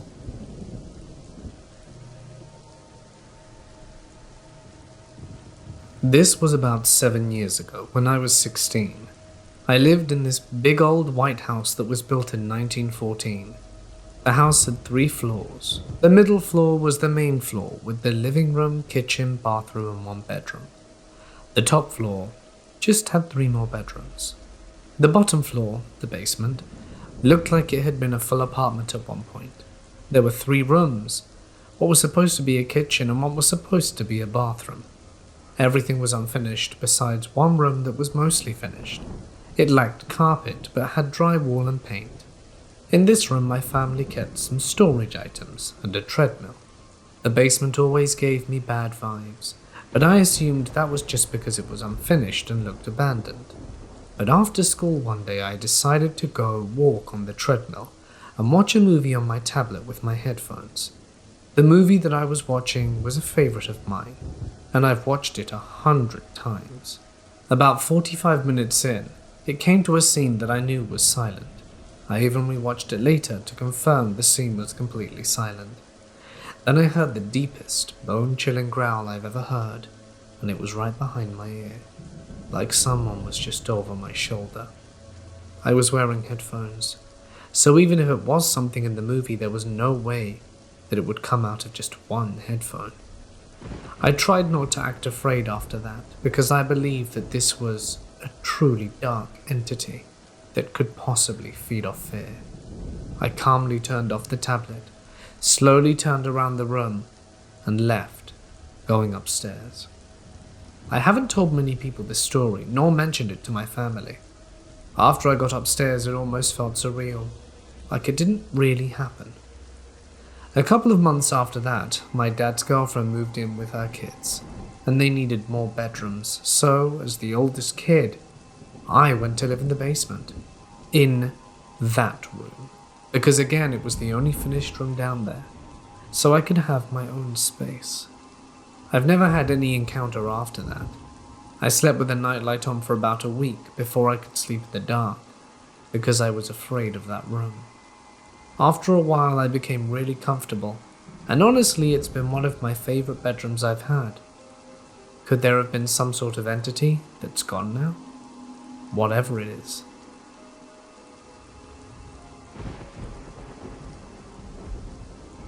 I'm a 30-year-old female, and we live in a small town in South Africa, in an area that's quite susceptible to robberies and break-ins. Now, our bedroom used to be the old carport, so it's closest to the street, passing the front of the house where we have a big-ass tree in the middle of our driveway. The streetlights tend to be broken a lot, so a lot of the times it's completely dark out front. Now, this particular night, or maybe early morning, it was definitely after midnight, I heard a strange noise. I didn't know whether it was a dream or not since I used light sleeping medication, but it sounded so clear. The sound of a stick or something being dragged along the entire length of the side of the front fence, up and down, up and down. In my stupor, I wanted to get up and go have a look at what or who it was that was making the noise, but I didn't, and after a while just kind of fell asleep again. The next morning when we were getting ready for work, I told my husband what I'd heard. Now, he said that he didn't hear anything like that himself, but since he's quite a heavy sleeper, that's not really odd. But that his friend, who lives just 2 houses down from the road, told us a similar story just the week before. The difference here is that he actually went out with his firearm to confront whoever was in the street, and found some weird skinny guy in front of his gate, holding a machete, dragging it along the fence. He yelled at him to get off their property, but the guy just stood there, seeming to be quite stoned. He didn't even register that someone was there, yelling at him. It was only after our friend actually fired a warning shot that he ran off. We heard later that apparently the skinny guy is some homeless person that's been taking illegal substances and wandering around the neighborhood causing trouble, and that the police were looking for him for quite a while. But I haven't seen the guy nor heard the sound or anything about that since. I'm fairly sure it's the same guy, but I'd rather not find out.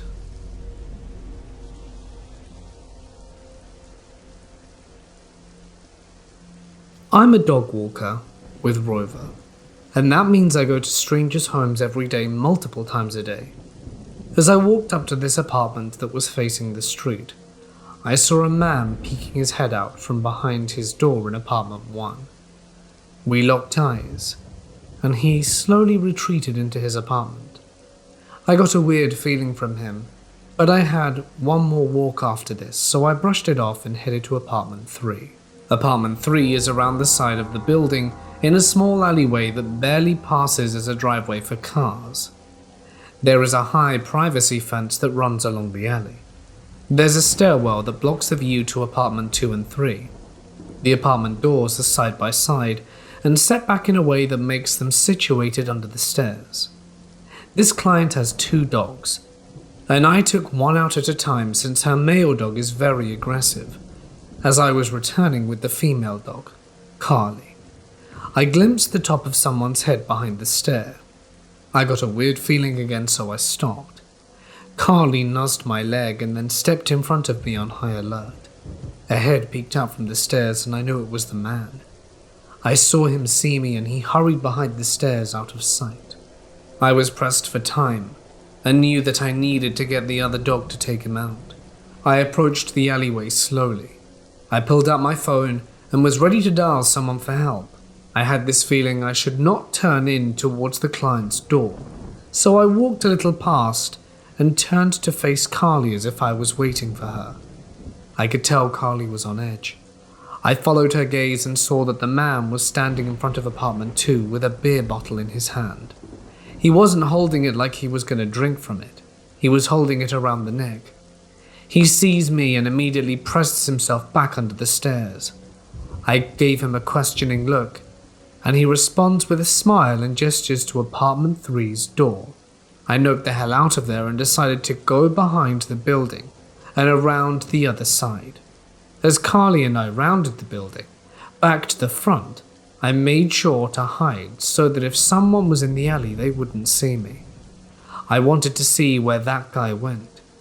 After a few minutes I see the man slowly move away from the apartments and down the alley to where I had gone, beer bottle at the ready like a bat. I waited for him to round the corner and Carly and I beelined it for the door. Thankfully the rest of the walk went fine. Honestly though, it's probably because when I brought out the male dog he decided to back off. This dog came out of the apartment barking aggressively on high alert. If I were this guy, I would have backed off too.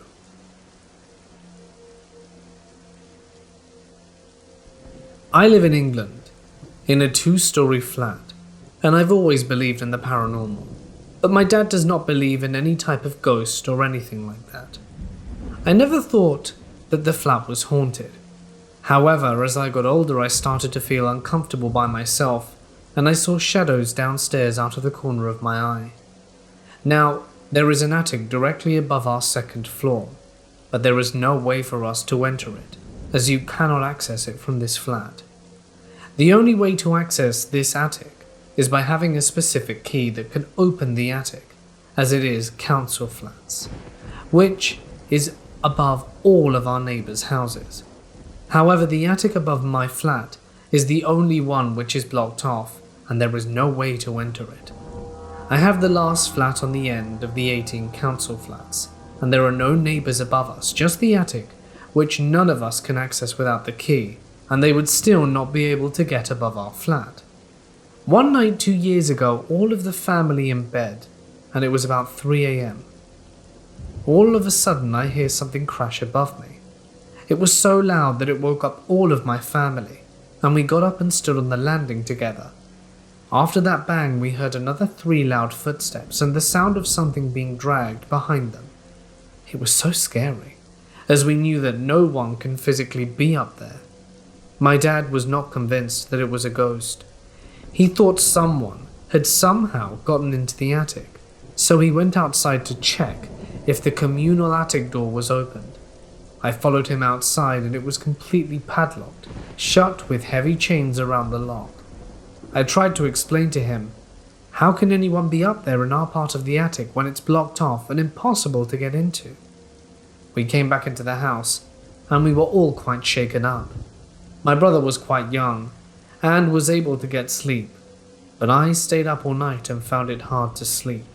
After this experience, I started to smell old cigarette smell every time I would enter near my toilet, and it smelled so odd. After that event, me, my brother and my mum went away on holiday while my dad had to stay and work. He told me he slept with headphones on every night, as he felt uncomfortable by himself. So, tell me, what were these noises? Does my family still have no idea what they were? And since, we've heard many a strange noise.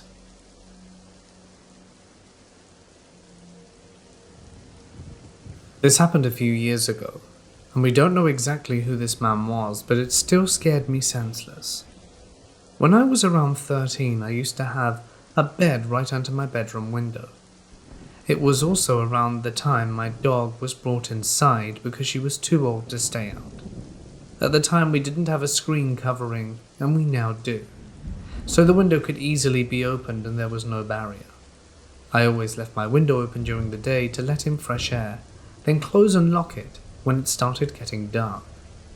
My house is surrounded by forest, not very thick, but still thick enough that you can't see clearly through it. It's completely normal hearing strange noises at night, because things like bears or stray dogs or even our former neighbor's chickens that would roam around our yard.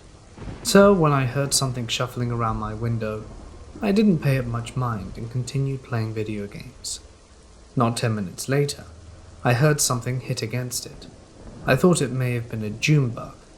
When they hit a window, they can sound like rocks, so I ignored it, and the knocking kept on going, but I just kept ignoring it, and it finally stopped. Fast forward to 2 a.m. I was finally sitting down and going to sleep when I hear breathing. Very faint, enough to miss if my room wasn't silent. I heard something drag down my window like a stick or a finger. It did it a few times, and that was enough for me. I jumped out of bed and ran into my dad's room. I told him that there was something at my window, and he immediately came to look. We turned out the light so he could see better, but there was nothing. I told him what I heard, and he said we would take a look in the morning. We did just that, and my stomach churned.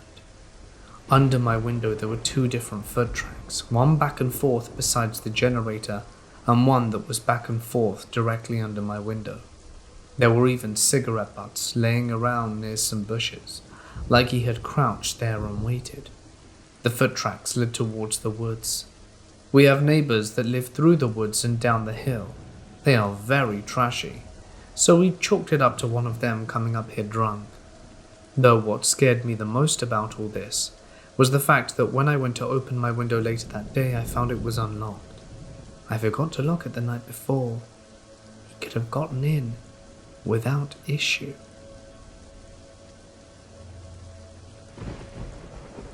I am an 18-year-old male, 6'1" and 190 pounds.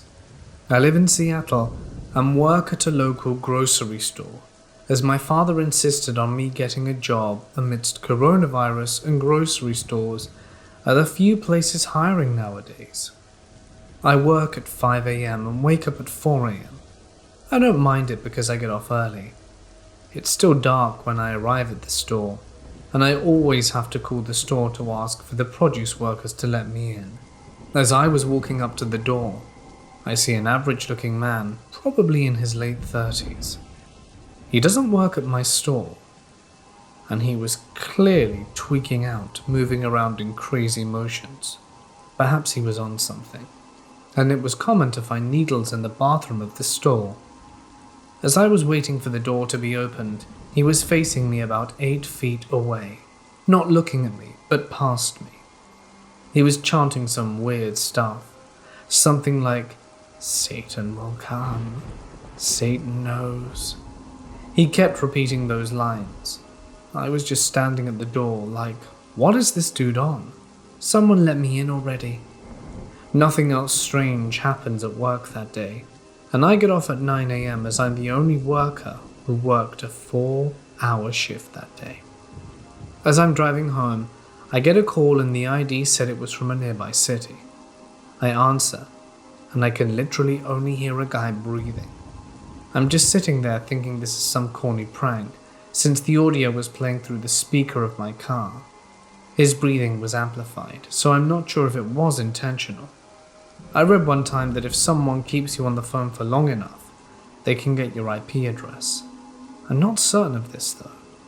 He then says my full name in a tone of a question, but also weirdly strange and excited kind of way that made me feel tremendously uneasy. This was very stupid of me to confirm, but I said, "Yeah, who's this?" Then he pauses and hangs up. I realized a few hours later he sounded exactly alike to the satanic dude from the morning, except sober. I get paranoid fairly easily, but this was a red flag and sent chills down my spine.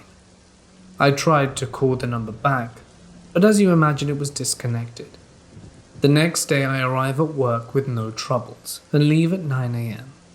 I get home at about 9:20 and see my father's car in the driveway, as he is usually home at this time. The front door to my house was unlocked. I shouldn't think anything of this because my dad was at home, right? I walk in, take off my shoes, and call out for my dad because I brought in his mail. Before I explain this next part, you need to understand that many noises people hear are misidentified as something it truly is not, or their mind is playing games with them, or it's just the house making noises. But there was a very specific noise that my parents' bed frame makes because it's wood, when someone is rolling around on it. I know this sound very well because my room is right next to theirs, and my dad is an extremely light sleeper, and anytime I drop something or make a relatively loud sound, I can hear him rolling on his bed as I disturbed him. I call out for my dad as I'm walking up the stairs, and there's no response, only the noise of that bed frame moving. I later that day rolled around in the bed to confirm the noise, and heard that you need a significant amount of weight on the bed to cause that sound. This was when I got scared as hell, because my dad wakes up very early and there's no way he was taking a nap at 9:30 a.m. I'm already at the top of the stairs at this point, so I burst into my room and closed my door and listened through our paper-thin walls, and I genuinely heard someone whispering, and then the springs releasing as if someone was sitting up on the edge, and then stood up. If he was whispering, that means there could potentially be 2 people in the house, and I could be in real danger. I instinctually grabbed my dresser and dragged it in front of my door. That thing weighs about 150 pounds, and it took me a little while to drag it in front. My heart was pounding. I was worried that the intruder or intruders would catch on to what I was doing and break through the door before I had the chance to do it. I slammed the dresser down in front of my door to not waste any more time. No one was getting through that door. I felt slightly more relaxed and called my dad. I started to get nervous because he didn't answer, but he sometimes went on walks around the neighborhood at this time. Just as I tried to call him, I saw him walking up the street from our bedroom window and shouted that it wasn't safe for him to come into the house. At first, he laughed it off and then proceeded up the driveway, as nothing like this has ever happened. I repeated myself, but this time I screamed at him. Now he knew I was serious. He could see the fear in my eyes. He stepped back a few feet and asked what the hell was going on, and I felt I didn't really have time to explain and just told him to wait.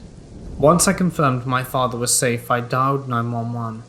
And the intruders next to me must have heard it, because when I got off the phone they ran down the stairs.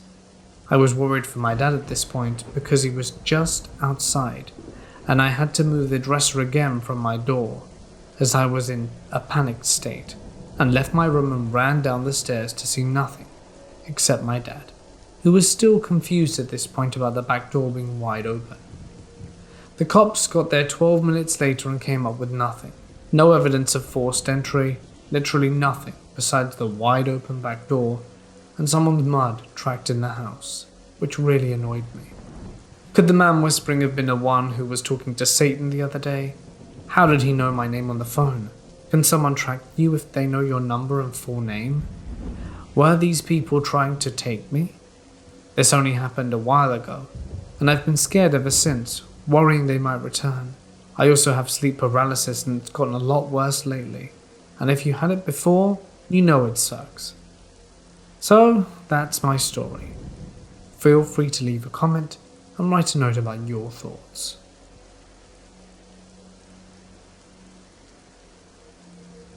I was around 12 when I had gotten a babysitting job with a family across town. This family was new to the area and just recently bought the house next to my best friend's place. The first day over was to get familiar with the kids and the house.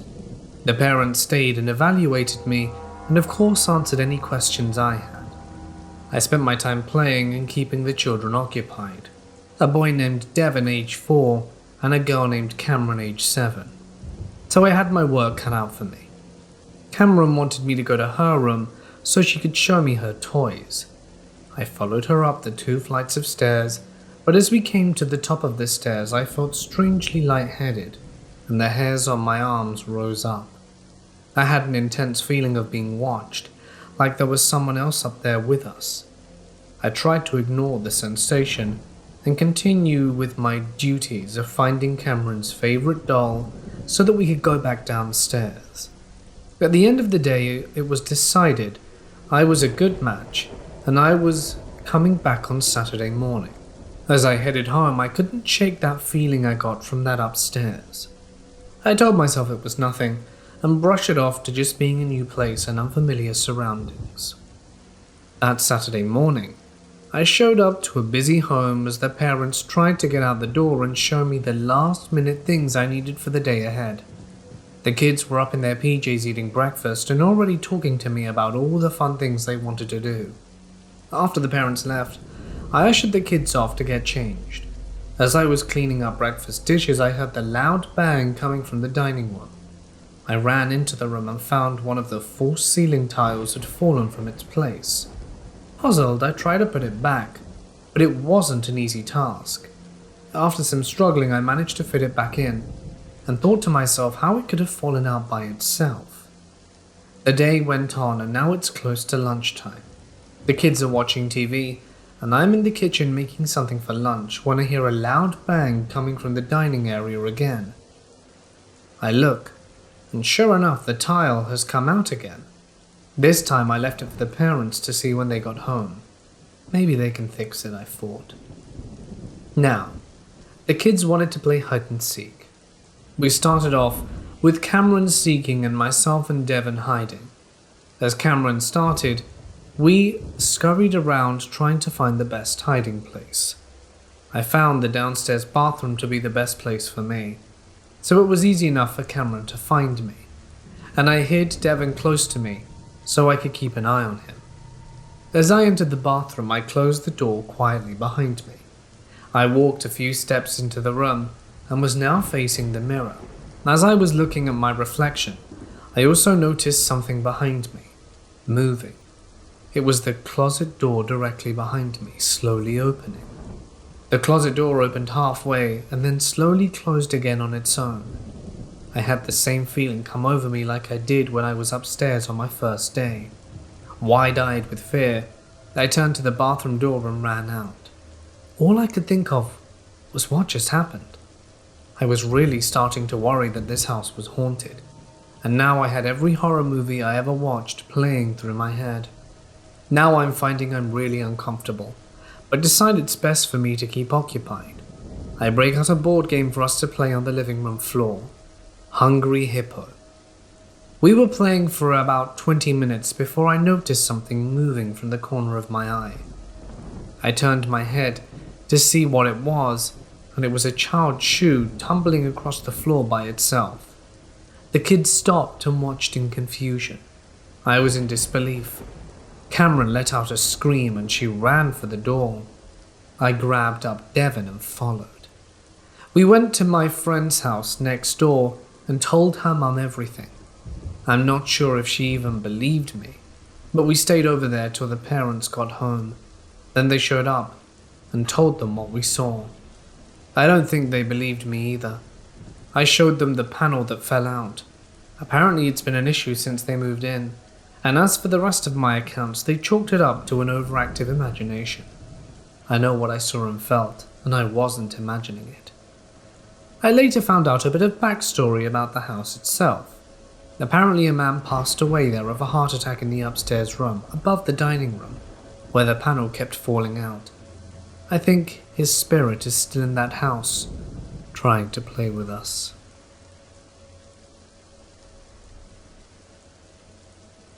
I've spent quite a lot of time outdoors in the last 2 years. In 2016, I thru-hiked the AT in 205 days, 2,189 miles up in the East Coast.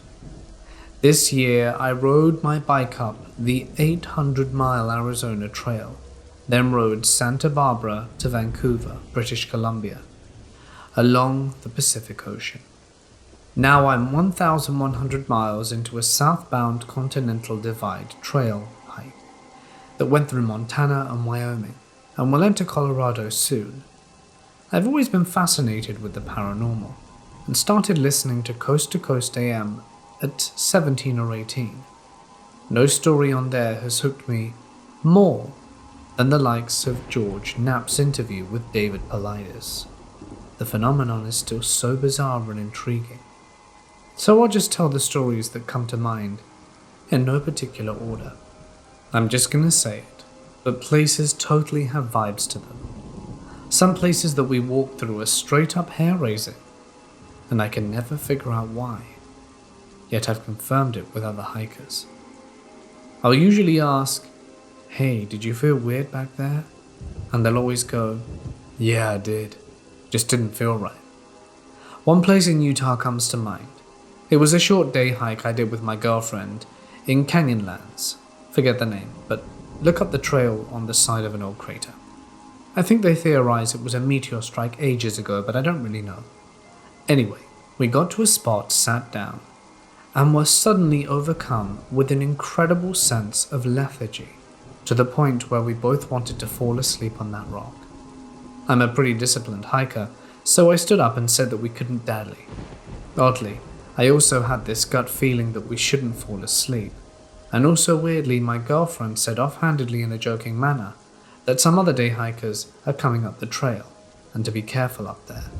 There's a vortex that will suck you in and put you to sleep. She meant vortex in the hiker context of a town that'll suck you in and keep you doing unplanned zeros. But still, odd choice of language, right? And I'm reminded of cases of UFOs and Fae abductions that start with people inexplicably falling asleep in the woods in the middle of the day. Speaking of weird places, the AT Trail crosses through an area known as the Bennington Triangle. Going south, you cross over Glastonbury Mountain and then enter the town of Bellington. Apparently there were 4 or 5 missing 411-style disappearances there in the 1940s, and the natives avoided the area because they believed devils lived on the mountain. When I walked through the day before, I had written a blog post about how the trail was teaching me to follow my gut, and how following my gut always seemed to save me from storms and other things that just generally turn out good. Well, this day I was planning to go through a small town called Manchester Centre, then climb up onto Glastonbury Mountain, and camp on the mountain. In Manchester Centre, I eat a burrito and have the worst stomach cramps I've ever seen. I tried using the bathroom to wait it out, and nothing, so I booked a room at a motel. Literally the second I paid and get to the room, my stomach pain goes away. This was cramps so bad, I was hunched walking over, and then they just disappeared in a matter of seconds. But I'd already paid, so I stayed. I didn't have the runs or anything like that, and everything was 100% normal after I changed my plans. I climbed the mountain and went to Bellington the next day, only after I realized that I would have been on the mountain in the night of a full moon. Is that relevant? No idea. But it just struck me as very odd, how I wrote about following my gut, and then my gut literally forced me not to climb the mountain. Oh, on the way down is where the long trail at the AT intersect, and that intersection is where a young woman disappeared in the 40s without a trace. Weird.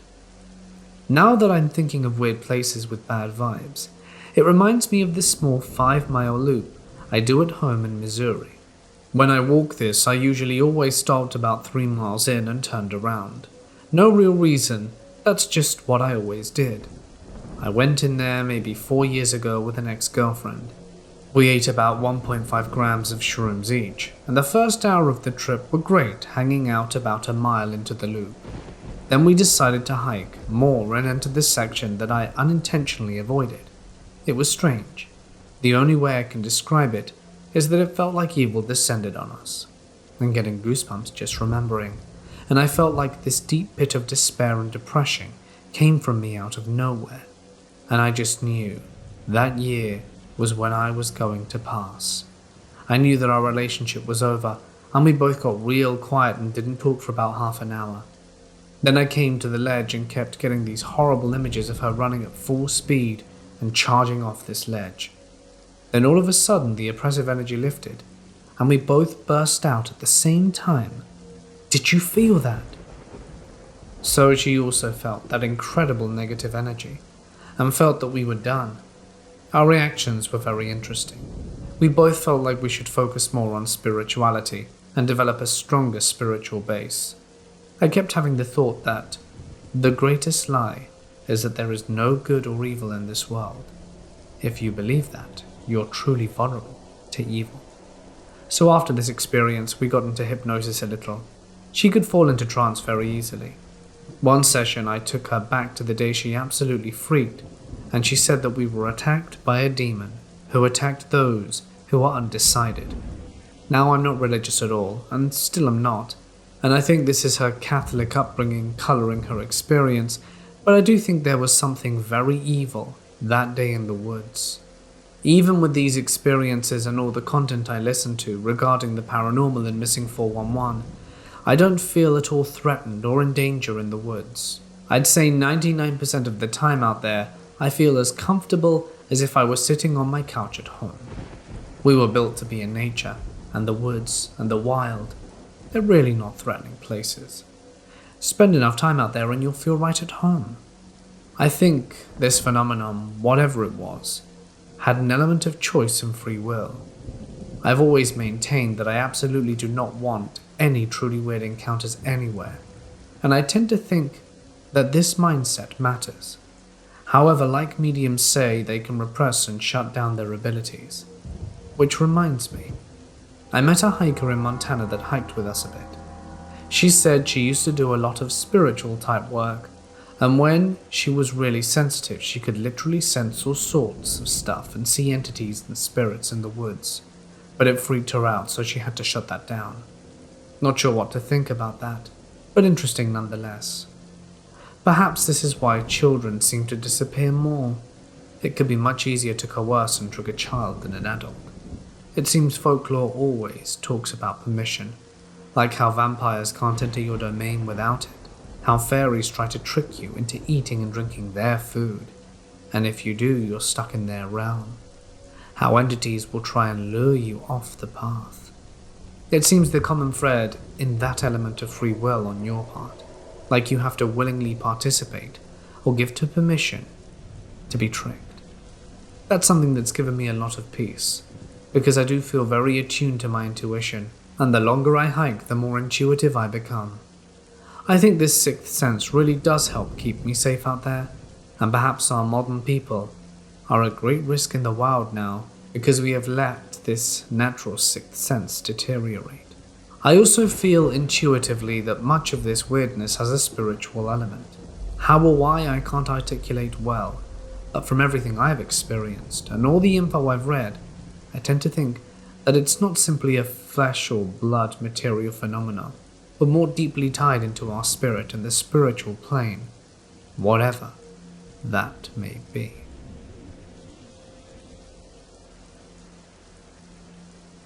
When I was about 16 or 17, I had a friend whose parents owned property deep in the forest of the Ozarks in Missouri. He had depression and all kinds of other mental issues, and he wanted to get away. I asked if I could go to keep an eye on him. His mum drove us up there, and I didn't know there was so much forest in southern Missouri. It went on for miles. When we got there, his mum left us with a few essentials, and during these 2 weeks we didn't have power. The generator was shot, and we were running out of food, so we were on survival mode, and there were no houses for a very long way away. My friend started going crazy. He would go out and wrestle farm animals, pull out his father's weapon, and threaten to end his life, or just disappear for days at a time, leaving me by myself in this dark forest. When he left, it wasn't so bad. It was peaceful most of the time. One of those times I was laying on the couch, and I heard some kind of musical chanting in a high voice, so I looked out the window and there was nothing there. I walked out on the front porch, and out into the forest. I didn't see anything. I thought about taking a walk down to the trail of the lake. The lake was very old and very deep, and as clear as a bell. I got to the head of the trail and something inside me told me to stay the hell away from the forest. I still hadn't seen my friend. I went back inside and ate a sandwich and fell asleep on the couch. When I woke up, it was still daylight outside. I sat up and looked out the window, and there was a man standing in the clearing in front of the trailer. He was native, and was of Native American descent. He walked around the clearing once, stopped in front of the trailer and stared at it for about 30 seconds. Then he retreated back into the forest down the trail. When my friend came back, I told him to call his mum. I wanted to get home. She came 3 days later and picked me up. I told her what happened, and she didn't seem surprised. I'm a female, 27. At the time of this story, I was 19. I was living in Littleton, which is a suburb of Denver. I lived and worked within the same block, working at a hair salon, and lived in an apartment across the street and behind the salon. I lived with 4 other people in a studio apartment. Yes, it was chaos, but I was young and dumb and worked so much I was only there to sleep. While working at the salon, I met people of all walks of life. Most were nice and hard-working like me. In the plaza where the salon was, there happened to be an abundance of loiterers, homeless drunks mostly, and there was a particular man who I often saw. He was an older gentleman.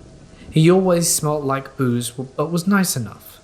Quite the flirt, which was uncomfortable for 19-year-old me. On several occasions, he asked me to come hang out and drink with him.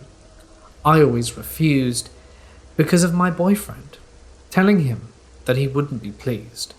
And for the life of me, I'm pretty sure his name is Mark. One afternoon after getting off work at around 4, I started to meander my way across the parking lot to the coffee shop.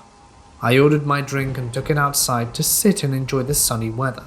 Out of the corner of my eye, I saw Mark approaching me rapidly, a broad smile across his face asking me for a lighter. Begrudgingly, I obliged, passing it all over, and Mark lights his cigarette and returns the lighter to me.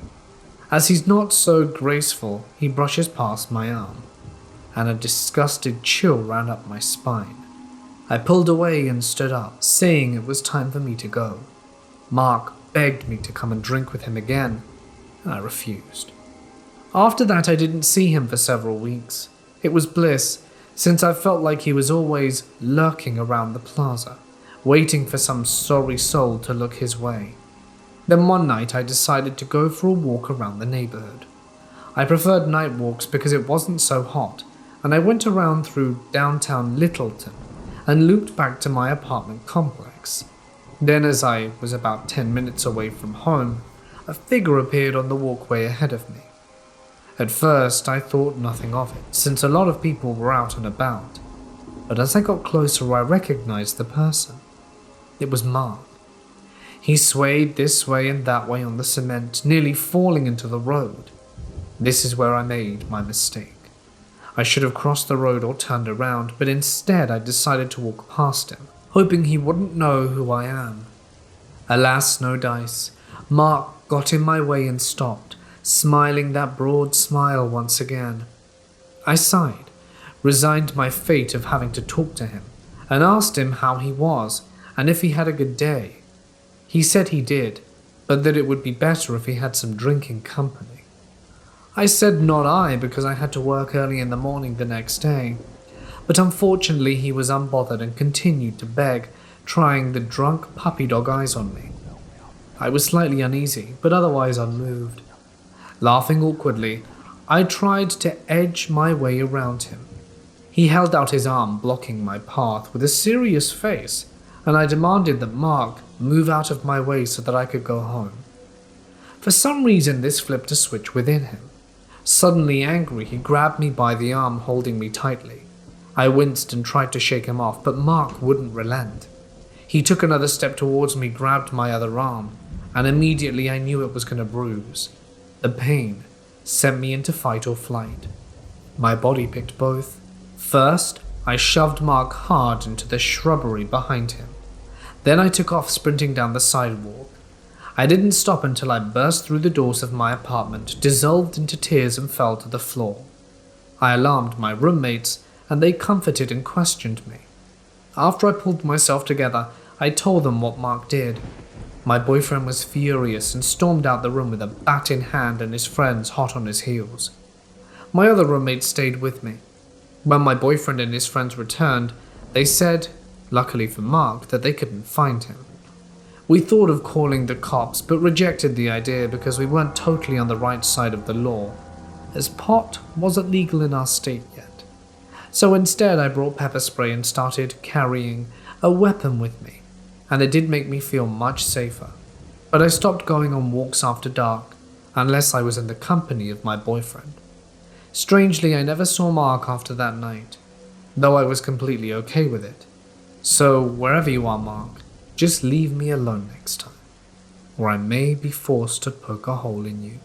This next story also happened while living in Littleton, Colorado. So that you might better understand me, this was when I was also 19.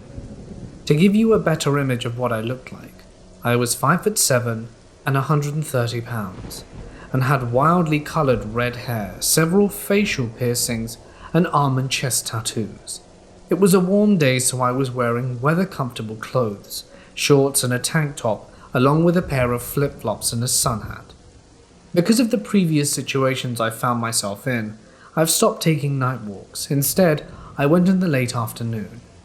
I had let my boyfriend take my truck to work because I didn't have to work that day and had no plans, but I wanted to surprise him at work and take him to dinner after he got off, so I started walking up Broadway towards Colfax. Now, if you've ever lived in Denver or have been there for any amount of time, people will generally warn you about Colfax Avenue. It's busy, and some sketchy wildlife lives there and stalks the street. But for some reason, my oh-so-awesome roommates did not warn this little girl about the many horrors that could await you on Colfax Avenue. Okay, that may be a tad dramatic, but my experience was not pleasant in the least. I turned from Broadway onto Colfax. As soon as I turned, I was stepping into another world almost. There was a bus stop and it was bumping. I'm pretty sure I saw a guy taking bumps pressed against the nearest building. Several homeless people were laying and sitting in various places in the street. Two women were screaming at each other about something, and I walked quickly 2 or 3 blocks with my heart in my throat. I'm not cut out for this sort of social interaction. I accidentally made eye contact with a dirty man lurking in an alleyway. Quickly I looked down at my flip-flops and walked on. After a few blocks, the crowd thinned out a bit, and I was feeling less frazzled. I was actually starting to enjoy my walk and the people watching what I was doing. But then I noticed this van. It was parked on a side street, trying to look inconspicuous, because I could see the driver slide down his seat a little. I couldn't make out the details, but I could see it was an older male with a dark complexion and short dark hair, trying not to stare for too long. I committed this creeper van to memory. It was white with darkened windows, no company markings and no front license plate. Red flags are going off in my head, but I push away the feeling, and I walk around another block or 2 to see the van on a side street. It's moved up a few blocks as well. I get a nervous chill. Though I press on, trying not to look scared, after another couple of blocks I see this van again. I don't like where I think it's heading, So I stand my ground to face this van, staring into this man's face and waiting for a reaction for him to notice me. To my horror, he gets out the van, slamming the door behind him. He's a small Hispanic man, about 5'4", and shorter than me, but definitely bigger. My mind is racing as he runs down the road towards me. I'm frozen. I wasn't expecting this. As soon as he reaches me, he starts speaking in broken English that I can mostly understand. He compliments me, my hair, piercings, freckles, and butt. Oh joy, awkward. Awkwardly I thank him, now confused. What does he want? Why is he so brave? Then he asks for intimacy. I nearly choke and ask him to repeat himself, not sure if I heard him correctly. But I was. He pulled out his wallet and offered me 2 $100 bills. I take a large step back as he grabs my butt and then licks his lips. I harshly tell him I'm not that kind of girl, and he's barking up the wrong tree. I turn and speed walk away from this guy, starting to panic, and I'm trying to think of a plan. The man is following me, waving the 200s around like it would convince me to go back. The first door I see I run to and yank open. I throw myself in at max speed and bounce to the bouncer. I fall on my butt with a yelp, and the bouncer helps me up and asks why I'm in such a hurry. I'm too flustered to talk as he's asking for ID. I look around and realize that I'm in a pub. I tell him on the verge of tears I'm only 19 and trying to hide from a guy outside. I'm practically having a panic attack as the bouncer guides me to the bar and fetches me a glass of water. The bouncer wants a description of the man and I give it. He tells me to hang tight and disappeared round the door. A few minutes later he tells me the van won't be a problem anymore. Reasonably, I'm still scared. My new hero asks me where I'm heading and I check on my GPS on my phone. Only 2 blocks to my boyfriend's work. The bouncer clocks out on his break and offers to walk me the remaining 2 blocks. I beam and latch onto the guy's arm, thanking him repeatedly. He pats my hand, laughing, telling me to keep off Colfax from this point on, and I promised I would. When we walked into my boyfriend's work, he gave me a quizzical look. I thanked the bouncer again and sent him on his way. I explained what happened to the man and he laughed at me. Perhaps I deserved that, but no one warned me. I didn't take him to dinner that night and never walked that street alone again. So creeper in the creepy van, stay away from me and keep your $200 for something less creepy. I need to preface this by letting you know that this is not my story. My boyfriend told me this story about what happened to his friends recently. Last week, my boyfriend went over to his childhood friend's home, Luis, to buy some headlights from him. He lives with his mom and brother David. Luis and my boyfriend were in his backyard talking when they started speaking about David. My boyfriend asks him how David's doing. Luis was very hesitant to answer and kind of fumbles with his words. He tells him, I don't know, he's been in the hospital twice the past 6 months. He's there now. 2 days ago he woke up with his tongue swollen and couldn't get it back in. My boyfriend is like, what? Did he have an allergic reaction to something? No, he's not allergic to anything that he knows of. He literally just woke up. And I know it's going to sound crazy, but I don't know if you're going to believe me. But David's first hospital trip was because he fell down the basement stairs. But he said it felt like someone pushed him. He woke up with scratches all over his back a few nights after he returned from the hospital. Luis continued telling him about the day his brother fell down the stairs. No one was home but David and their 2 dogs. David called their mum to ask for a ride to the hospital. His ankle was swollen and couldn't put pressure on it, and he needed to get it checked out. Luis said that he was at a friend's house smoking and arrived home a few minutes after his mum. As everyone left the house, he was the only one home. He doesn't know if it was because he was still high, but he felt like David or someone was in the room with him in the basement. He could hear talking and someone walking around downstairs. With David being in the hospital right now, their 2 dogs flat out refused to go down to the basement. They will whine and pace back and forth towards the basement stairs. I'm not a huge believer in the paranormal, as I was when I was younger. I'm more of there has to be an explanation and I need to see it to believe it type of person now, but this definitely gave me chills. My boyfriend has always been a believer, and we definitely do have some weird stuff that we both can't explain.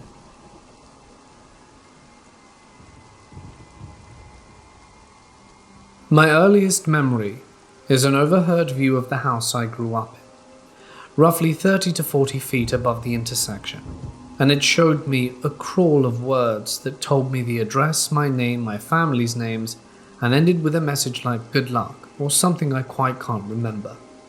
Then I remember being carried upstairs, and a few moments later we had a blackout on the street. Another one was when I was a bit older. I used to walk and run around the woods behind our house. Every so often I'd hear my name get called out, so I'd return to ask anyone who was there, or if they called my name. Usually I got a confused look or thought you were in your bedroom. Eventually I figured it was my imagination and ignored it.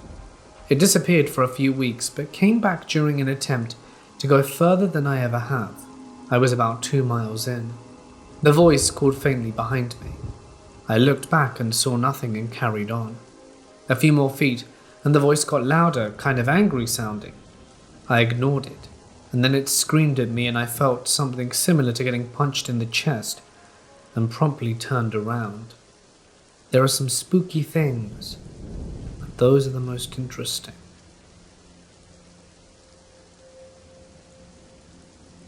I was in college when I had my first solo apartment. This guy across the hall would come over or invite me over, and we'd hang out a few times. However, I would not call him a friend. One night he asks me to loan him money. In addition to not wanting to loan him money, I don't really have any. So he proceeds to ask for a ride to see his girlfriend because she has some money for him, and I agree. We arrive at her apartment, and a small party is going on. When we walk into the party, everyone immediately shuts up and stares at us. He runs off to find his girlfriend, who I find out is his ex-girlfriend. It is awkward because I'm kind of this guy's friend by association, and I'm getting a lot of angry stares. He gets into an argument with her, and we are basically thrown out. He then asks if I can take him to another part of town. He owes another guy some money and needs to go talk to him. We proceed to an unfamiliar part of town, and he instructs me to park in a fairly isolated spot. He explains that he doesn't want the other guy to see my car because he might take it. He owes this guy money for gambling, as well as other things, and he is always behind on payments. I left him and spent the rest of the night in that apartment, avoiding him.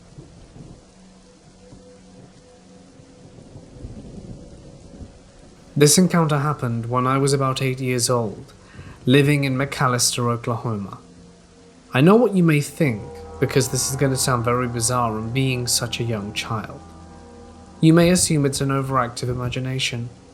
However, I am certain that these events happened that night, and it was more than the overworkings of a childhood mind. One night I woke up in my bedroom that me and my younger sister Autumn shared at the time. There was a faint bit of light in the room that was illuminated from the lights from the park that sat in the backyard of my house.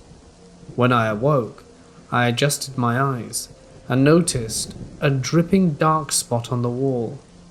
I couldn't tell what it was, but it looked like blood, and from the spot, there were steady drips that dripped down to the floor but vanished completely, just inches from the floor.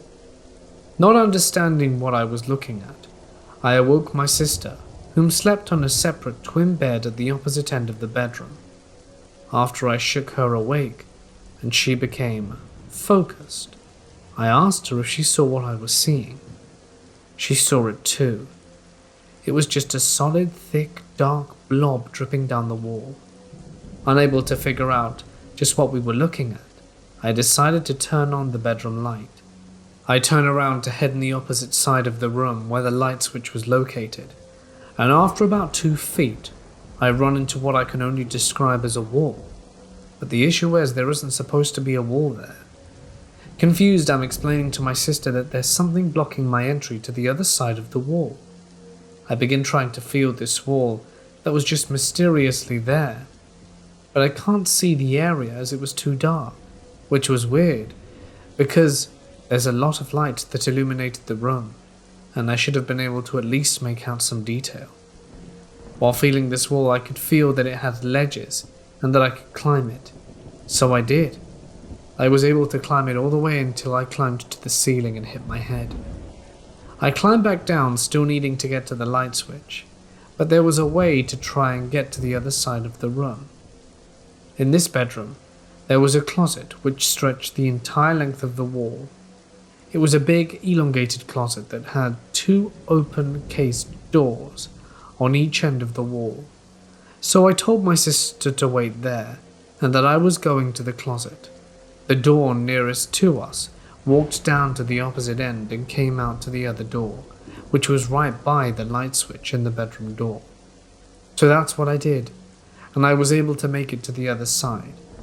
Once on the other side, I felt for the door and found it, but I noticed something strange. When I turned and looked towards the side of the room that my sister had slept on, which was right by the window too, and illuminated the entire room, I didn't see the window, which I should have been able to. Still, I needed to find that light switch and shine some light on the matter. The light switch was just left of the bedroom door, so I felt the door once more, and the knob, and I knew that I was close and it was just a tad further. The strangest thing occurred. All I could feel was the bottom of the switch plate. I was plenty tall enough to reach the light with the greatest of ease. However, no matter if I stood on my tiptoes or jumped as high as I could, the light switch was just outside of my reach. Now it's time to explain the most bizarre part of the whole encounter that I can remember. While struggling to reach the light switch, I stumbled and fell forwards, and when I did, I was seeing inside the living room, which would mean the bedroom door was wide open, and if it was, it would have been obvious because the living room was lit with a window which was illuminated by a street light that shined through the living room window. There was also a VCR with a bright digital interface that my dad never set the clock to, so it constantly flashed to 12. It was well lit in the living room, and I could make out the furniture, coffee table, and the like. As I'm laying face down on the floor staring into the living room, I'm wondering how this is. The door had to be shut, so I looked over my shoulder and the bedroom door was shut, which was painted white, and was clearly noticeable due to the bright colour and the amount of light I had. But somehow I'm in the middle of it, like the door was a hologram. I can't run through the living room and get my parents because their bedroom is just off the living room, but I have this. Gut instinct, I guess. So my only thought is I pull myself back through my bedroom, and I pull myself back and everything goes dark. I'm face to face with the closed door again and I begin to feel the door shut. Not knowing what else to do, I make my way through the closet and find my sister still sitting on the other side of the bed, and the light shining through the window, which verified me that something was blocking the entire room. I tell her I can't turn on the light and she didn't know what to do. She tells me to touch the wall, not the mysterious wall that just appeared out of nowhere, but the wall that in the beginning was bleeding. As I touch the wall, I get what feels like an electrical shock, but it doesn't hurt. It just throws me back and lands me on my back. Feeling completely out of options and scared out my mind, my final conclusion is to lay with my sister in bed, hoping to make each other feel safe and a little less scared, and we both cried ourselves to sleep. I woke up next morning and thought, wow, what a strange dream. Then realized I was still in bed with my sister, and the bedroom was back to normal. After she awoke, she was able to recall the night's events. I have spoken to a famous paranormal investigator about this about 10 years ago. He told me he believes, at that point, I felt through the door and had a strange feeling of not going through and seeking my parents. He believed it was my guardian angel looking over me. If I'd have completely crossed the threshold, I could have been caught in another dimension, never to return.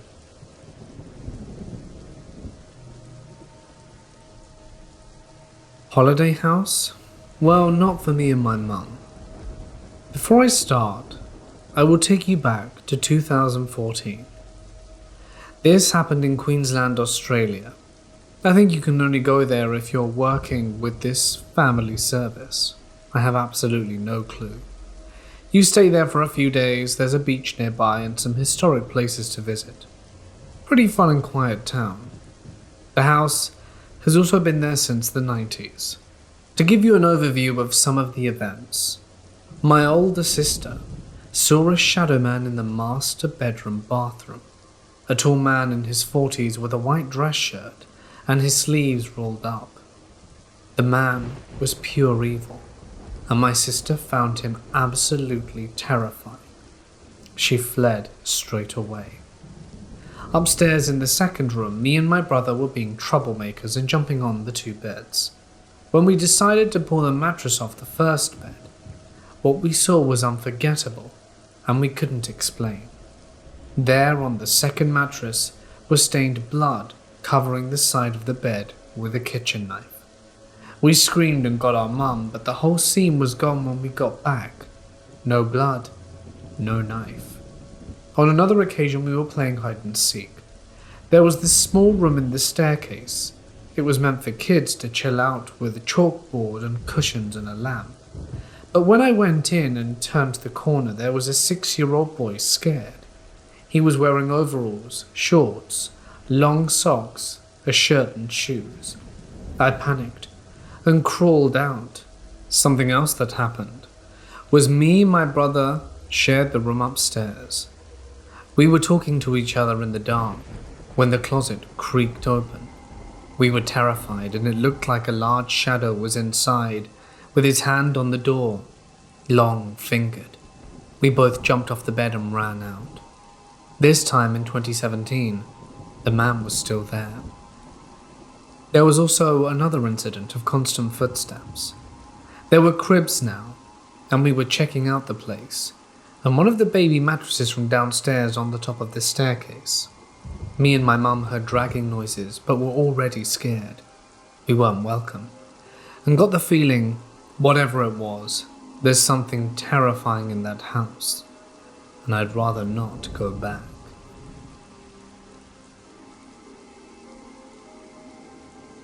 When I was in college, a good friend of mine, John, lived in an apartment above a funeral home.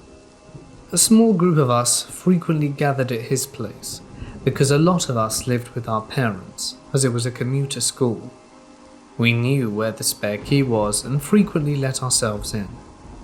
One cloudy November afternoon, I got out of class early at about 4:30 and let myself in.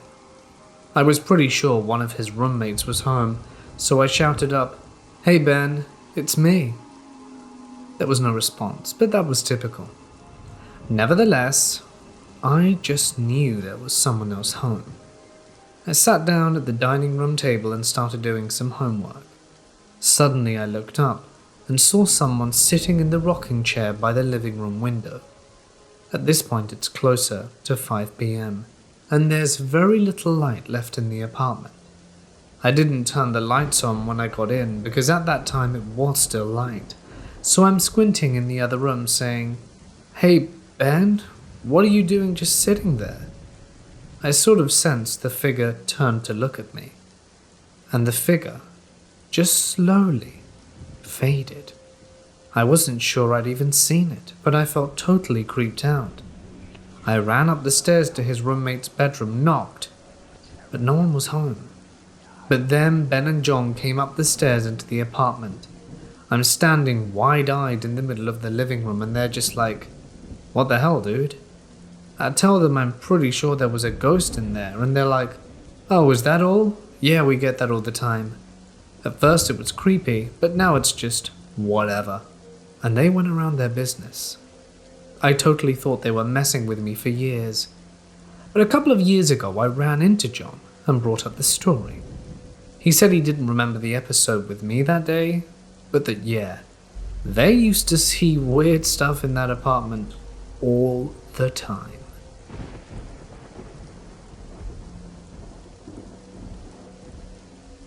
A little backstory. I was a strip dancer for 6 years. I worked in many cities and clubs. At the time of this story, I wasn't a rookie. I was very well versed in the industry. At the time this took place, I was about 20 or 21. It was also in Texas, at one of the upscale clubs, and I never imagined something like this would happen in this place, but apparently I was wrong. I started my shift at 6 p.m. I liked to get there early, meet some of my regulars before the crowd came in. It was about 8:30 to 9, and this really good-looking guy came in with some friends. They were all older, 40 to 45. I grabbed some of my hustle friends and we went and sat with them. It wasn't hard to convince these guys into a VIP room with bottled service, but this is where it went kind of weird. The guy I was talking to wanted a separate room just for us. I thought maybe because his friends seemed rowdy and wanting to party hard, he wanted to have a more relaxed area. I wasn't complaining because that meant I wouldn't have to share my cut of the room. So stupid me saw dollar signs and went in. We got 2 bottles of Dom Perignon, some mixed drinks and shots. Now, a lot of these guys that come into the clubs really want to let loose and brought substances too. These guys had just about everything, and I was definitely a party girl at the time, so I partook in some of these, but I also wasn't stupid. So at the time we were all hanging out in one room together. I took a little hit of something and continued drinking. After we were all hyped up and ready to party, my guy pulled me over into the other room. This guy was 6'4", obviously worked out a lot and was attractive. I, on the other hand, without my heels, was 5'6" and like 120. I sat on his lap and started talking to him and laying my moves down to get him to empty his wallet. We were having a really good conversation, and my bouncers were really good about checking up on the girls in the rooms because they are pretty secluded on the second floor. After 20 minutes of talking, something snapped, and all of a sudden he literally puts his hands around my neck, lifted me up and slammed me against the back of the couch. The couch backs were tall and padded, so it wouldn't have been heard on the other side without the music. I was frozen in fear. After almost 3 years of dancing, I'd never been in this situation. He started calling me names, spat in my face, and his grip around me would get tighter. He would then feel me take a deep breath, like I was going to scream. Luckily, there were also VIP rooms across the large overlook, and a bouncer noticed me kicking and flailing. I faintly remember all of the bouncers running into the room. They had to pry me out of his hands. When I was finally back sitting on the couch, they had him on the floor outside the room, and his buddies acted like they didn't even know him. My manager grabbed me and carried me like a baby to the dressing room, asked if I needed any medical, and I said no and that I was just shaken up. His buddies talked to my manager and basically gave me guilt money for this happening. Apparently he was going through some rubbish divorce and snapped on me instead of his ex.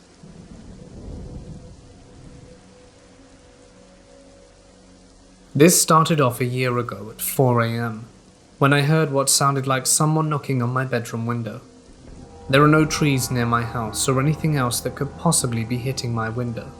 Not only that, but it definitely has the unique sounds of human knuckles tapping on glass. I was terrified and didn't go to open the blinds on my window because I imagined that if I did, I would see a horrifying face staring at me. So I went to sleep and tried to ignore it. It carried on for another half an hour, on and off tapping. It happened every night at the exact same time for weeks after that. But then it seemed to stop, until a month later when I once again, between 2 and 4 a.m., heard the same distinct tapping on my window. I immediately remembered it from before, but this time I grabbed my knife and opened the blinds. I couldn't see anything, which was weird, but I was relieved there was no one staring at me. Ever since then, it happened once every few weeks, or sometimes a few times per week. Always when my blinds are closed, until about 3 weeks ago when I was texting my friend with my back to the window, with the open blind, and I heard it again. Louder because of the open blind. I was terrified to turn around, and I immediately called my friend, who I'd already told about it before, and explained what was happening. He laughed and said I should turn around. I did, and once again there was nothing there, so I said goodbye to my friend and went to sleep. Now it would have been fine if it had just stayed with the knocking and nothing else, but ever since that night 3 weeks ago I've not heard a single knock at my window. Instead I now hear footsteps in the attic, above my room, directly above where my window is. This obviously freaked me out a bunch, because my first thought was that either whoever it was had been knocking at my window has found a way into my house via the attic, or there's an actual person living in my house. I played it off as just sounds that a house makes, and turned it into a joke on my Instagram of Attic Man. But I noticed a few days ago that gradually over the past 3 weeks, since I first heard the footsteps, they've been getting closer and closer to the hatch that leads to my attic, which very unfortunately just happens to be directly above my door. Ever since then, whenever I have to leave my room at night for any reason, I always nervously look up at the hatch first, to make sure it is still closed. But tonight is different. About half hour ago I needed to go out of my room to the bathroom, which happens to be right next to my room. But as soon as I opened my door I felt a very strong feeling of fear, that someone was staring at me from somewhere. I forced myself to go to the bathroom to brush my teeth anyway. But whilst I was in the bathroom I started hearing the footsteps again, right next to the hatch in the attic. I ran back to my room and closed the door and got into bed. Then just recently I heard this light thud outside my door, just as if someone had dropped down from the attic and into the hallway. I was terrified and messaged my friends, but just like my family, they're all asleep as it's 3:40 in the morning. I turned out all the lights in my room except for one, hoping that if there was something out there it wouldn't notice me. For about 5 minutes after that I could hear footsteps and the floorboards creaking along the hall, and then go down the stairs, and then come back up. After that they stopped, and instead I can now hear scratching and tapping sounds in all of my walls. Also, for about a minute I actually heard a weird sound of what sounds like monks chanting, which kept getting louder, until it was loud enough that I was sure I wasn't imagining it.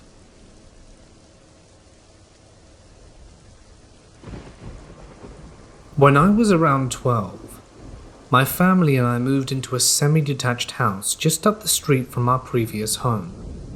The house wasn't very big, and the floor plan for our part of the house was completely different from our neighbours. Our neighbours were a lovely little family of 4. Husband is from England, wife from Norway, which is where I live, and they also had a 3-year-old girl and a 6-month-old baby boy. Now I love children, always have, and at that time I really wanted to start babysitting. It's quite common to start babysitting at age 12, and I was turning 13 in a month later anyway, so I wanted to find some small job. As we got to know our neighbours over the first few months of living there, my parents told the neighbours that if they ever needed a sitter, then it would be nice if they would consider trying me out. Seeing as it would be my first job as a babysitter, we thought it would be smart to start with my next door neighbours, seeing as my parents would literally be on the other side of the wall in case anything happened. Got to a Friday night when my neighbours went to a party that was happening just down our street.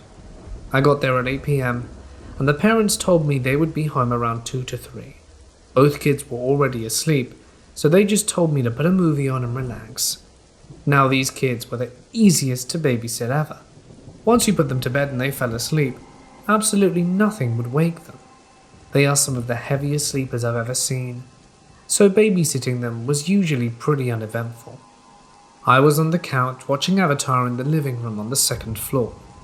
The kids had their own separate bedrooms that were just downstairs where the front door was. I could basically see their bedrooms from where I was sitting, as the place was quite small. Because of the hallway, I couldn't see the front door. Now again, this house was very small, so as long as the TV wasn't on too loud, then I could hear everything that happened downstairs. At around midnight I heard the front door unlock, and my neighbours walked in there while talking. I heard them close the door, and that they started taking off their jackets and shoes. I thought it was a bit weird that they hadn't called to let me know that they were coming home early. I just assumed that it must have slipped their mind, so I went down to greet them. I could hear them talking, up until the point that I came around the corner to the hallway that led to the door, to find there wasn't anyone there.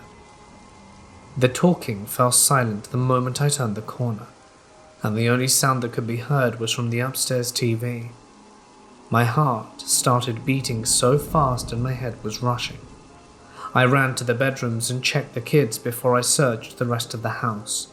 I opened every door, checked every cabinet for anything that could explain what had just happened. But there was nothing there. The kids were still sound asleep. Eventually, I convinced myself I was imagining things. I checked on the kids one last time and made sure the doors were wide open so that I could see them from upstairs. I sat down to finish the movie while trying to process what had just happened. But when I sat down, I noticed the TV had been shut off, even though I'd left it on. When I turned it back on, there was just snow on the screen. I couldn't for the life of me get it to work again. That's when the talking downstairs started up once more. Not only that, but the baby started screaming. This child never woke up from naps and definitely would never scream the way it did that night. I've never ran so fast in my life down the stairs. I rushed towards the baby's bedroom only to find the door closed. I ripped it open, picked up the baby and rushed to pick up his sister, and took both of them upstairs and held those kids for almost 3 hours before they came home. The talking and sounds downstairs came and went as I had the kids with me on the couch. I held them as close to me as I could and tried my best to keep them asleep. As their parents came home, I was too scared to walk downstairs to greet them. I couldn't be sure if it was actually them or not until they walked up the stairs where they found me clutching their children. Obviously, they noticed I was upset and asked me what happened. I honestly felt like I'd lost my mind at that point, but told them the story anyway. After I was finished, they told me that it wasn't the first time that anything like that had happened there. Apparently, they heard the voices all the time at night. I was kind of mortified that they didn't think to warn me before, but they said they were sorry that this happened to me, and the mum walked me home to my house. I slept with the lights on in my room for almost a month after that. Believe it or not, I did go back and I babysat those kids again.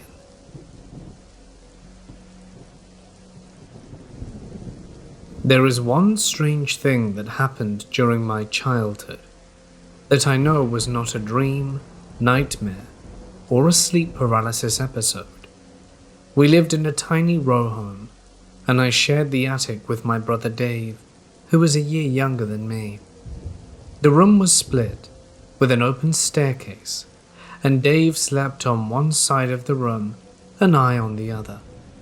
There was a wall light at the top of the stairs that we usually kept on at night, and it happened to be turned on the night when something unearthly dropped in for a visit.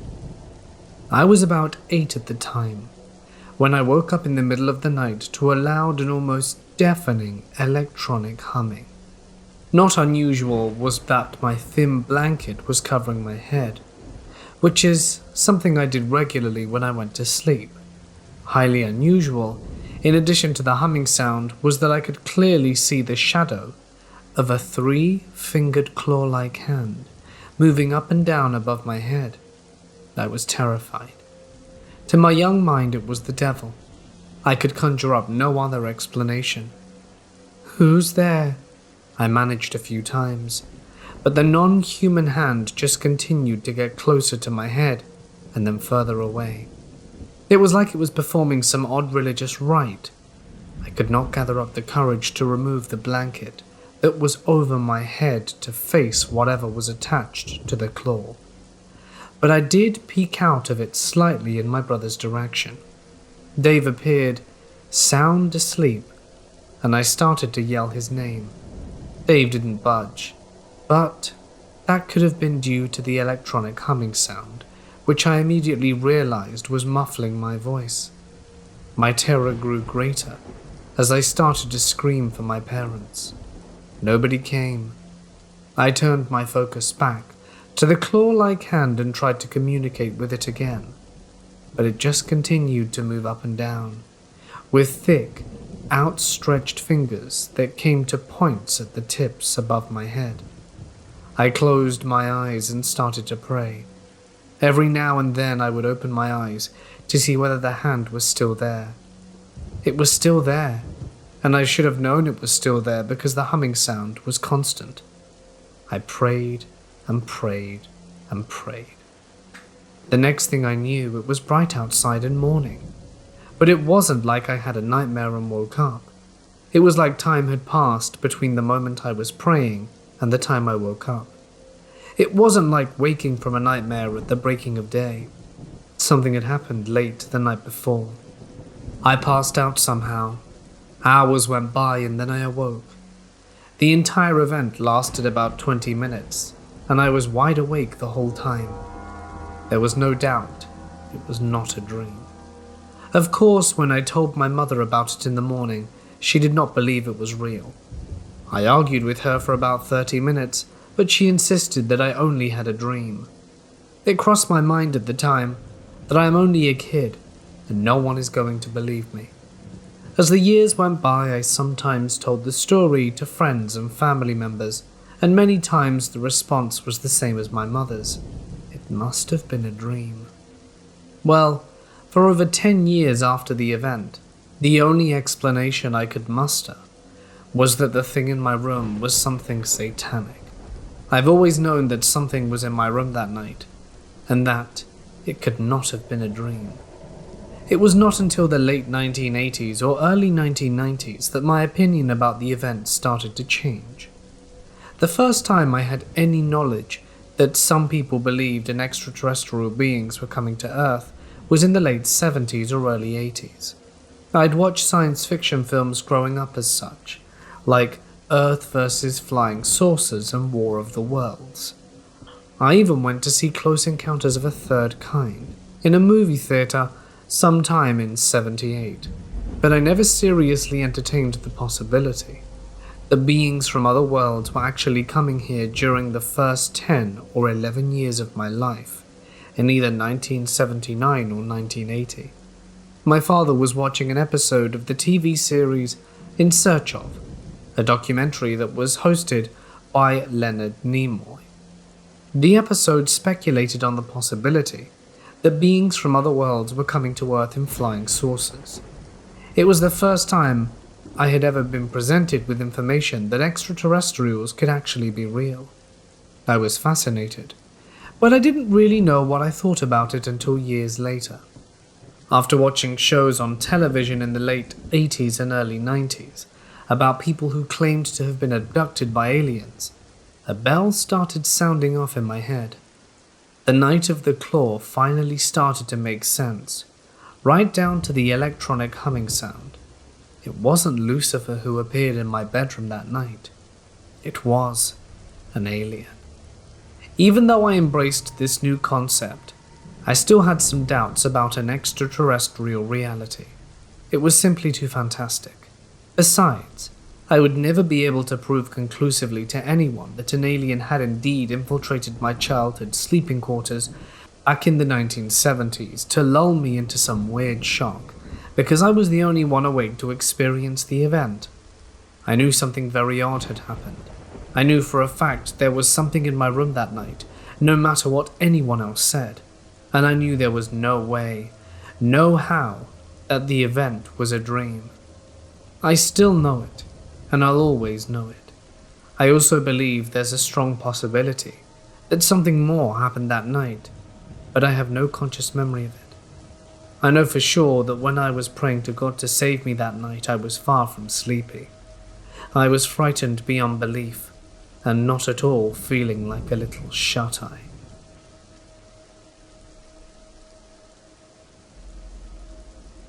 I was babysitting for these two ladies who each had a son. They wanted to go out, so I stayed at one of their houses and watched their boys. It was around 8 p.m. and the boys were sitting on the couch, playing on their iPads and whatnot, when someone knocked on the door. I asked them if anyone was supposed to come over, and both of them said no. I go over and check the eye hole in the door, and it's some guy in a grey hoodie, deliberately hunched over so I can't see his face. Immediately I'm like, nope, and don't say anything and start pacing around, because I don't want to give him any inclination we're inside. A few minutes later I check outside the little window through the curtains and he's gone.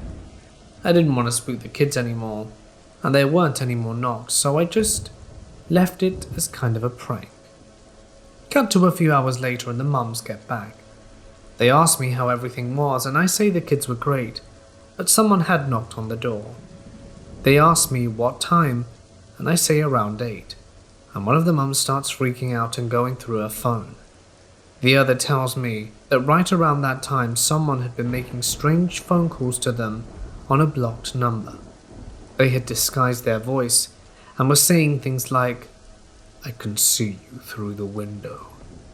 They didn't think it was serious because it didn't make sense in the context of where they were. But in retrospect, they were almost positive it was me he was looking at through the window. They escorted me to the car and I touched base with them later, and apparently nothing strange ever happened after that, and the ladies have no clue who it could have been. But I'm just really glad I didn't open the door, because I have a feeling in my gut it would have been really bad.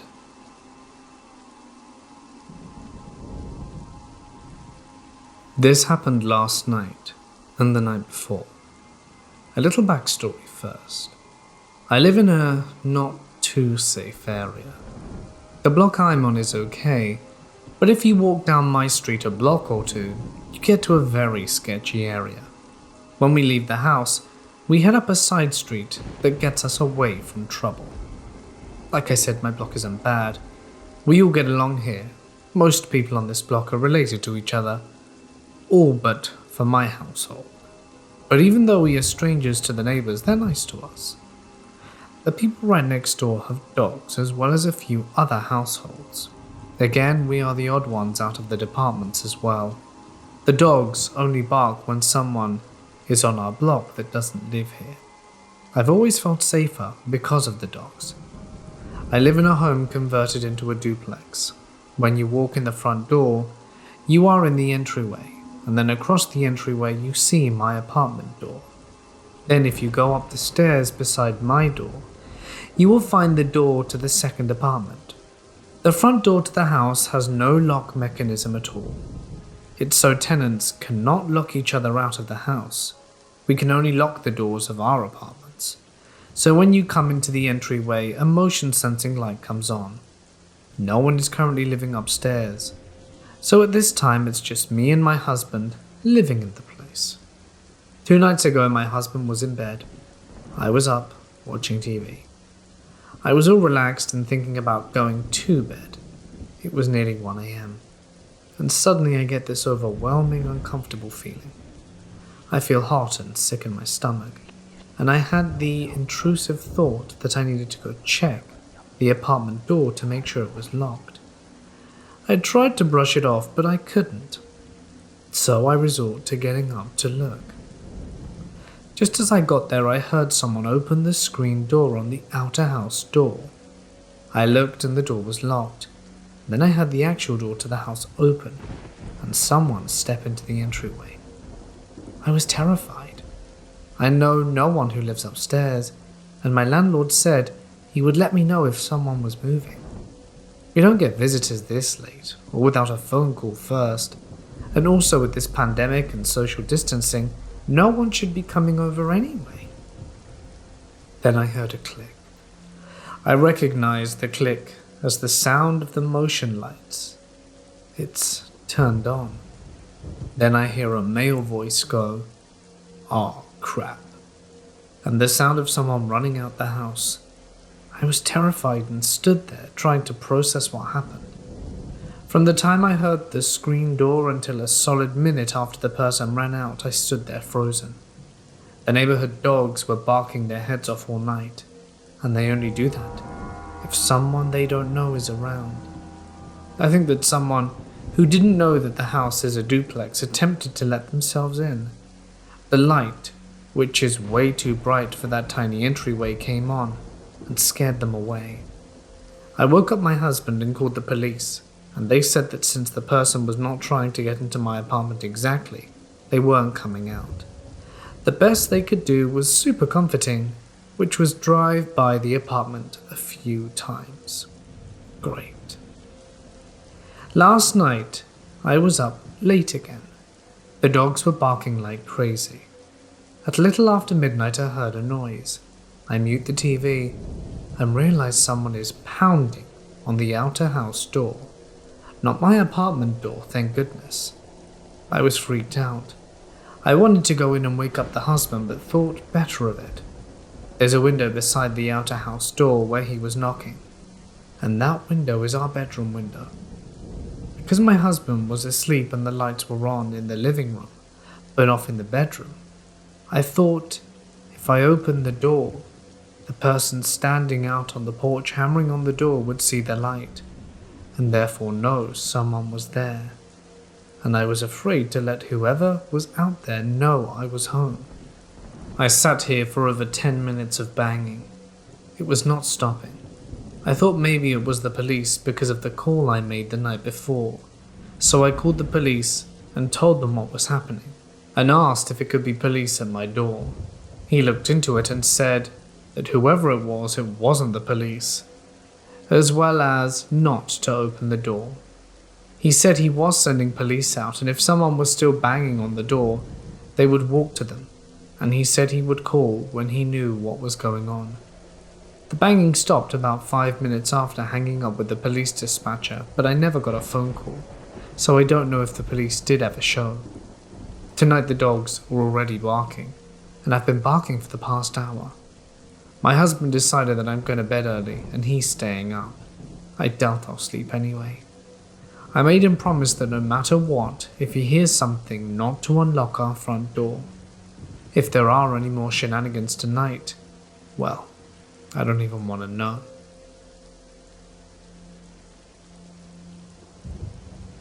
I must have been around 8 or 9 when this happened.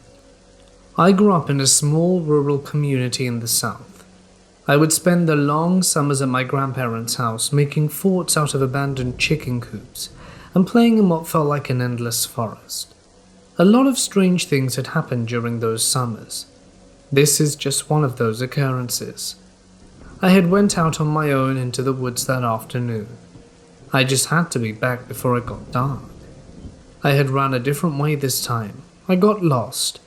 I remember it not being scary, just unfortunate. I had come up upon what looked like a dried up riverbed. I followed it for a while. I'd never seen it before. It was deep, at least up to my head. It just went on and on. I thought maybe it'd lead me back to somewhere I recognized, but it didn't. Instead, the ground thundered. It felt like 1,000 horses were charging. There were so many drums beating in an unnatural tempo. I heard shouting that I couldn't understand.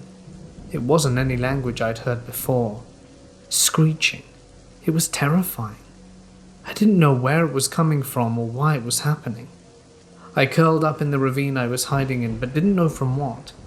The excitement had passed, and I got the nerve to climb out, but there was nothing. It was silent. All of the sounds one would expect to hear in the woods had just evaporated. This was almost as chilling as the horses.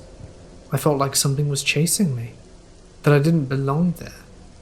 I just ran and ran in a direction, and I came out at a small barn behind my grandma's home. I was screaming when I found her. She didn't seem surprised and didn't discredit my experience. It's like she knew. I'd never pressed her further on it in later life, although I wish I had. I tried to find that riverbed a few years later to no avail. To this day I still have no explanation for what happened in those woods then. I do know whatever did occur, it was not natural.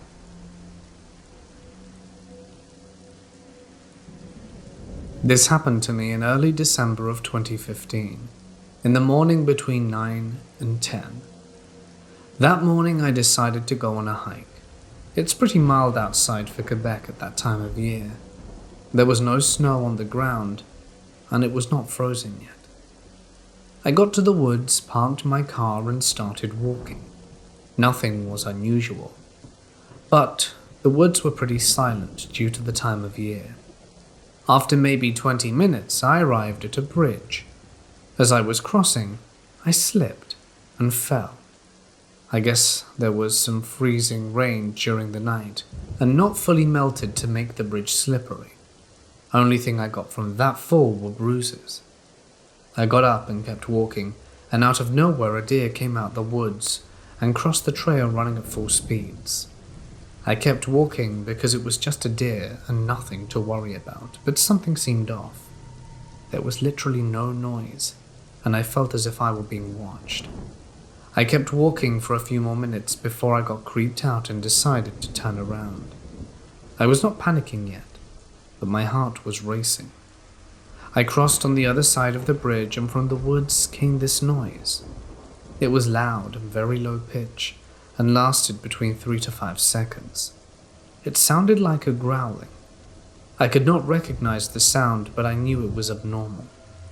At that point I got scared, and suddenly felt my blood chill. I remember thinking, what the hell was that? And could not see anything moving, but could hear some cracking in the distance.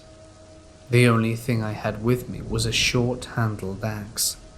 I made an improvised wooden pike to make me feel better, and which probably looked silly, and waited to see if the noise, or what made it, would show its face. But it didn't. I was still feeling watched. But I said to myself, screw it, and kept walking to the end of the woods. When I got back to my parents' house, I told them what happened, and they didn't believe me. My father said it was probably a bear, but I had my doubts. I already had a bear growl at me, and it didn't sound like that.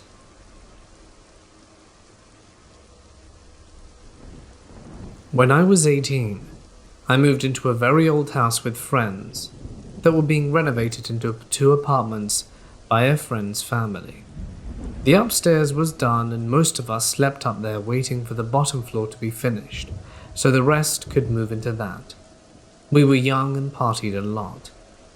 The house had a front porch with an entrance where you walked into a small foyer with a door to the downstairs apartment, a door to the basement, and a long wooden staircase leading to the upstairs apartment. One night after partying, my boyfriend and I decided to sleep on the floor.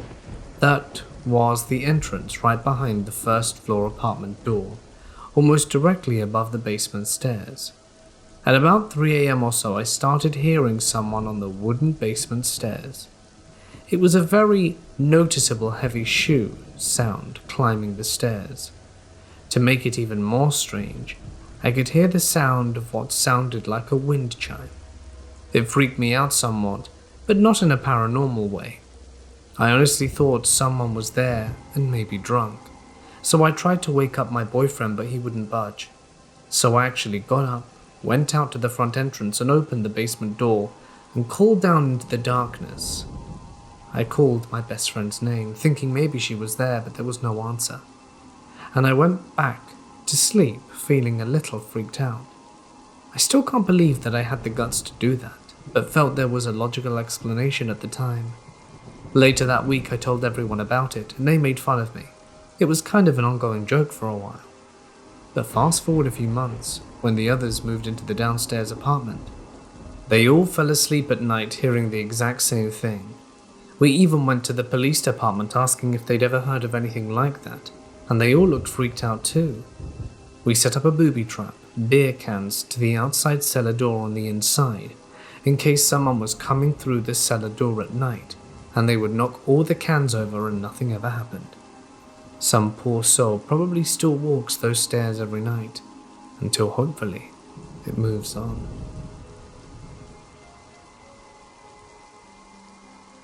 I was born in the 60s and didn't think I'd live to see 30 because I did drugs, drank and loved to drive fast and ride with friends that drove faster. I was a loner. Even very young, I'd walk all around our town alone. My grandma's house was 2 blocks from the fairgrounds, and as a small girl, I'd watch the show parade of fairgoers that you never seemed to see around the town the rest of the year. I was 14, the bicentennial, when the fair came to town in 1976. I waited for Grandma to go to sleep and walked to the darkened carnival. Most of the carnies I met were in their 20s and looked out for me. We smoked together, listened to their biographies, and they're all fascinating people. When we were at high school, there was a popular couple. She a doe-eyed all-American beauty, he a senior, a man, yet had some boy left on his face. Even better, they were two of the sweetest people I'd ever met.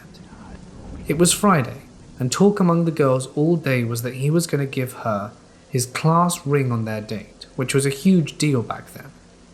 It was a cold winter night when they pulled off the road and parked. He left his truck running to keep the heater on. Neither of them returned home from the date. Family and friends searched through the night.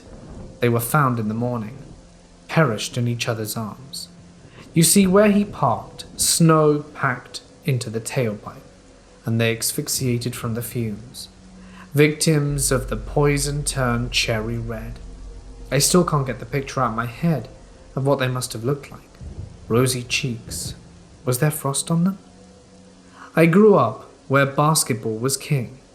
The 3 high schools in my town were rivals on the state level many seasons. When I was there, the varsity basketball players dated the cheerleaders. One Saturday they were hanging out and the guys were shooting hoops. One of the team stars twisted his ankle and had to go to the ER. The boys got in one car and the girls followed in the other. The driver in the front of the car couldn't resist showing off for the girls and had a spectacular crash right in front of their girlfriends. 3 guys walked away, but the 4th lost his life.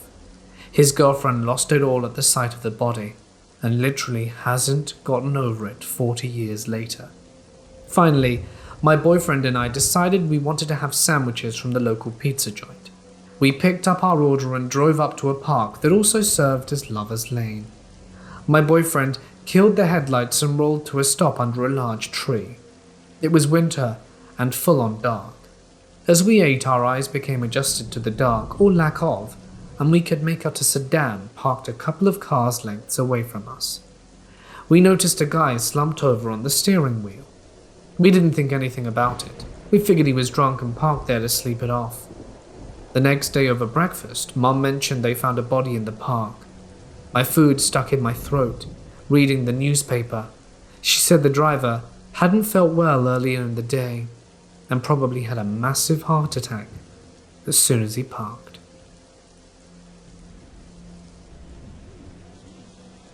To start off, I'll tell you the story about my grandma and seeing stuff.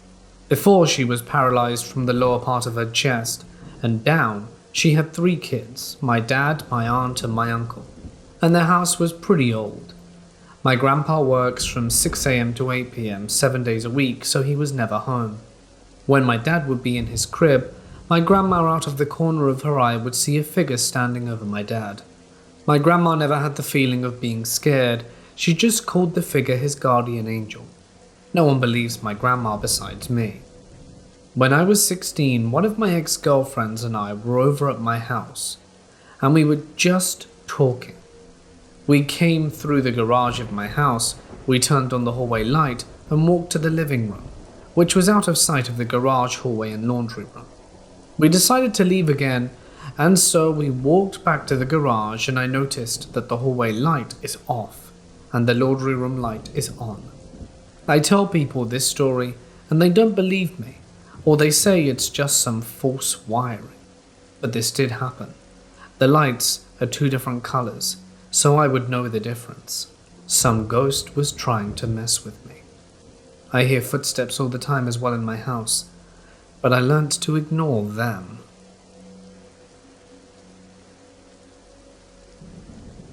I lived in a haunted house for almost 4 years, from 2013 to 2017. There were 2 separate entities living in that house, a ghost of the previous owner's wife who passed away of cancer, and something more sinister, which I will get into now.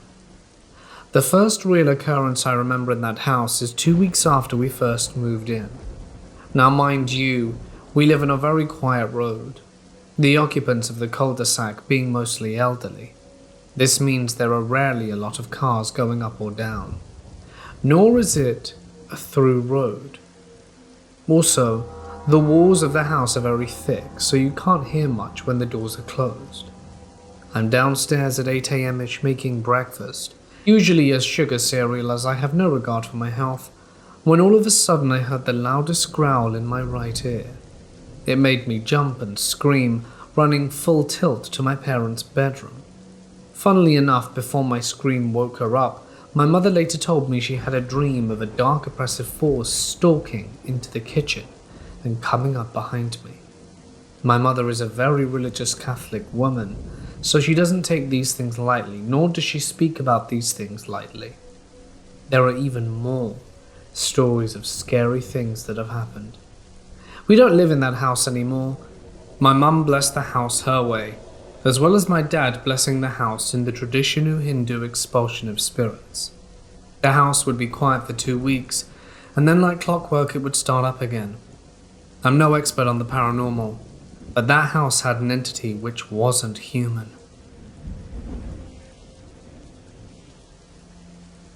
I lived in an old house as a kid until I was 8. It's like 110 years old now. My parents told me the ghosts started appearing after I was born. My crib was in their bedroom, and my mum would wake up to hear me giggling and cooing like I was playing with someone. Other times I'd be sound asleep, but my crib would be rocking back and forth. And on 3 separate occasions, she says she saw a woman in a nice white dress standing over my crib.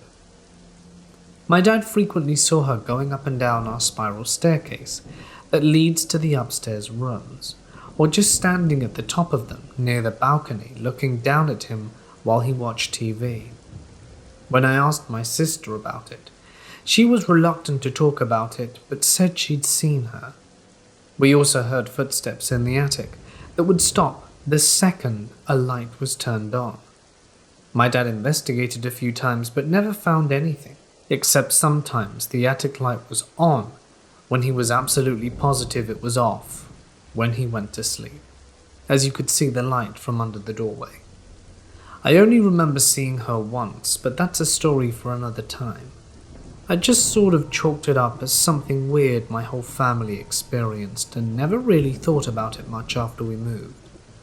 None of us ever got a bad vibe from her, and she wasn't scary, so we just lived with it for 8 years. Fast forward to me being a freshman in high school. I'm in earth science class, talking to a girl I thought was cute. It got to the "so where do you live around?" part of the conversation, and she said, "in the old town near the railroad tracks." "Oh really? That's neat, I used to live there, on Elm Street." "Really? That's where I live, the white one with the green shutters." "No way." I'm kind of amazed at this point. "With the plum tree out front and the white picket fence with the shed in the backyard?" She nods. Then I ask, "Have you seen her?" I kid you not, her response sent a chill down my spine and immediately gave me goosebumps. "The lady in the white dress?" "Yeah." I was floored. I kept thinking, it's like a double-blind study. There's no way she could have known what I meant, and she gave me an accurate description when I didn't even say the word ghost or anything.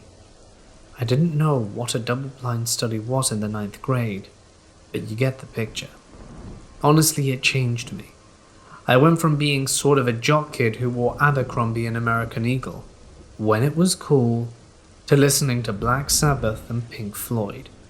My whole attitude on life changed. I became a lot more relaxed and was open to new ideas, whereas before I had this is what's real and this is what isn't idea firmly in my head.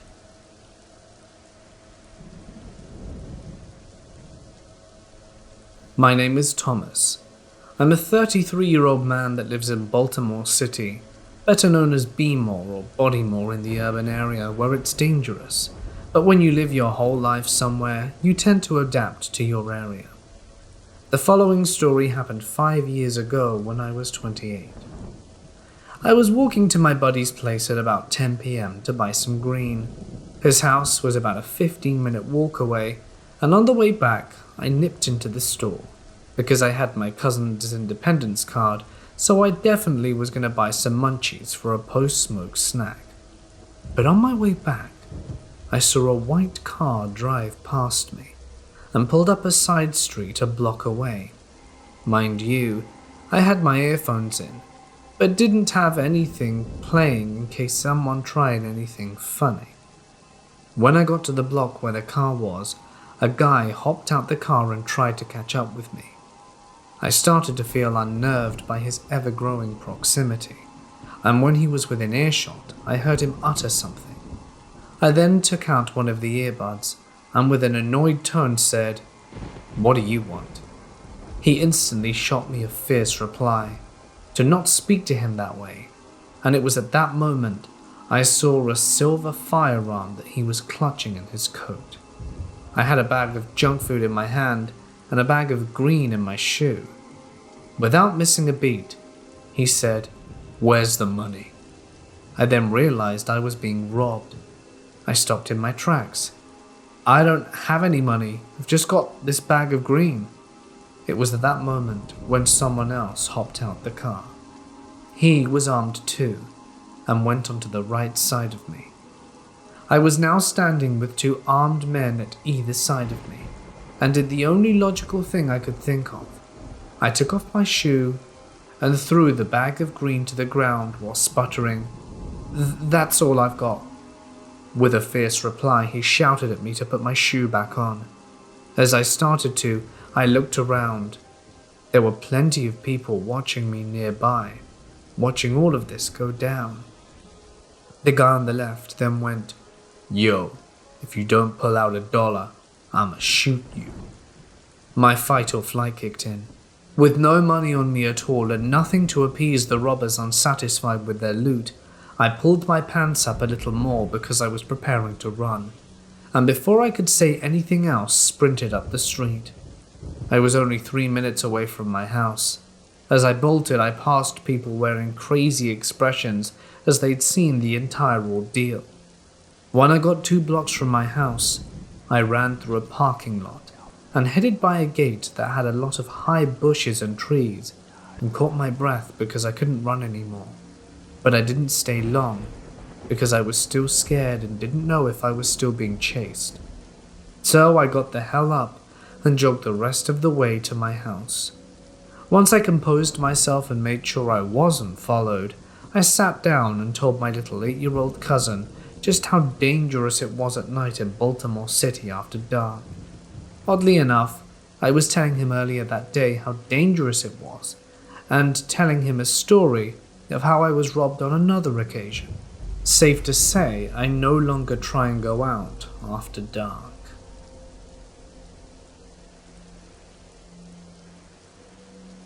I'm a 22-year-old uni student, living with just my mate. I've lived with a lot of people before and hated it, so 2 lads could have been seen as the bachelor life. I loved staying up late, either gaming or just chatting to my mates on Skype. My friend, however, is very predictable and goes to bed at 11, showers at 10:30 like clockwork. So I stayed up until 2 a.m, and I have the top floor. It has 3 windows, one huge window that is slanted off the roof that I always keep the blinds open. When I say it's huge, I often climb through it to chill on my roof and watch the stars. There's a lot of space for me. Between 2 to 3 a.m. I climb in bed, boxers only, and watch YouTube videos until I drift off, facing away from the window. During watching Cryatic, who is an amazingly chill voice when reading horror stories, I hear creaking. Assuming it was the video getting to me in the psychological horror high, I ignored it. The video ended and I was about to choose another longer one when the creaking came back. The walls are paper thin, and I've had a house invasion before, so I was a little on edge. Calming myself by switching sides, just in case anyone comes in my door. It was also the same side as my window. The creaking continued, until it felt like whatever it was in my room. My eyes couldn't believe what I saw. A dark figure slowly manifested at my window, first a head, then a body consuming my window. I waited and tried to make it out, just staring, and thinking. That's when I heard it. A tapping on the window glass. It was real. I jumped out of bed, remembering that I kept a weapon somewhere in my room. Where was it? I slammed on the lights and saw a face looking back at me. "Shota, help!" I screamed. No movement. We stood there looking at each other. "Shota, get up here!" I yelled again. I stood at my door, practically naked, wondering if I should stay or run. I stayed and my roommate never came. The man at the window said, "Excuse me, let me explain myself." I stood there speechless. "Can you please open the window so I can speak to you?" he pleaded. I beckoned near the window. "What are you doing on my roof?" "I'm your neighbor," he apologizes. I take a second thought but open my window. "Sorry, I'm drunk and trying to find my window. How are you?" "You scared the living hell out of me. So do you know Lucian?" I was friends with my neighbor, and he just left for a different university and informed me other people were moving in. I motioned to get dressed as I realized I was naked. No," he replied as I got dressed. "Lucian from next door? He said there would be new people moving in." "Ah, yes, I know him," he replies. After talking to him and feeling calm, he says he must try to find his window and leaves. I watch as the black, greasy hair and slightly trimmed beard with an athletic figure goes to the left. I go downstairs to my housemate and yell at him for not coming up. He says he didn't hear me run down, so there was no need to panic. Having a laugh about it, I go to my neighbor's house in the morning to joke, knocking on the door, and it's answered by a big, slightly fat man, who I am now friends with, and I ask to see both of them and introduce myself as the neighbor. One more person comes down with mousy brown hair, no beard, and is still quite small. After meeting them, I later had a small gathering with friends, and when 2 a.m. came, I told them it was time to get my own back. Climbing out of the window alone, I shuffled to the next window and mischievously knocked on it. I looked inside to see his horrified face, but there was nothing. The room was empty. No one lived there.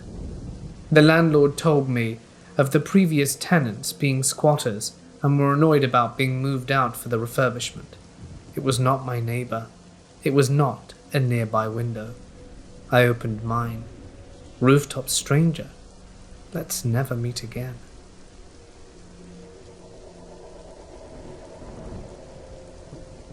My wife and I were out for the night. We've had the same babysitter taking care of our twin boys for a while now. One of the boys was having issues falling asleep, teething in night terrors. Around 9 p.m. we got a text from her, and my wife and I were super creeped out.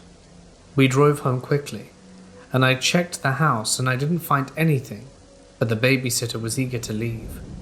I've never seen a person's face more pale since that day. Here's the babysitter's text from that night. "Hey, so I just had something really weird happen. No problems or anything, just strange. When I turned on the baby monitor, Link was up, so I was pretty much playing a game of back and forth of picking him up and rocking him and putting him back to bed. Finally, after I put him back in bed for the 3rd time, I didn't hear anything for about 5 minutes. I looked into the baby monitor, and there was a person or something bending over the crib. It looked like me bending over the crib, so I assumed the baby monitor glitched from when I was tucking him in. Then I realized I was not wearing a blue shirt or black pants. I took a picture of the screen as well, and there seemed to be a cloudiness to the video as the sound cut out. If you look at it, it almost looks like somebody's in the crib with him, cradling him, almost calming him. I thought it was one of you guys that had come home early and heard him crying, so you went to comfort him yourself. But when I went upstairs, there was no one there. I honestly didn't know what to make of that.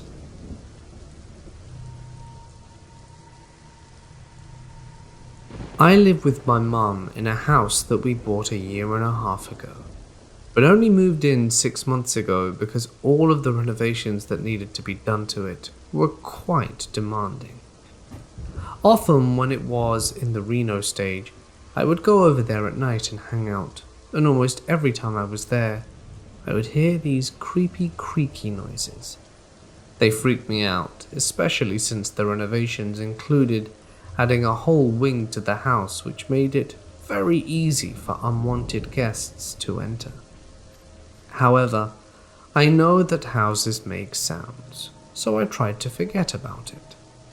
One late night during the reno phase, I went over to the second house and punched in the garage code.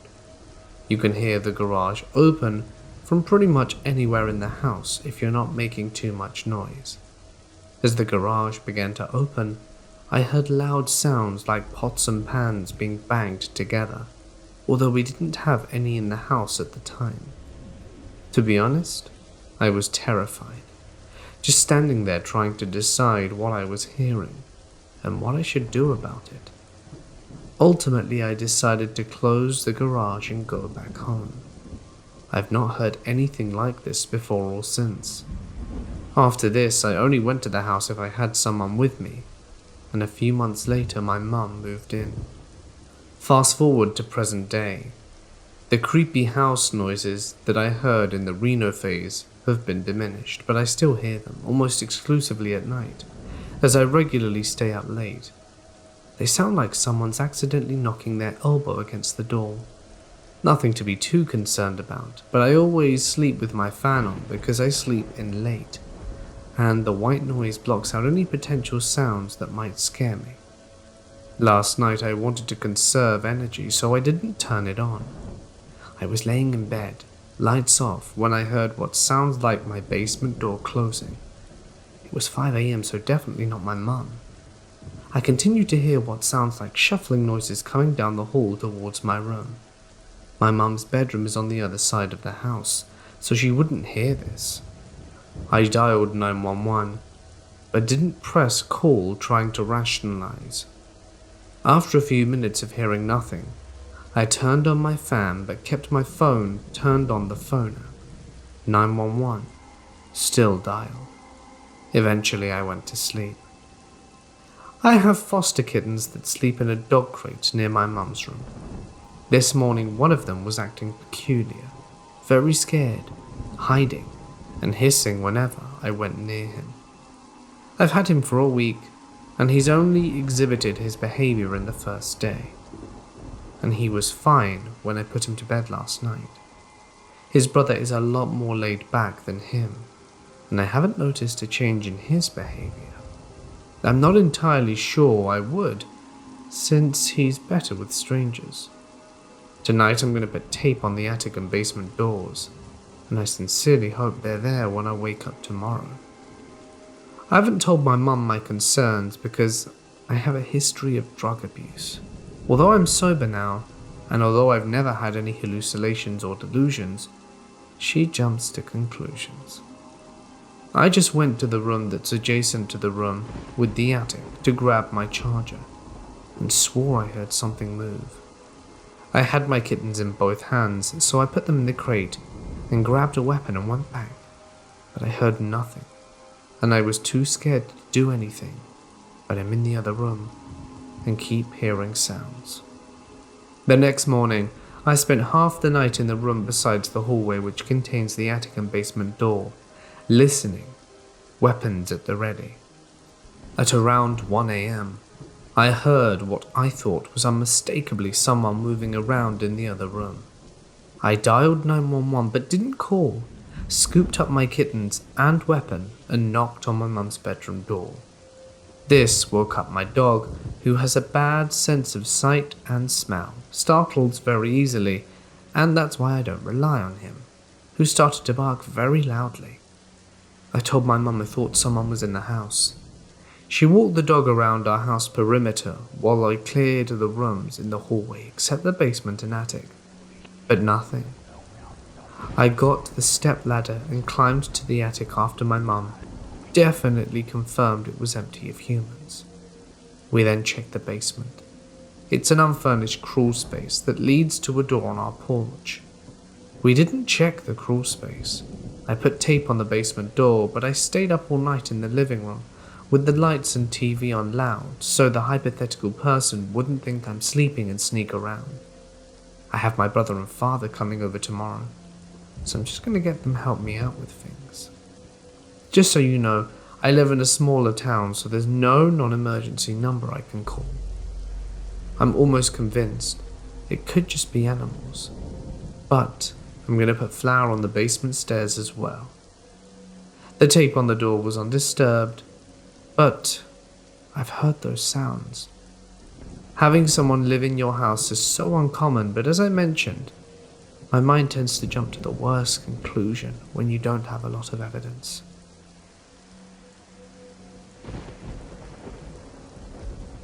I'm a female in my late 20s, 5'8", 135 pounds, who would be described by her friends as very adventurous, immodest, uninhibited to all, too eager to press the boundaries of her experience, and just a tad crazy. The foundation for my adventures was laid some time ago while watching television with my friends, Todd and Beth. We were watching the Survivor TV series, and I piped up and said that they should be totally alone and deprived of clothing. So my friend said, "Oh, like you could do that." And so the challenge was served, and I accepted. As the scenario developed, I was to be abandoned on their private ranch, deprived of any clothing, including shoes, left to wander some 2,500 acres to locate food and drink in hidden ice chests until such time as to I was to be picked up at the far end of the property some 3 miles away. I was provided a mattress to sleep on, placed out in the middle of a huge open pasture with no blankets or pillow. The chests were scattered, and I had to return to the mattress at night to sleep on. Basically, I couldn't sit in one place and wait to be collected. The dangers were poisonous snakes, insects, and some predators, mountain lions and coyotes, and the elements. I spent considerable time conditioning my feet, as I felt that they would be my most vulnerable attribute. So when the day came, we drove 30 miles out to their ranch, and gave me a map to locate the chests, took all my clothing and dumped me in the middle of nowhere for 3 days and 2 nights. At the end of the weekend I was picked up, filthy, sunburnt and tired, but I felt victorious. The experience sparked in me the desire to periodically repeat the thrill of the state of vulnerability and adventure. Several times a year I repeat it, although I do find myself without my friends' participation. I do always coordinate with them when I'm going, and to take a cell phone with me. I take minimal provisions, park my car, lock my clothing in it, hide the keys nearby so I don't lose them, and then hike, explore the camp in the rugged wastelands of Texas. My camp is merely a spot where I keep a tent to hide in should it rain. I carry it in a sleeping bag that I stuff with an air mattress. I don't sleep inside it, I just lay on top of it, out in the open. My last adventure started like the others. Lock clothes in the car, hide keys, and hike to my camp. Upon arrival I noticed that the sun and elements had taken a toll on my cheap one-person tent, but it looked like it might protect against mild rain, although none was forecast. I put my sleeping pad in it so it wouldn't blow away, and also my bag of snacks, cell phone, water, and a flask of bourbon. Then I went on my naturalist hike. I explored for several hours, enjoying the wind and sun on my body, and feeling part of nature. Towards sunset I hiked back to camp, pulled the sleeping pad out of the tent, sat on it and ate. I sipped on my bourbon as I watched a beautiful sunset, then laid back on my pad and watched the clouds drift across the night sky until I drifted off to sleep. As I slept, more clouds moved in and the wind increased. The cooling breeze brought a chill, and soon I felt the first raindrop plop on my belly. I pulled the bag into the tent and laid on it as I listened to the pitter-patter on the nylon. As the wind and rain increased, I began to hear the thrashing of brush around me. Was the wind that strong? Then I heard the snapping of limbs and what sounded like growls. Not just growls though, snarls. Then a scream rang out. Something began tearing and pulling at the tent. It started pulling the tent over and dragging it off with me inside. At this point, my survival instincts kicked in and I bailed out of the tent and started running towards my car.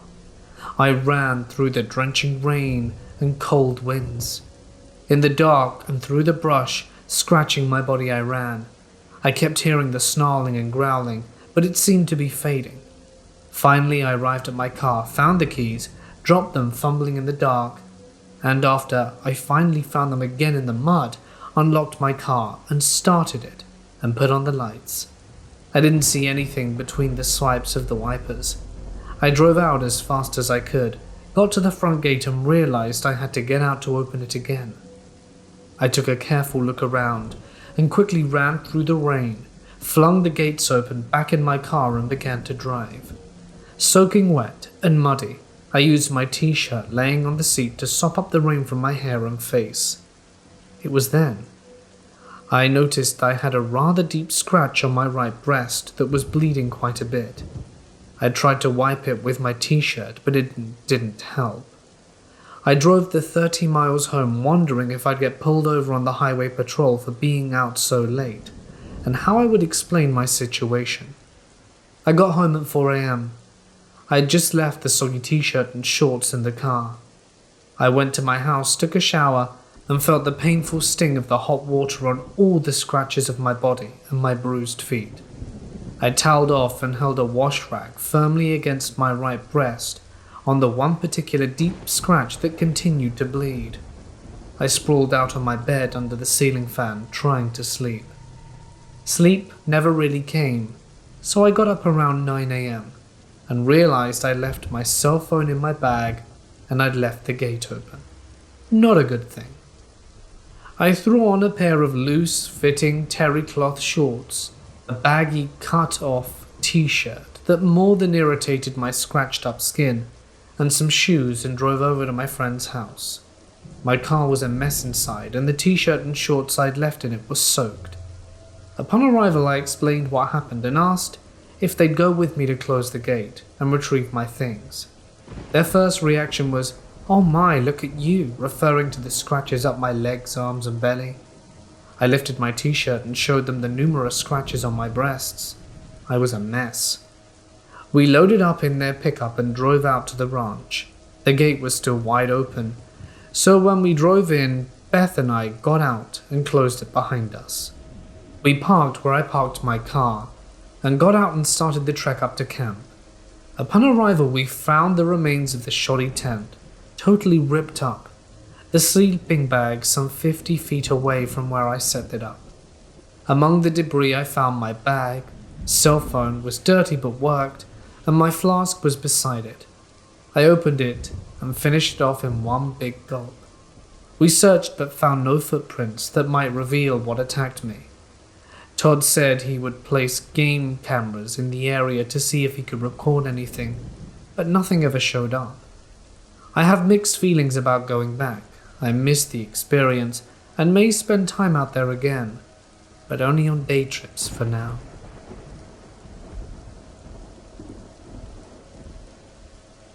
I was foraging in the woods for raspberry leaves for a tea. I was foraging on private property with permission, and the owner, an old lady, was not there. I was in the middle of the woods, and I came out into a clearing and was doing my thing when I looked up. A bald figure in a seemingly fresh, washed, white sweatshirt was staring at me. The moment my head moved up, they began to run clumsily back into the woods. I didn't get a good look at them, and I'm not sure if what I saw was correct. It was a blur because I immediately looked away. All I knew was that it looked bald, and their sweatshirt was stunningly white. I looked down for a fraction of a second, stupefied and scared, freaking out a little bit. I looked up again to make sure they weren't going to try and attack me. Having been a miner, that was a concern of mine. But when I looked up, they were gone. I slowly walked to where the man had stood. "Hey, what are you doing?" For a near second I stood there, but then I began to book it in the opposite direction. My sense had finally come to me. I've no freaking idea what happened, and I definitely will not go to that specific clearing again.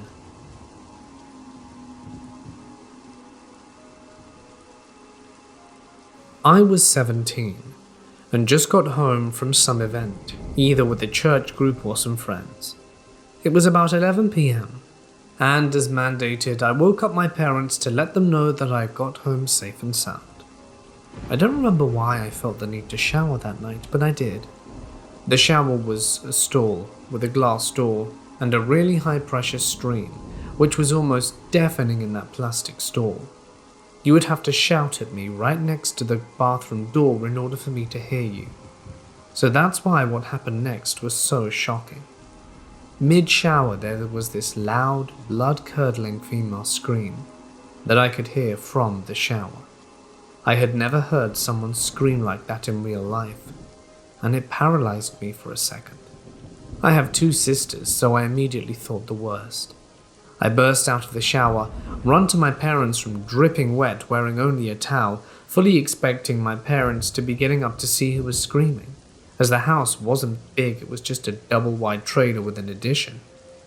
I was shocked to find them in bed, still asleep. Their door was open. If I had heard the scream, then they really should have heard it too, especially since neither of them are heavy sleepers. I woke them up quickly and asked if they had heard that scream, which they didn't. Mum was concerned, and Dad hopped out of bed and was checking on my siblings, all sound asleep. We searched the house, and even looked outside, but there was nothing. He usually gets annoyed and upset when I talk about the paranormal. He had to exorcise some evil spirits from a room when he was on his mission in his 20s, so he prefers just to have them not exist at our house. No scary movies or anything of the sort. But this time he was pretty calm, probably because he could tell just how upset I was. I wasn't dreaming, hallucinating, or making it up, and he knew it. I was standing naked with a towel, nearly hyperventilating and still dripping from the shower. Dad tried to comfort me, telling me it was probably just a cat outside. Yeah, really. He didn't believe it, but that's what he was selling, so I better buy it. I really had nothing else to do but to go down to bed, down in the basement where most of the activity occurred. But you bet your butt I didn't sleep there much. Whatever it was screaming would bug me periodically. I was the only one in the basement, so naturally I was the only witness. I have plenty of stories that have also happened, but none which my family would believe.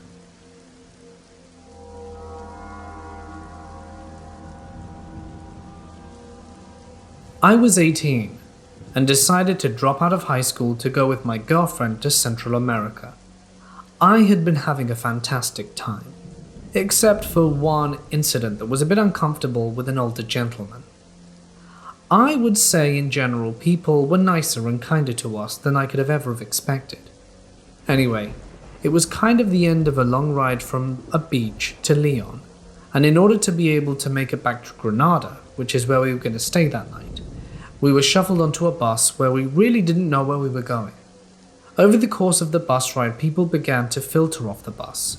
We didn't notice at first because it was over the course of a few stops and we were trying to rest a bit, but by the time we got into the city of Managua, there were just about 4 or 5 people on the bus, including us. The sun had gone down, the bus was driving into areas where literally every structure was half-built concrete and corrugated metal sheets, and the streets were getting narrower and narrower. We saw 3 dead dogs on the side of the road, which were being eaten by other dogs, and then we stopped looking out the windows. Eventually the bus stops, the driver quickly ushers us off the bus, and then locks the doors and drive away. We look around and it's the scene of a nightmare. I don't want to over-dramatize it, because in many ways it was the saddest and darkest part I've ever been to, but there's a lot of desperation there that I couldn't fully comprehend. It was like if you took everything terrifying a drug addict might meet in East Harlem at 5 a.m. on a Tuesday, every schizophrenic patient who's ever received treatment of any kind, and every young opportunistic criminal you've ever met, and left them to fend for a year. One woman who sticks out in my mind was standing on a pile of cinder blocks, licking a downed power line with her eyes rolled back in her head. We stood there for a good 3 minutes trying to say under our breaths to each other, "What are we going to do?" Every cab that drove by ignored traffic lights and wouldn't stop for us, and people started noticing. The true scariest moment was when people started coming out of their houses and just standing there staring directly at us. My girlfriend was on the verge of tears at this point, and finally this little old woman came running out of her house yelling at us, "What are you doing here?" in Spanish, and grabs us and pulls us into her friend's shop, shouting and shooing away the people who have crowded closest to us. She then tells us that if we have walked a block in any direction, we would have been robbed, beaten, or worse. She locked us into her shop until we could jump into a car that her friend had called that pulled up in front of the shop. Moral of the story, we nearly perished in Nicaragua.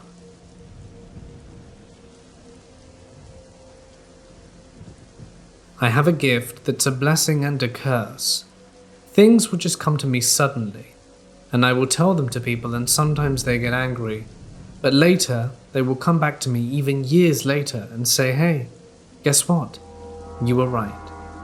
I also get premonitions when the phone is about to ring, and I think of the person and what they're going to talk about, and then the phone will ring about 30 seconds after, and often when I'm thinking of someone before I interact with them unexpectedly, it's like their energy is meeting my energy before I even knew they're going to speak to me.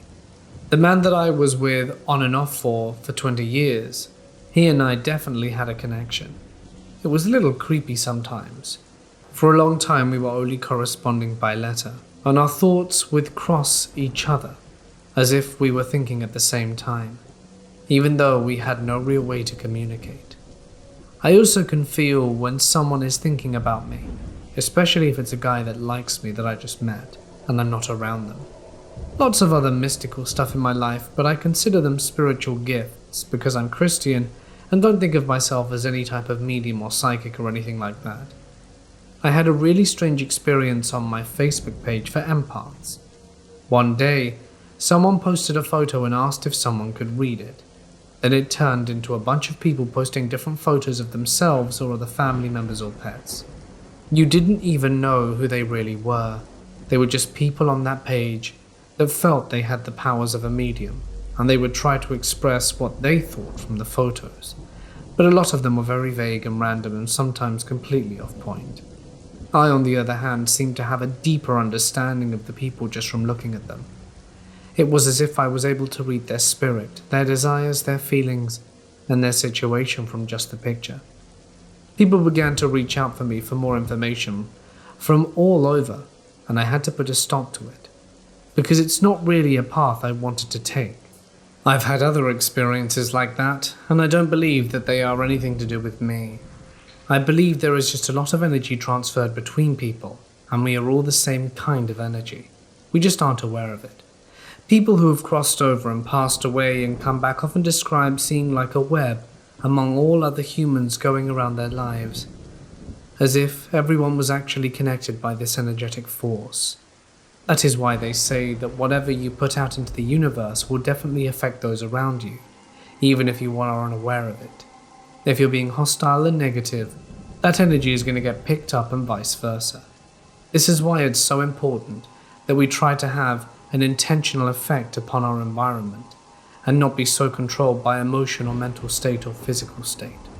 I've also heard that studies have been done showing that prayer actually does help people, and if you think hateful thoughts about someone or want them dead, this can also actually physically affect a person, probably more so if you're connected to them in some deep way.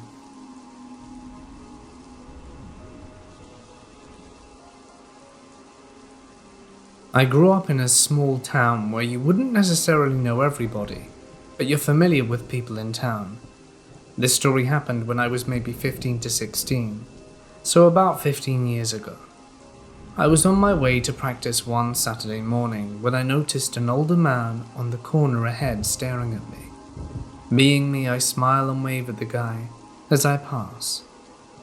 Back then I smiled at everyone, and then I stop at the same corner waiting to cross. The guy comes right up behind me and I vaguely remember smelling him, feel him breathe on my neck. I'm a bit worried but brush it off as being overreactionary. Light changes and I carry on. and this guy speeds up walking behind me, mumbling something to get my attention. I must have looked terrified, because a woman begins to walk next to me asking if I know the guy. I tell her that I don't, and she stays in pace with me and has to go into the local grocery store that we're passing in front of with her. We get to the store, and the lady immediately grabs an employee at the register for help. At this point I'm shaking in fear, trying to hide behind people standing by the register. They're all discussing something. I'm not sure what, because the guy that was following me was just staring at me through the window, making a throat-slicing motion, and I'm paralyzed. The people at the store gathered around me to make me feel safe, as I'm pretty sure I broke down in tears when he did that. And soon after, the cops came, and I watched them arrest him. I don't remember much after that besides my parents picking me up from the store and going to the police station. My dad actually worked as a dispatcher in town at the time, and he told me a few days later the guy was off his meds and had been brought into a local psycho hospital for treatment. I never saw the man or the woman who saved me after that. So, to my guardian angel, I never got the chance to thank you for protecting me.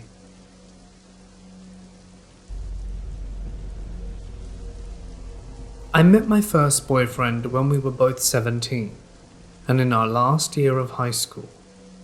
His dad had passed away when he was 15 from lung cancer, and he was having a hard time with it. His living circumstances at the time were also pretty dismal, but that's another story. My ex smoked cigarettes, which his dad was really against before he passed, but he did it anyway. His pack of smokes would disappear almost daily and appear in the most random places, under the fitted bed sheets, in between the mattress and box spring, buried in a basket of clean laundry.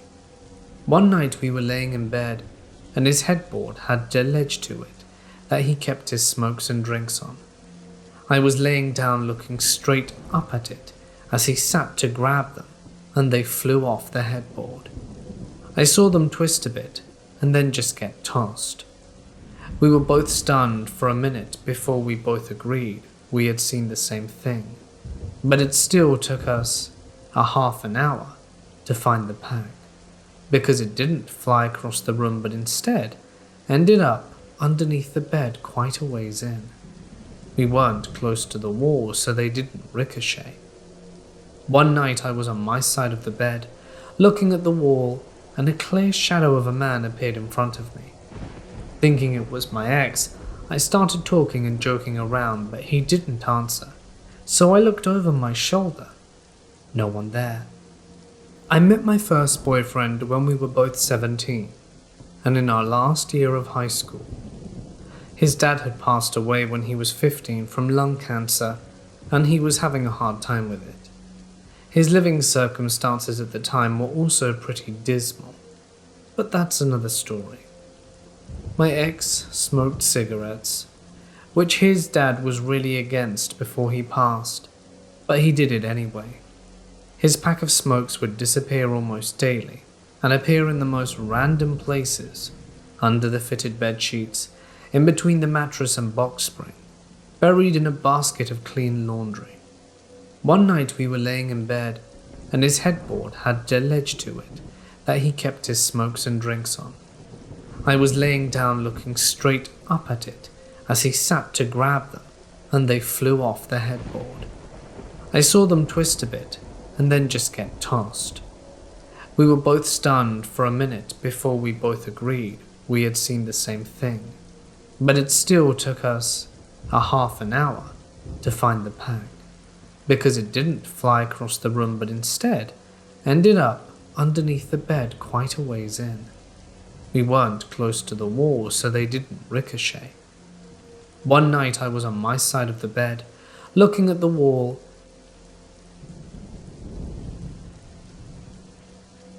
Just to preface, I work nights, so I spend most of the time home alone while my brother is at work. Before I go to sleep in the morning, I'll lie in bed and browse Reddit for a while. Yesterday I'm in bed, just about to call it a night, when I hear something hit the counter in my kitchen. My aunt likes to walk in sometimes, but I check the cameras, and my car is the only one there. I immediately dismiss it and resume my browsing. 5 minutes later, I hear solid footsteps coming down the hall. I drop everything and just listen. It's the unmistakable sound of boots slowly walking up and eventually back down the hall. I messaged my brother to tell him, since minor stuff happens sometimes. My dog stares at the wall and closet all the time, and he doesn't bark but just stares, and we joke for a bit. I also think it's worth noting that I worked a half day last night, so I got home around 1 AM, and I had to be quiet since my brother was sleeping in the room next to me. Finally, I got settled into bed and got a movie on Netflix.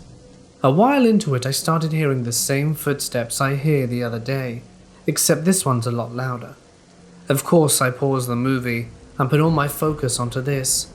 I stood by the cracked floor for 10 to 20 minutes, trying to get a recording of it, but didn't get anything too special. After a while, I hear them even louder and even closer.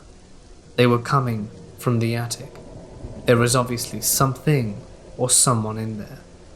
It wasn't long after that my brother's alarm started going off and he got out of bed. I immediately went to tell him and he flipped out immediately. I was going to tell him not to go up there, but he did anyway. When he looked up, there was nothing and nowhere to hide. I honestly don't know what's going on, but the creepy noises are starting to get to me.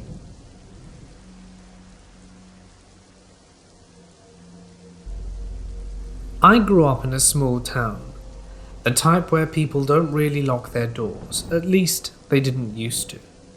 When I was 14, I got called to babysit for one of my regulars who had 3 daughters. For context, I'm a female. It was December, so a lot of Christmas work parties were going on. I arrived and we went over to the usual rules. She mentioned the upstairs TV was out, so once I put the girls to bed just to head down and watch TV. So after playing with the girls, I sent them off to bed and went downstairs. I spent a few hours channel surfing, and it was about 1:30 AM, and I remember grabbing the phone, though I can't remember who I was calling, maybe my mom or sister, to let them know I would be home really late. But then I heard the door upstairs open, which sort of surprised me. The mum enjoyed the nights I babysat, as she knew I was a night owl who could be there super late, like until 3 in the morning, provided she held the cab for me, as it was a small town but I live on the other side of it. As I headed upstairs, I heard someone stumble, so I picked up my pace to make sure she was okay, only to find 3 people I'd never seen before. There was a clearly drunk woman laying in the doorway and 2 guys. The guys looked as surprised as I was. I asked them why they were there, and the girl had slurred out that they were there for the party. I was confused and asked if they knew Helen, the mother. One of the guys looked up at me and down, and I began getting even more uncomfortable about the whole situation. He asked if I was here alone. I remember not wanting to answer because all I could think about was the fact that there were 3 little girls asleep in the house. I decided instead of answering him, I would simply state there was no party here and that they needed to leave. The girl was adamant that she was there for the party. The guy who had asked me the question took a step forward, and I demanded this time they leave, and we all heard the sound of a phone button being pushed. I had forgotten it was even in my hand, but it seemed to be enough to startle the guy who thought I pushed it on purpose. The guy quickly told the other guy that they were leaving and helped the woman up. As soon as they were outside, I slammed the door and locked it and quickly ran up to the front window to watch them. They continued up the block, so it wasn't merely messing up the house numbers for them.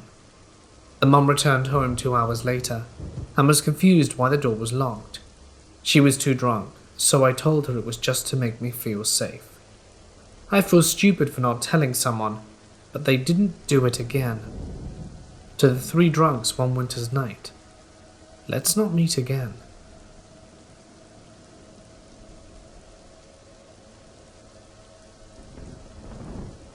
When I was 13, I was home sick with the flu. I was walking past one of the windows when I saw the mailman walk across the street. Out of nowhere, a car came and hit him. The driver got out the car and started attacking the mailman repeatedly. It looked like he was doing it with a sharp weapon. He stopped and ran off down the street. I called my mom and told her what I saw, and she thought I was hallucinating. She told me to go lay down since I had a fever of around 103. When she got home, she noticed that I was obviously rattled from what I saw. Turns out the guy lived right around the corner from us and was severely deranged. They found him later that day. He was committed and his family moved out of town.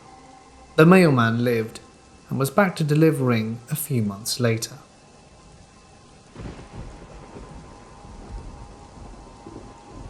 When I was an infant, my parents decided it was time to buy a house.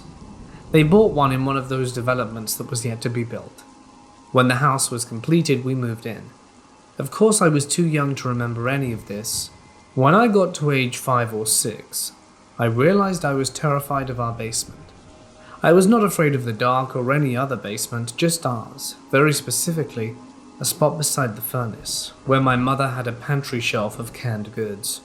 I always felt something reaching for me there. It was angry and wanted to grab me. The feeling never went away.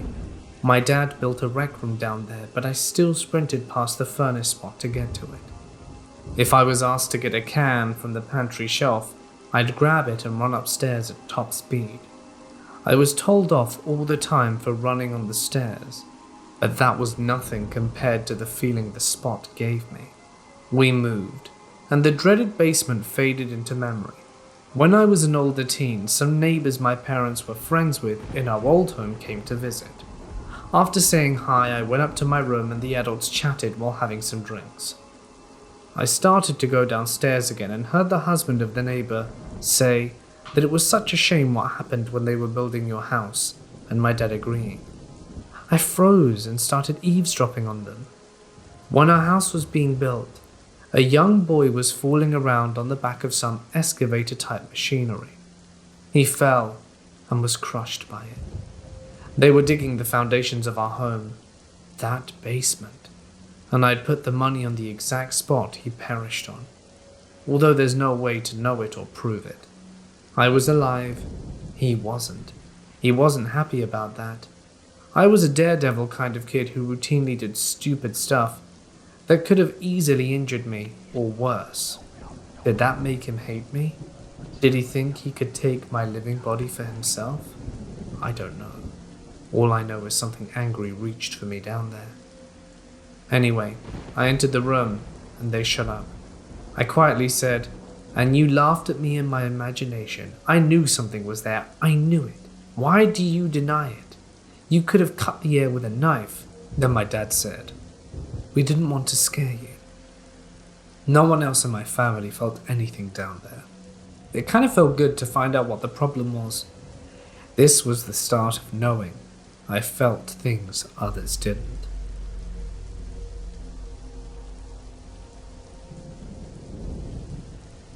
When I was in grade 11, and I had just moved to a new town, I quickly became attracted to this one girl, and I would have given up my left nut for a date. We got paired up to be partners in our food and fabrics class, and I totally pulled out all the stops. I was doing whatever it took to get a date with this girl. In the class, there were a couple of projects where you'd have to sew a pillowcase or a pair of pajamas. My family didn't have a sewing machine, so we would do the project at her house. Upon the visits, I began to question how badly I wanted this girl. She lived in what appeared to be a wood cabin, and her father seemed legitimately insane. The walls were lined with animal skulls. The guy was a hardcore hunter. He had bearskin rugs and antlers all over the place. He would always walk around with his shirt off, drinking a Budweiser, chewing tobacco, and carrying a firearm, and never spoke a word to me. By this time, I was starting to gain some friendship in the school, and one of the guys I met, Neil, noticed I had taken a liking to her. He then asked me if I had heard about her parents. He proceeded to tell me that her dad ended the life of her mother and got away with it. Her body was found in the middle of the town, pumped with a couple of rounds from a shotgun. He got off on the charges from lack of proof, and she had to live with him because he was her last living relative. At this point, I was like, what? The story made no sense and I wasn't about to believe it, but it definitely rattled me. But there was no way I was going to bring it up with her. A little time passes and I ask her out. I go to her place to grab her and she's gorgeous. Her dad makes a comment about, you know what'll happen to you if you touch her. And suddenly the story is the only thing I can think about. We went skating, then to a movie, but I was terrified the whole time. I just couldn't get the thought out of my head that her dad was going to end my life when I got back to her place. So after a subpar date, I started the long drive back to her house. We get to the end of her driveway, which is long as she had an acreage, and she gets to the park and turns off the lights. She wants a kiss. At this point, forget her dad, I lean over and kiss her. We stop, I turn the lights back on, and there's blood in the snow and at the end of the driveway. I wanted to say something, but I didn't want to sound like a coward. Her dad was a hunter, right? I'm sure there's a logical explanation. I put the car in drive and start winding down the driveway. The trail of blood seems to be getting thicker, and I'm more freaked out. She still says nothing as she's fixing her hair in the mirror. I keep driving, more blood. I turn the last corner of her driveway and see my headlight shift from the trees to her father, standing in the middle of the driveway, covered in blood all around him, huge weapon in hand, and what appeared to be a naked human body lying at his feet. I'm hyperventilating. Suddenly I'm crying and I don't know why, and I piss my pants. Her dad takes me to the hospital. Turns out I have had mild asthma for my entire life and had a panic attack. The dad found a bear at the end of the driveway, shot it, dragged it down the driveway and skinned it, or at least the part that I saw, before we got back. That was a little over 3 years ago, and I'm still with the girl. Her dad calls me a coward all the time, except we've gone on hunting trips together, and I'm pretty sure he's a fan. Neil was a jealous ex. Her parents split up, and her mum is actually pretty awesome too.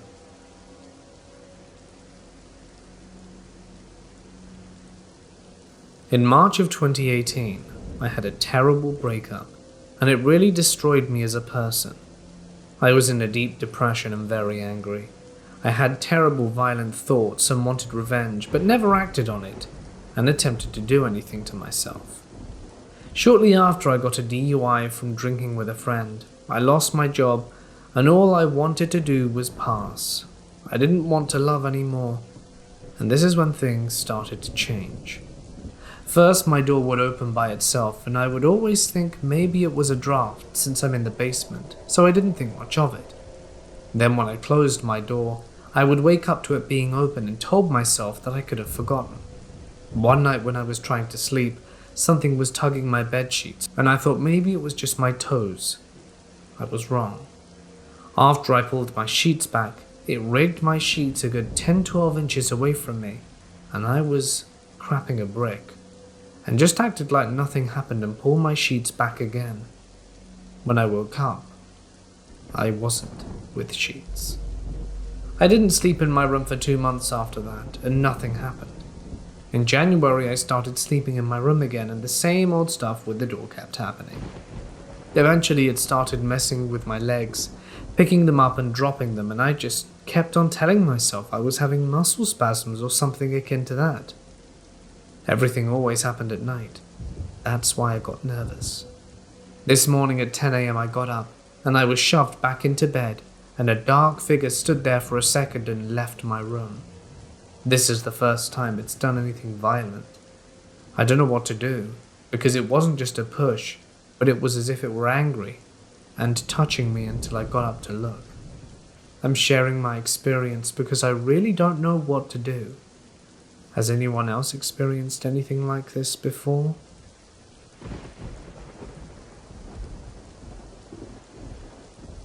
I once saw a guy light himself and then jump off an 8-story building. The aftermath is something that I would much rather forget. As you can imagine, it's quite horrifying. When I saw something pinkish roll towards me, I assumed it was a stray basketball, but as you can imagine, it was something else entirely. Like I said before, this is an event I would rather forget, and it was one of the most disturbing things in my life. To this day, I now stay away from fire and am supremely afraid of heights.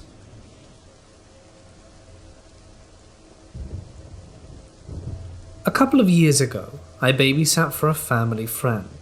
She and her husband lived with their 2 kids, a girl of about 7, Kay, and a boy about 12 called Jay. I babysat these kids so much that we became very close, brother and sister type deal. They weren't difficult kids. They had a hard home life because their parents were borderline abusive, but they were still good. I tried my best to be a positive adult, as I was around 19 during this time. The family moved around a lot. I've known them for over 6 years, and they've moved nearly every year. This happened in 2015. I was halfway through my senior year when the family moved into the house. It was nice, just built in 2013 or something. A nice neighborhood, but rent was really low. The mother often bragged about the steal that she got from the house. To put it into perspective, the average rent in this area is about $1,200 for an apartment. These guys got a whole 2-story house, 3 bedrooms, 4 bathrooms, freshly built in a nice neighborhood for $650. I thought that was weird and asked if there was anything wrong with the house, to which she replied the inspection came back clear, and I didn't think much beyond that. I started babysitting, and I immediately felt something was off. I have anxiety, so going to new places really puts me in a funk, so I just figured that it was that at first. The way the home is set out is important. On the bottom floor they had a living room, dining area and a kitchen with some other rooms. I spent most of my time in the living room working on things for school while the kids were upstairs playing games or with their friends. While you're in the living room, there's a wall that blocks you from seeing the stairs. Upstairs there are bedrooms. Immediately off the stairs, above the living room is the parents' room, which was off limits to the kids. Then a loft area that looks down over the front door to make a grand foyer feeling. There's a light that can be on, which can be seen from the downstairs because of the loft. Then the kids' bedrooms were down the hallway. Now let's get into the experiences. Nothing happened really at first that was too mind-boggling. Little noises here and there, knocks on the walls, things being misplaced, lights flickering, but nothing that really made me think ghosts. I figured they got what they paid for, and my memory was garbage. After a few months of that, things started picking up. The kids, who were usually very sweet and kind to each other, started becoming noticeably more snappy to everyone, especially Jay. He had complained about nightmares he started having, about someone standing in his doorway watching him. His parents wouldn't listen though. Their behavior grew even worse as time went on. It was a weekend, and the parents were going to be gone for a while. The kids were upstairs doing their thing, and I was downstairs in the living room looking at pizza to order for lunch. Out of nowhere I hear a really loud footstep coming from above me in the parents' bedroom, thunderous even. Thinking it was the kids being little dingus meats, I immediately headed upstairs to tell them to get out, but I was greeted with the 2 kids standing in the doorway, staring at the closed door to their parents' bedroom, the footsteps and bangs still continuing inside. At this point, I thought it was an intruder and instructed the kids to get in their rooms and lock the door. I called 911 and explained the situation. As I stayed on the phone, the footsteps continued to walk around the room. I could hear it move to different locations of the room. 2 officers arrived, so I grabbed the kids and we waited outside. The banging still continued as one of the officers escorted us out. They came out empty-handed and said nothing was there, and that it may have been something with the door because the banging stopped as soon as they'd opened it. I had felt the shaking of the floor move around the room, so I knew it wasn't the door. But I guess in my denial, I ignored it and took the kids out for ice cream, trying not to think about it. Another time, the kids and I were sitting in the dining area eating dinner. It was only us three in the house, and from the dining area you could see the light upstairs was on, and it cast a shadow onto the front door. I was making a joke about how I'm the only one who knows how to turn a light off around here, and saw a shadow of a hand from upstairs on the front door, and I think that's when it really got to me that the house was haunted. The kids didn't see it, and I didn't tell them. I figured it would just add stress that they didn't need. I told the parents that night when they came home, but they brushed me off, saying that they haven't experienced anything.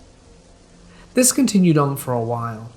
I would experience something, the kids would, but the parents wouldn't believe any of us. It was summer, just after I graduated high school. I remember it vividly, because I was awake reading articles about a huge shooting that happened in my town. That's when the banging from upstairs started again. I was used to it at this point, but what I was not used to was the banging footsteps coming down the stairs. These steps were methodical and menacing. I felt terrible energy in the room, and it was cold despite it being the middle of the summer in the south. I counted the seconds between the steps. It was 5. Every single time. I called out to the kids and told them to stop joking around, but I knew it wasn't the kids, and I was terrified. The footsteps stopped at the bottom of the stairs, and I couldn't see who was there. Then I saw an apparition. It was of a little girl. She had brunette hair and a red dress, and looked innocent enough, but the energy in the room was so heavy I almost threw up. She looked at me, and I looked at her, and she didn't move. I figured I was hallucinating, so I began rubbing my eyes, but when I finished rubbing them, she was right in front of me. In that situation, I couldn't move or do anything. My mind just went to kid brain, and I hid under the blanket. I called the parents, crying, and told them to come back immediately. When they came, the energy in the room lightened, and I finally came out from under the blanket, and she was gone. They asked me what was wrong and what happened, and I told them that it didn't matter because they wouldn't believe me. I then informed them to find another babysitter because I would not be returning. I still wonder about those kids. I hope they ended up okay. They moved out of that house at the end of the year, but I'm not sure if what I saw was attached to them or not. I'm still not sure what I saw.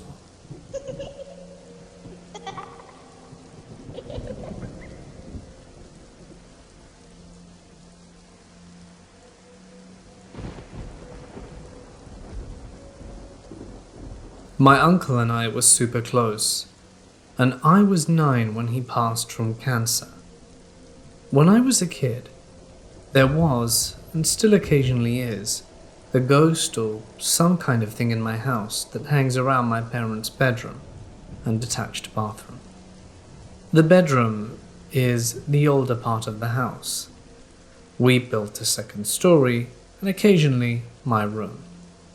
When I was alone upstairs, it would turn off the lights in whichever room I was in, and turn them back on if I left that room. But turn off whatever room I was in, it would walk directly behind me with these heavy, thunderous footsteps, breathing down my neck, whisper this fast, creepy-sounding gibberish in my ear, and throw stuff off my shelves.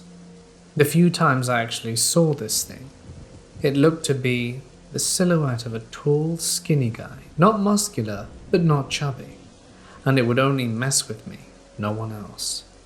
I used to tell my uncle about this guy and how much it would scare me, and he would reassure me that I was going to be okay, and that he would always do whatever he could to protect me. After he passed, most of the ghost's antics stopped, and it would occasionally try, but I wasn't as scared anymore. And I've seen my uncle's silhouette walk through the living room, and he'd tap my shoulder when he'd pass me. One time when I was crying, I felt his hand rubbing my back trying to comfort me. He still hangs around sometimes. I love him still. It's nice to know, even now, that he still cares and watches over me.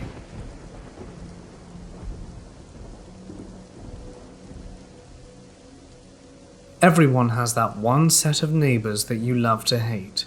They're always partying late into the crack of dawn, throwing their trash on your side of the yard, asking to borrow things or other such acts. Not to gatekeep having bad neighbors, but I feel like the years of hell these neighbors have caused my family were way worse than most normal awful neighbors. I'll let you decide. It's hard to condense so much into a few short paragraphs, and even still, I feel like the story will be sort of long. Setting-wise, a house across from ours was up for rent, and this would become the gateway to hell that ensues. We knew the person who owned the house, so some of this would be stuff she told us afterwards. The first signs of trouble started when they moved in, driving their moving truck onto the driveway and parking a nice Lexus on the lawn. For the kind of people that would come to live there, a Lexus was definitely suspect, but parking cars on the lawn became a daily habit that killed it over time. Another red flag was the number of people that came and went as the weeks went by. No one knew the true amount of people that actually lived there, but the regulars were as follows. An overweight blonde, think Walmart shopper but uglier, a somewhat more decent brunette with glasses. She was a less frequent visitor, but we did see her often. A hideous rat-looking punk boy that couldn't have been older than 18. A teenage twig girl who looked like she was doing some devious stuff in her spare time and appeared anemic. And two small toddlers, a boy and a girl. This new addition to the neighborhood quickly claimed their spot as the loudest people in the neighborhood with seemingly endless parties and arguments that would last for hours at a time. They had the foulest mouths you could ever imagine, and even the youngest child could be heard saying words that no young person should ever be exposed to.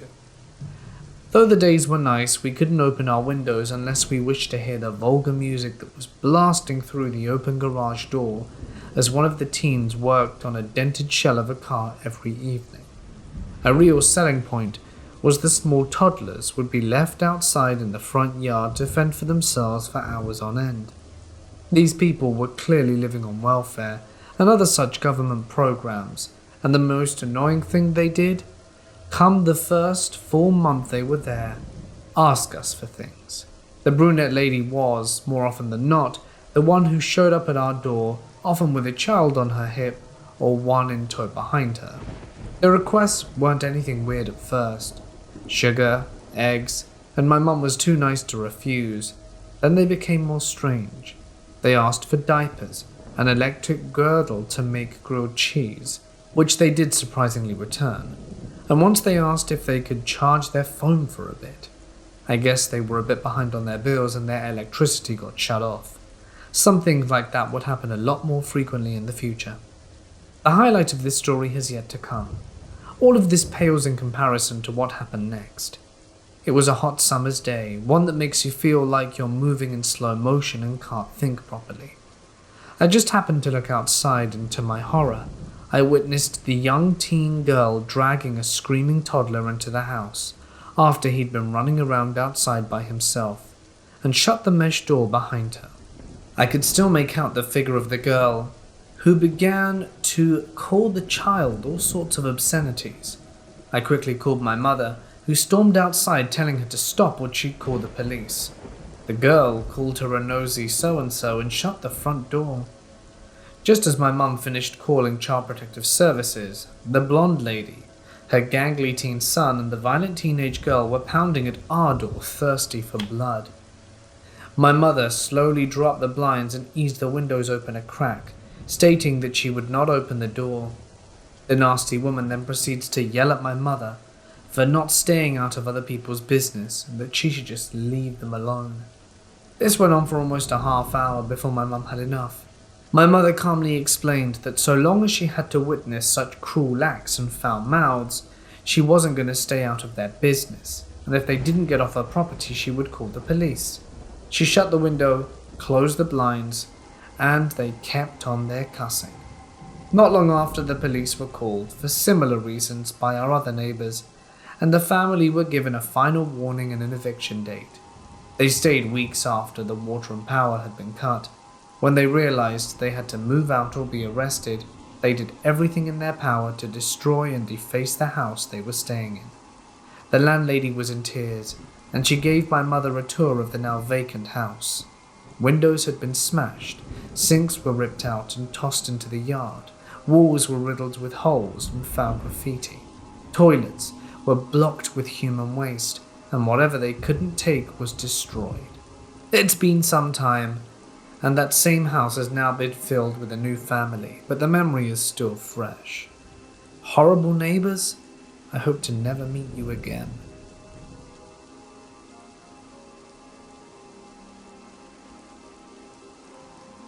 This happened several years ago, over 5 but not quite 10.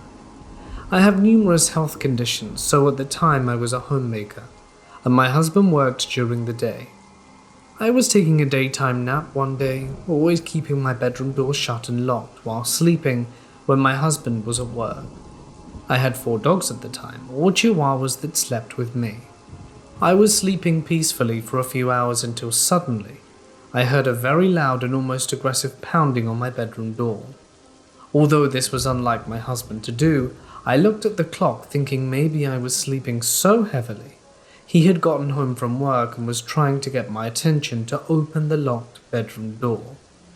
When I looked at the clock, he wasn't due to be home for a few more hours, and my husband would have been saying my name repeatedly to get my attention. I was startled by the pounding, as it was very loud and, as previously mentioned, seemed almost aggressive in nature. I immediately jumped out of bed, stared at the door, not knowing what to do at first, since I thought someone had broken in. Then, what happened next was so extremely bizarre that even I can't keep from laughing when I tell this story to others. As bizarre as this may sound, the remote control from our living room was then seen being shoved underneath the crack of our door in between the carpet and the bottom of the door. Keep in mind I was abruptly woken up, so I thought, can I be imagining this? But this was not to be considering. Not 1, not 2, not 3, but all 4 of my dogs were not only barking hysterically at the pounding itself, but they were on the bed staring down at the exact part of the floor where the remote was being shoved underneath it, with their hairs on their backs standing straight on end. I grabbed my phone, dialing 911, thinking someone had broken in, and quietly told them what was going on. The dispatcher had me stay on the line with her until police arrived at the house. She informed me that I would see people walking around my house, but not to worry, it was the police scoping out the perimeter. She then tells me that they cannot find any signals of forced entry or suspicious activity, so go ahead and to go to the front door where the police would there assist me further. Upon leaving my room, not only was there no one in sight, but the remote control all 4 of my dogs had just seen being shoved underneath the door was on the coffee table in the living room, right where I'd left it. I get to the front door where at least half a dozen police officers are surrounding my house with their SWAT-style rifles, complete with canine units. They offered me to walk through the house. Once again, they said there was no signs of forced entry or suspicious activity. Nothing that would lead them to think that anyone was ever there. I have no idea of what would have transpired had my bedroom door been unlocked, and I'm not sure I'd even want to know. To this day, I still have no idea who or what had against remote controls. To my knowledge, nothing like that has happened again since.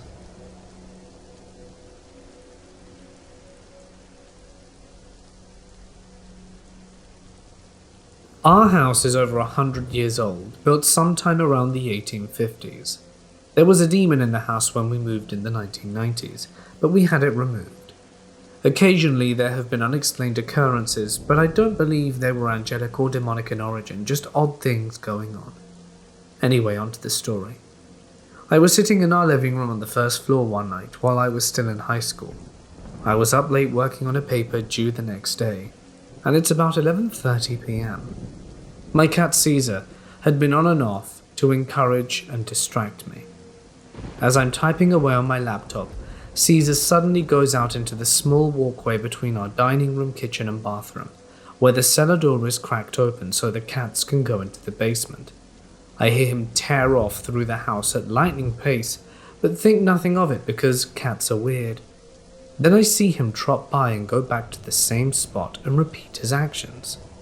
I'm trying to ignore this because cats are weird, especially this one.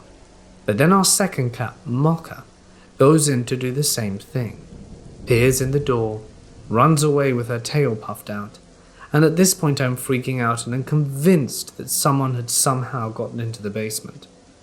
I scurry up to my room and get an axe that I'd bought in an auction. I creep down the stairs with a flashlight and go to the basement door. Both Caesar and our third cat, Freeway, are there. Caesar looks in and both take off running again. I'm starting to regret my choice, but have to face the threat for the safety of my sleeping parents upstairs. I fling the door open, hit the lights and ready the axe, only to see nothing.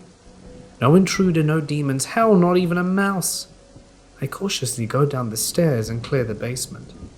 There are not many places to hide since my mum is a hoarder. I come back up the stairs to find my 3 cats hiding there like the last half hour didn't happen. I shrugged it off and went back to do my homework, but kept my axe close at hand. I'm a 23-year-old male. I was very young when this took place. It is one of my earliest memories. It is still very clear and vivid. Even 18 years later, I was living with my mother at the time. My parents had me young. My mum was 16 and her father 3 years her senior. My dad was more comfortable paying child support than helping raise me. So with no reliable babysitter, my early years were spent on the heels of my mother, doing all the dumb stuff adults do. My mother is also a Wiccan and claims to be a white witch, so unexplained things tend to occur within her presence. I have some crazy memories regarding that as well, but I digress.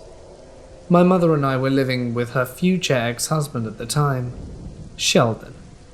We lived in a 5th-wheeler trailer in a local RV park in Central California. My mother and Sheldon were huge stoners, with weed being illegal back in the early 2000s. They constantly had to find hidden places to indulge themselves. We also had elderly neighbors who would regularly complain to the park owners and call the police about the smell. So smoking in our 5th wheel was obviously a risk and rarely occurred. And now that you have that information, onto the experience. It was later in the evening. I remember my mother's friend/dealer was over at the time. The 3 adults were in the back bedroom chatting and such. I was on the living room floor in front of our small TV, oblivious to the world around me. When my mother's friend was over, it usually meant one thing. We would be leaving to walk to some random place so they could smoke without fear of nosy neighbors or police. I didn't usually mind. I would just play with my big yellow Tonka trunk, being as loud as I could. Sometime later they came out of the back room. My mother mentioned aloud that she wanted to go smoke. The other 2 agreed, and before I knew it, I was out the door, upset I didn't get to finish my episode of Scooby-Doo. Construction of a new neighborhood filled with duplex homes was being built down our street. They were in the, what I like to call, skeletal stage of construction. All the rooms, floors and walls and roof were done. All the homes still had the salt and pepper pattern of dark light and darker tan wood. It made them, in my eyes, look like skeleton houses. Anyway, they decided this would be the perfect place to light up a few joints. We made our way into one of the first houses on the newly paved road, with no door or windows yet installed, making getting into the house very easy. When you walk in, you're met with a staircase leading to the 2nd floor. To the left and right of the staircase, there were 2 arch-style doorways leading into the kitchen and dining rooms. At the top of the staircase were 3 hallways, 2 going left and right, and one bigger one in the center. There was a large window hole in the back of the larger hallway. I could see the beautiful sky from it. It was dark and colourful, and this detail will be important for later. The three of them went upstairs and down the right hallway into one of the bedrooms. My mother told me she'd be right back and that I needed to stay right where I was at the bottom of the staircase to play with my Tonka. I agreed, too busy to care as I was already getting sawdust in the back of my Tonka. At this point, dusk had hit. There was still enough light to see, but not enough for me to comfortably venture off and gather more sawdust. Content with my already overflowing pile of dust, I sat down and started making all the loud beeping noises consistent with a 5-year-old Tonka truck. I can't remember how much time had passed, but I suddenly heard a scratching noise coming from the left archway. Scared of everything that my 5-year-old mind could conjure up to explain the noise, I stayed out, pretending not to hear the increasingly louder scratching. I just increased my beeping noises to overpower the scratching, and after some time the scratching stopped. Suddenly, a small piece of wood started tumbling down the stairs. Reluctantly, I slowly turned my head to the top of the stairs, and I'm getting goosebumps just thinking about this moment. At the top of the stairs was a very dark mass. When I say dark, I mean dark enough to completely block my view of the large window hole mentioned earlier. It had large, red, piercing eyes. The eyes remind me of the Reaper character from the cover of the Disturbed album, 10,000 Fists, if anyone is familiar. The creature was very tall and wide. It didn't do anything but just stand there, and I remember being frozen in place, unable to make a single sound. And that's when I went unconscious. Luckily, I think this is what saved me.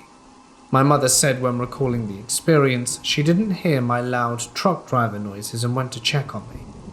She exclaimed she witnessed me unconscious on the floor with this creature descending the staircase towards me.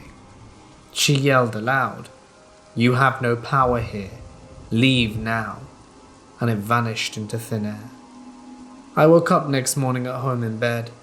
Sheldon and the friends didn't witness the encounter and didn't believe our claims, but that didn't matter to us. We knew the truth. That experience bonded us, and I think it helped bond our relationship into what it is today. My mum truly is my best friend. I still don't know exactly what the creature was or why it showed up when it did. My mother and I just call it Phantom. I never saw it again, but its impact is still lasting on me. I have nightmares occasionally, reminding me that there could always be something sinister lurking in the shadows.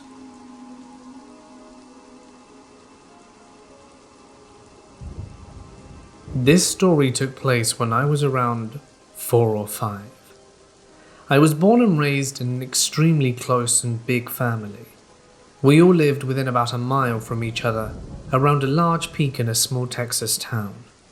Unrelated fun fact for those horror fans out there, this peak is the present-day location of the majority of the town of the dreaded sundown murders. My family was jam-packed full of aunts, uncles, and I'd say I saw them at least once a week for my entire childhood.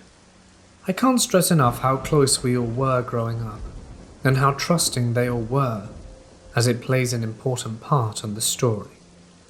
So this story came up recently between my older brother, my mother and I, because I opened up about a series of nightmares I'd been having that have basically plagued me for as long as I can remember. These nightmares are always very similar, and basically always consist of me as a small child in my childhood home, attempting to escape my home while something horrible chases after me. The something is never actually visually seen, but is more like this massive, looming person reaching out to me from the dark, and it always catches me before I can get outside. This usually results in me waking up in sweat. These dreams always seem to center around these very vague, yet oddly detailed memories of a babysitter I once had. Here's where it gets odd. These memories I have are almost like dreams. I very specifically remember the details of what was happening and the feelings I had during these events. But everything else was just out of reach. That goes for the babysitter herself as well. I remember it was a female who was middle-aged, but can't for the life of me recall her face. In my memories, it looks like I never got a good look at her. The two specific incidences I remember were not happy ones. The first memory I have is that when I would get in trouble, what for I have no memory of, I would be forced to sit outside on the back porch in shorts and a t-shirt during winter. I remember because I would shiver and just sit there quietly, scared, and complaining would only cause the babysitter to give me more problems. The second memory was even worse to me. The babysitter loved to play this game she made up. She would turn off all the lights in the house and go hide deep in one of the back rooms. I was left in the front room and was told that if I wanted food or to watch TV, I had to find her first. I never had any idea where she was hiding, and if I ever found her, she would jump out screaming like a madwoman and chase me. I remember her laughter and my fear. I often remember being frozen with terror that I would sit on the ground near the front door too scared to find her. No matter how long I waited, she would never come out of hiding, regardless of how hungry I got. I specifically remember this one time very well. I was so little and scared. I was whimpering as I slowly built up bravery to walk to the back hall looking for her. My hunger felt deadly at this point, and I needed to find her. I checked bathrooms, bedroom, and closets, and nothing. She was nowhere. I remember standing in my parents' bedroom trying to figure out where she could be when I saw her. She was a dark shape under the big bed peeking at me from under the bedskirt. We stared at each other unmoving. I couldn't make out her face, but I knew she was smiling at me. She was like a crazy feral animal under there. I remember her sliding herself along the floor so fast, screaming and turning to run as she made it to her feet, and then the memory goes dark. I don't know what happened after that, and that scares me just as much as the memory I do have of the event. I never shared these memories because they seemed so distant I often wondered if they were even real. One day when I was in my 20s, I mentioned the nightmares to my mother and brother, while we were sitting around talking one of the weeks when my brother and I were home from college. We would often do this to tell funny stories and remember all the kids we knew from long before. Then I decided to ask my mum about the babysitter. She seemed confused and told me she'd never hired a babysitter for either I or my brother, because of how big and close my family was, and how protective my mum was of us. She never trusted anyone but family to watch us. My aunts and grandmother were the absolute opposite of the woman. Loving, kind, fun, and treated me like their own children. I couldn't imagine them doing these things to me. My mum seemed genuinely confused, but also slightly worried, like a mother would be while hearing such a horrible story. She told me she truly couldn't even begin to imagine who I was talking about. With her certainty, and with the memories being so vague in important places, I decided I must have imagined it. Then my brother brought it up again the next day when we were driving together. "Yeah, I remember that," he said with some concern in his voice. "Like I remember seeing you getting taken outside and being forced to sit there, and I thought it was horrible. I don't know why we never told anyone." He too had no memory of who the woman was, but he remembers feeling defenseless over the whole thing. He only had vague memories of the horrible games she would play, but pointed out how he absolutely had no memory of her ever targeting him with her torment. He remembers the events as if he were an audience member. He did, however, remember things I didn't. That included that I would often get into trouble because I would use my imagination to tell stories, and the babysitter would often get mad and she realized it wasn't true. This resulted in me being kicked out of the house. I just wanted to point out to my brother that he was only 1 year older, so he too was very little. I have thought about bringing it back up with my mum, but I honestly trust her that she has no idea who I'm talking about, and I don't want to make her feel horrible about something that happened so long ago. I just wish I could understand what the hell happened and who the hell she was. My brother never brought it up again after that, but told me at the time he had always played off the memory as being young and misunderstanding whatever happens.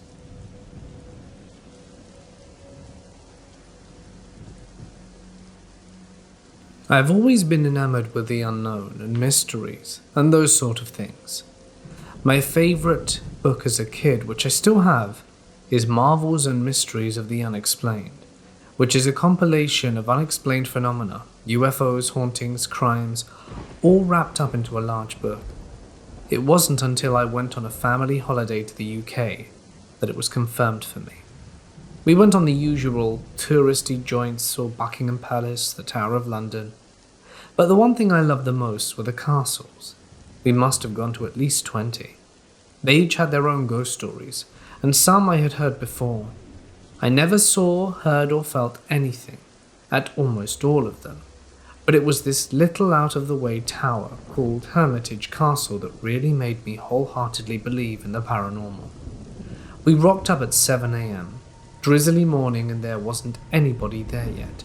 Even the tour guide / caretaker hadn't arrived yet, so we went for a bit of a stroll around the adjacent cemetery, which had a giant grave in it supposedly. One of the tourist guide ladies rocked up, and we had a bit of a chat about the place, and she said to us, "There's one room in the castle that people have a crazy feeling like." I was like, yeah, same story in every castle we've been to. We were walking through the castle and didn't feel or sense anything. That's when I see my dad and brother step out of a sort of basement room that had a well in it. Sort of like, get me the hell out of here. So I took one step into that room and a complete, incredible sense of utter dread washed over me. I never saw or heard anything. It was just an insane feeling that something horrible had happened there, and I wanted to get out as quickly as I could. Since then I've had a few other experiences, but that was certainly the one that made me believe in energies that are beyond our comprehension.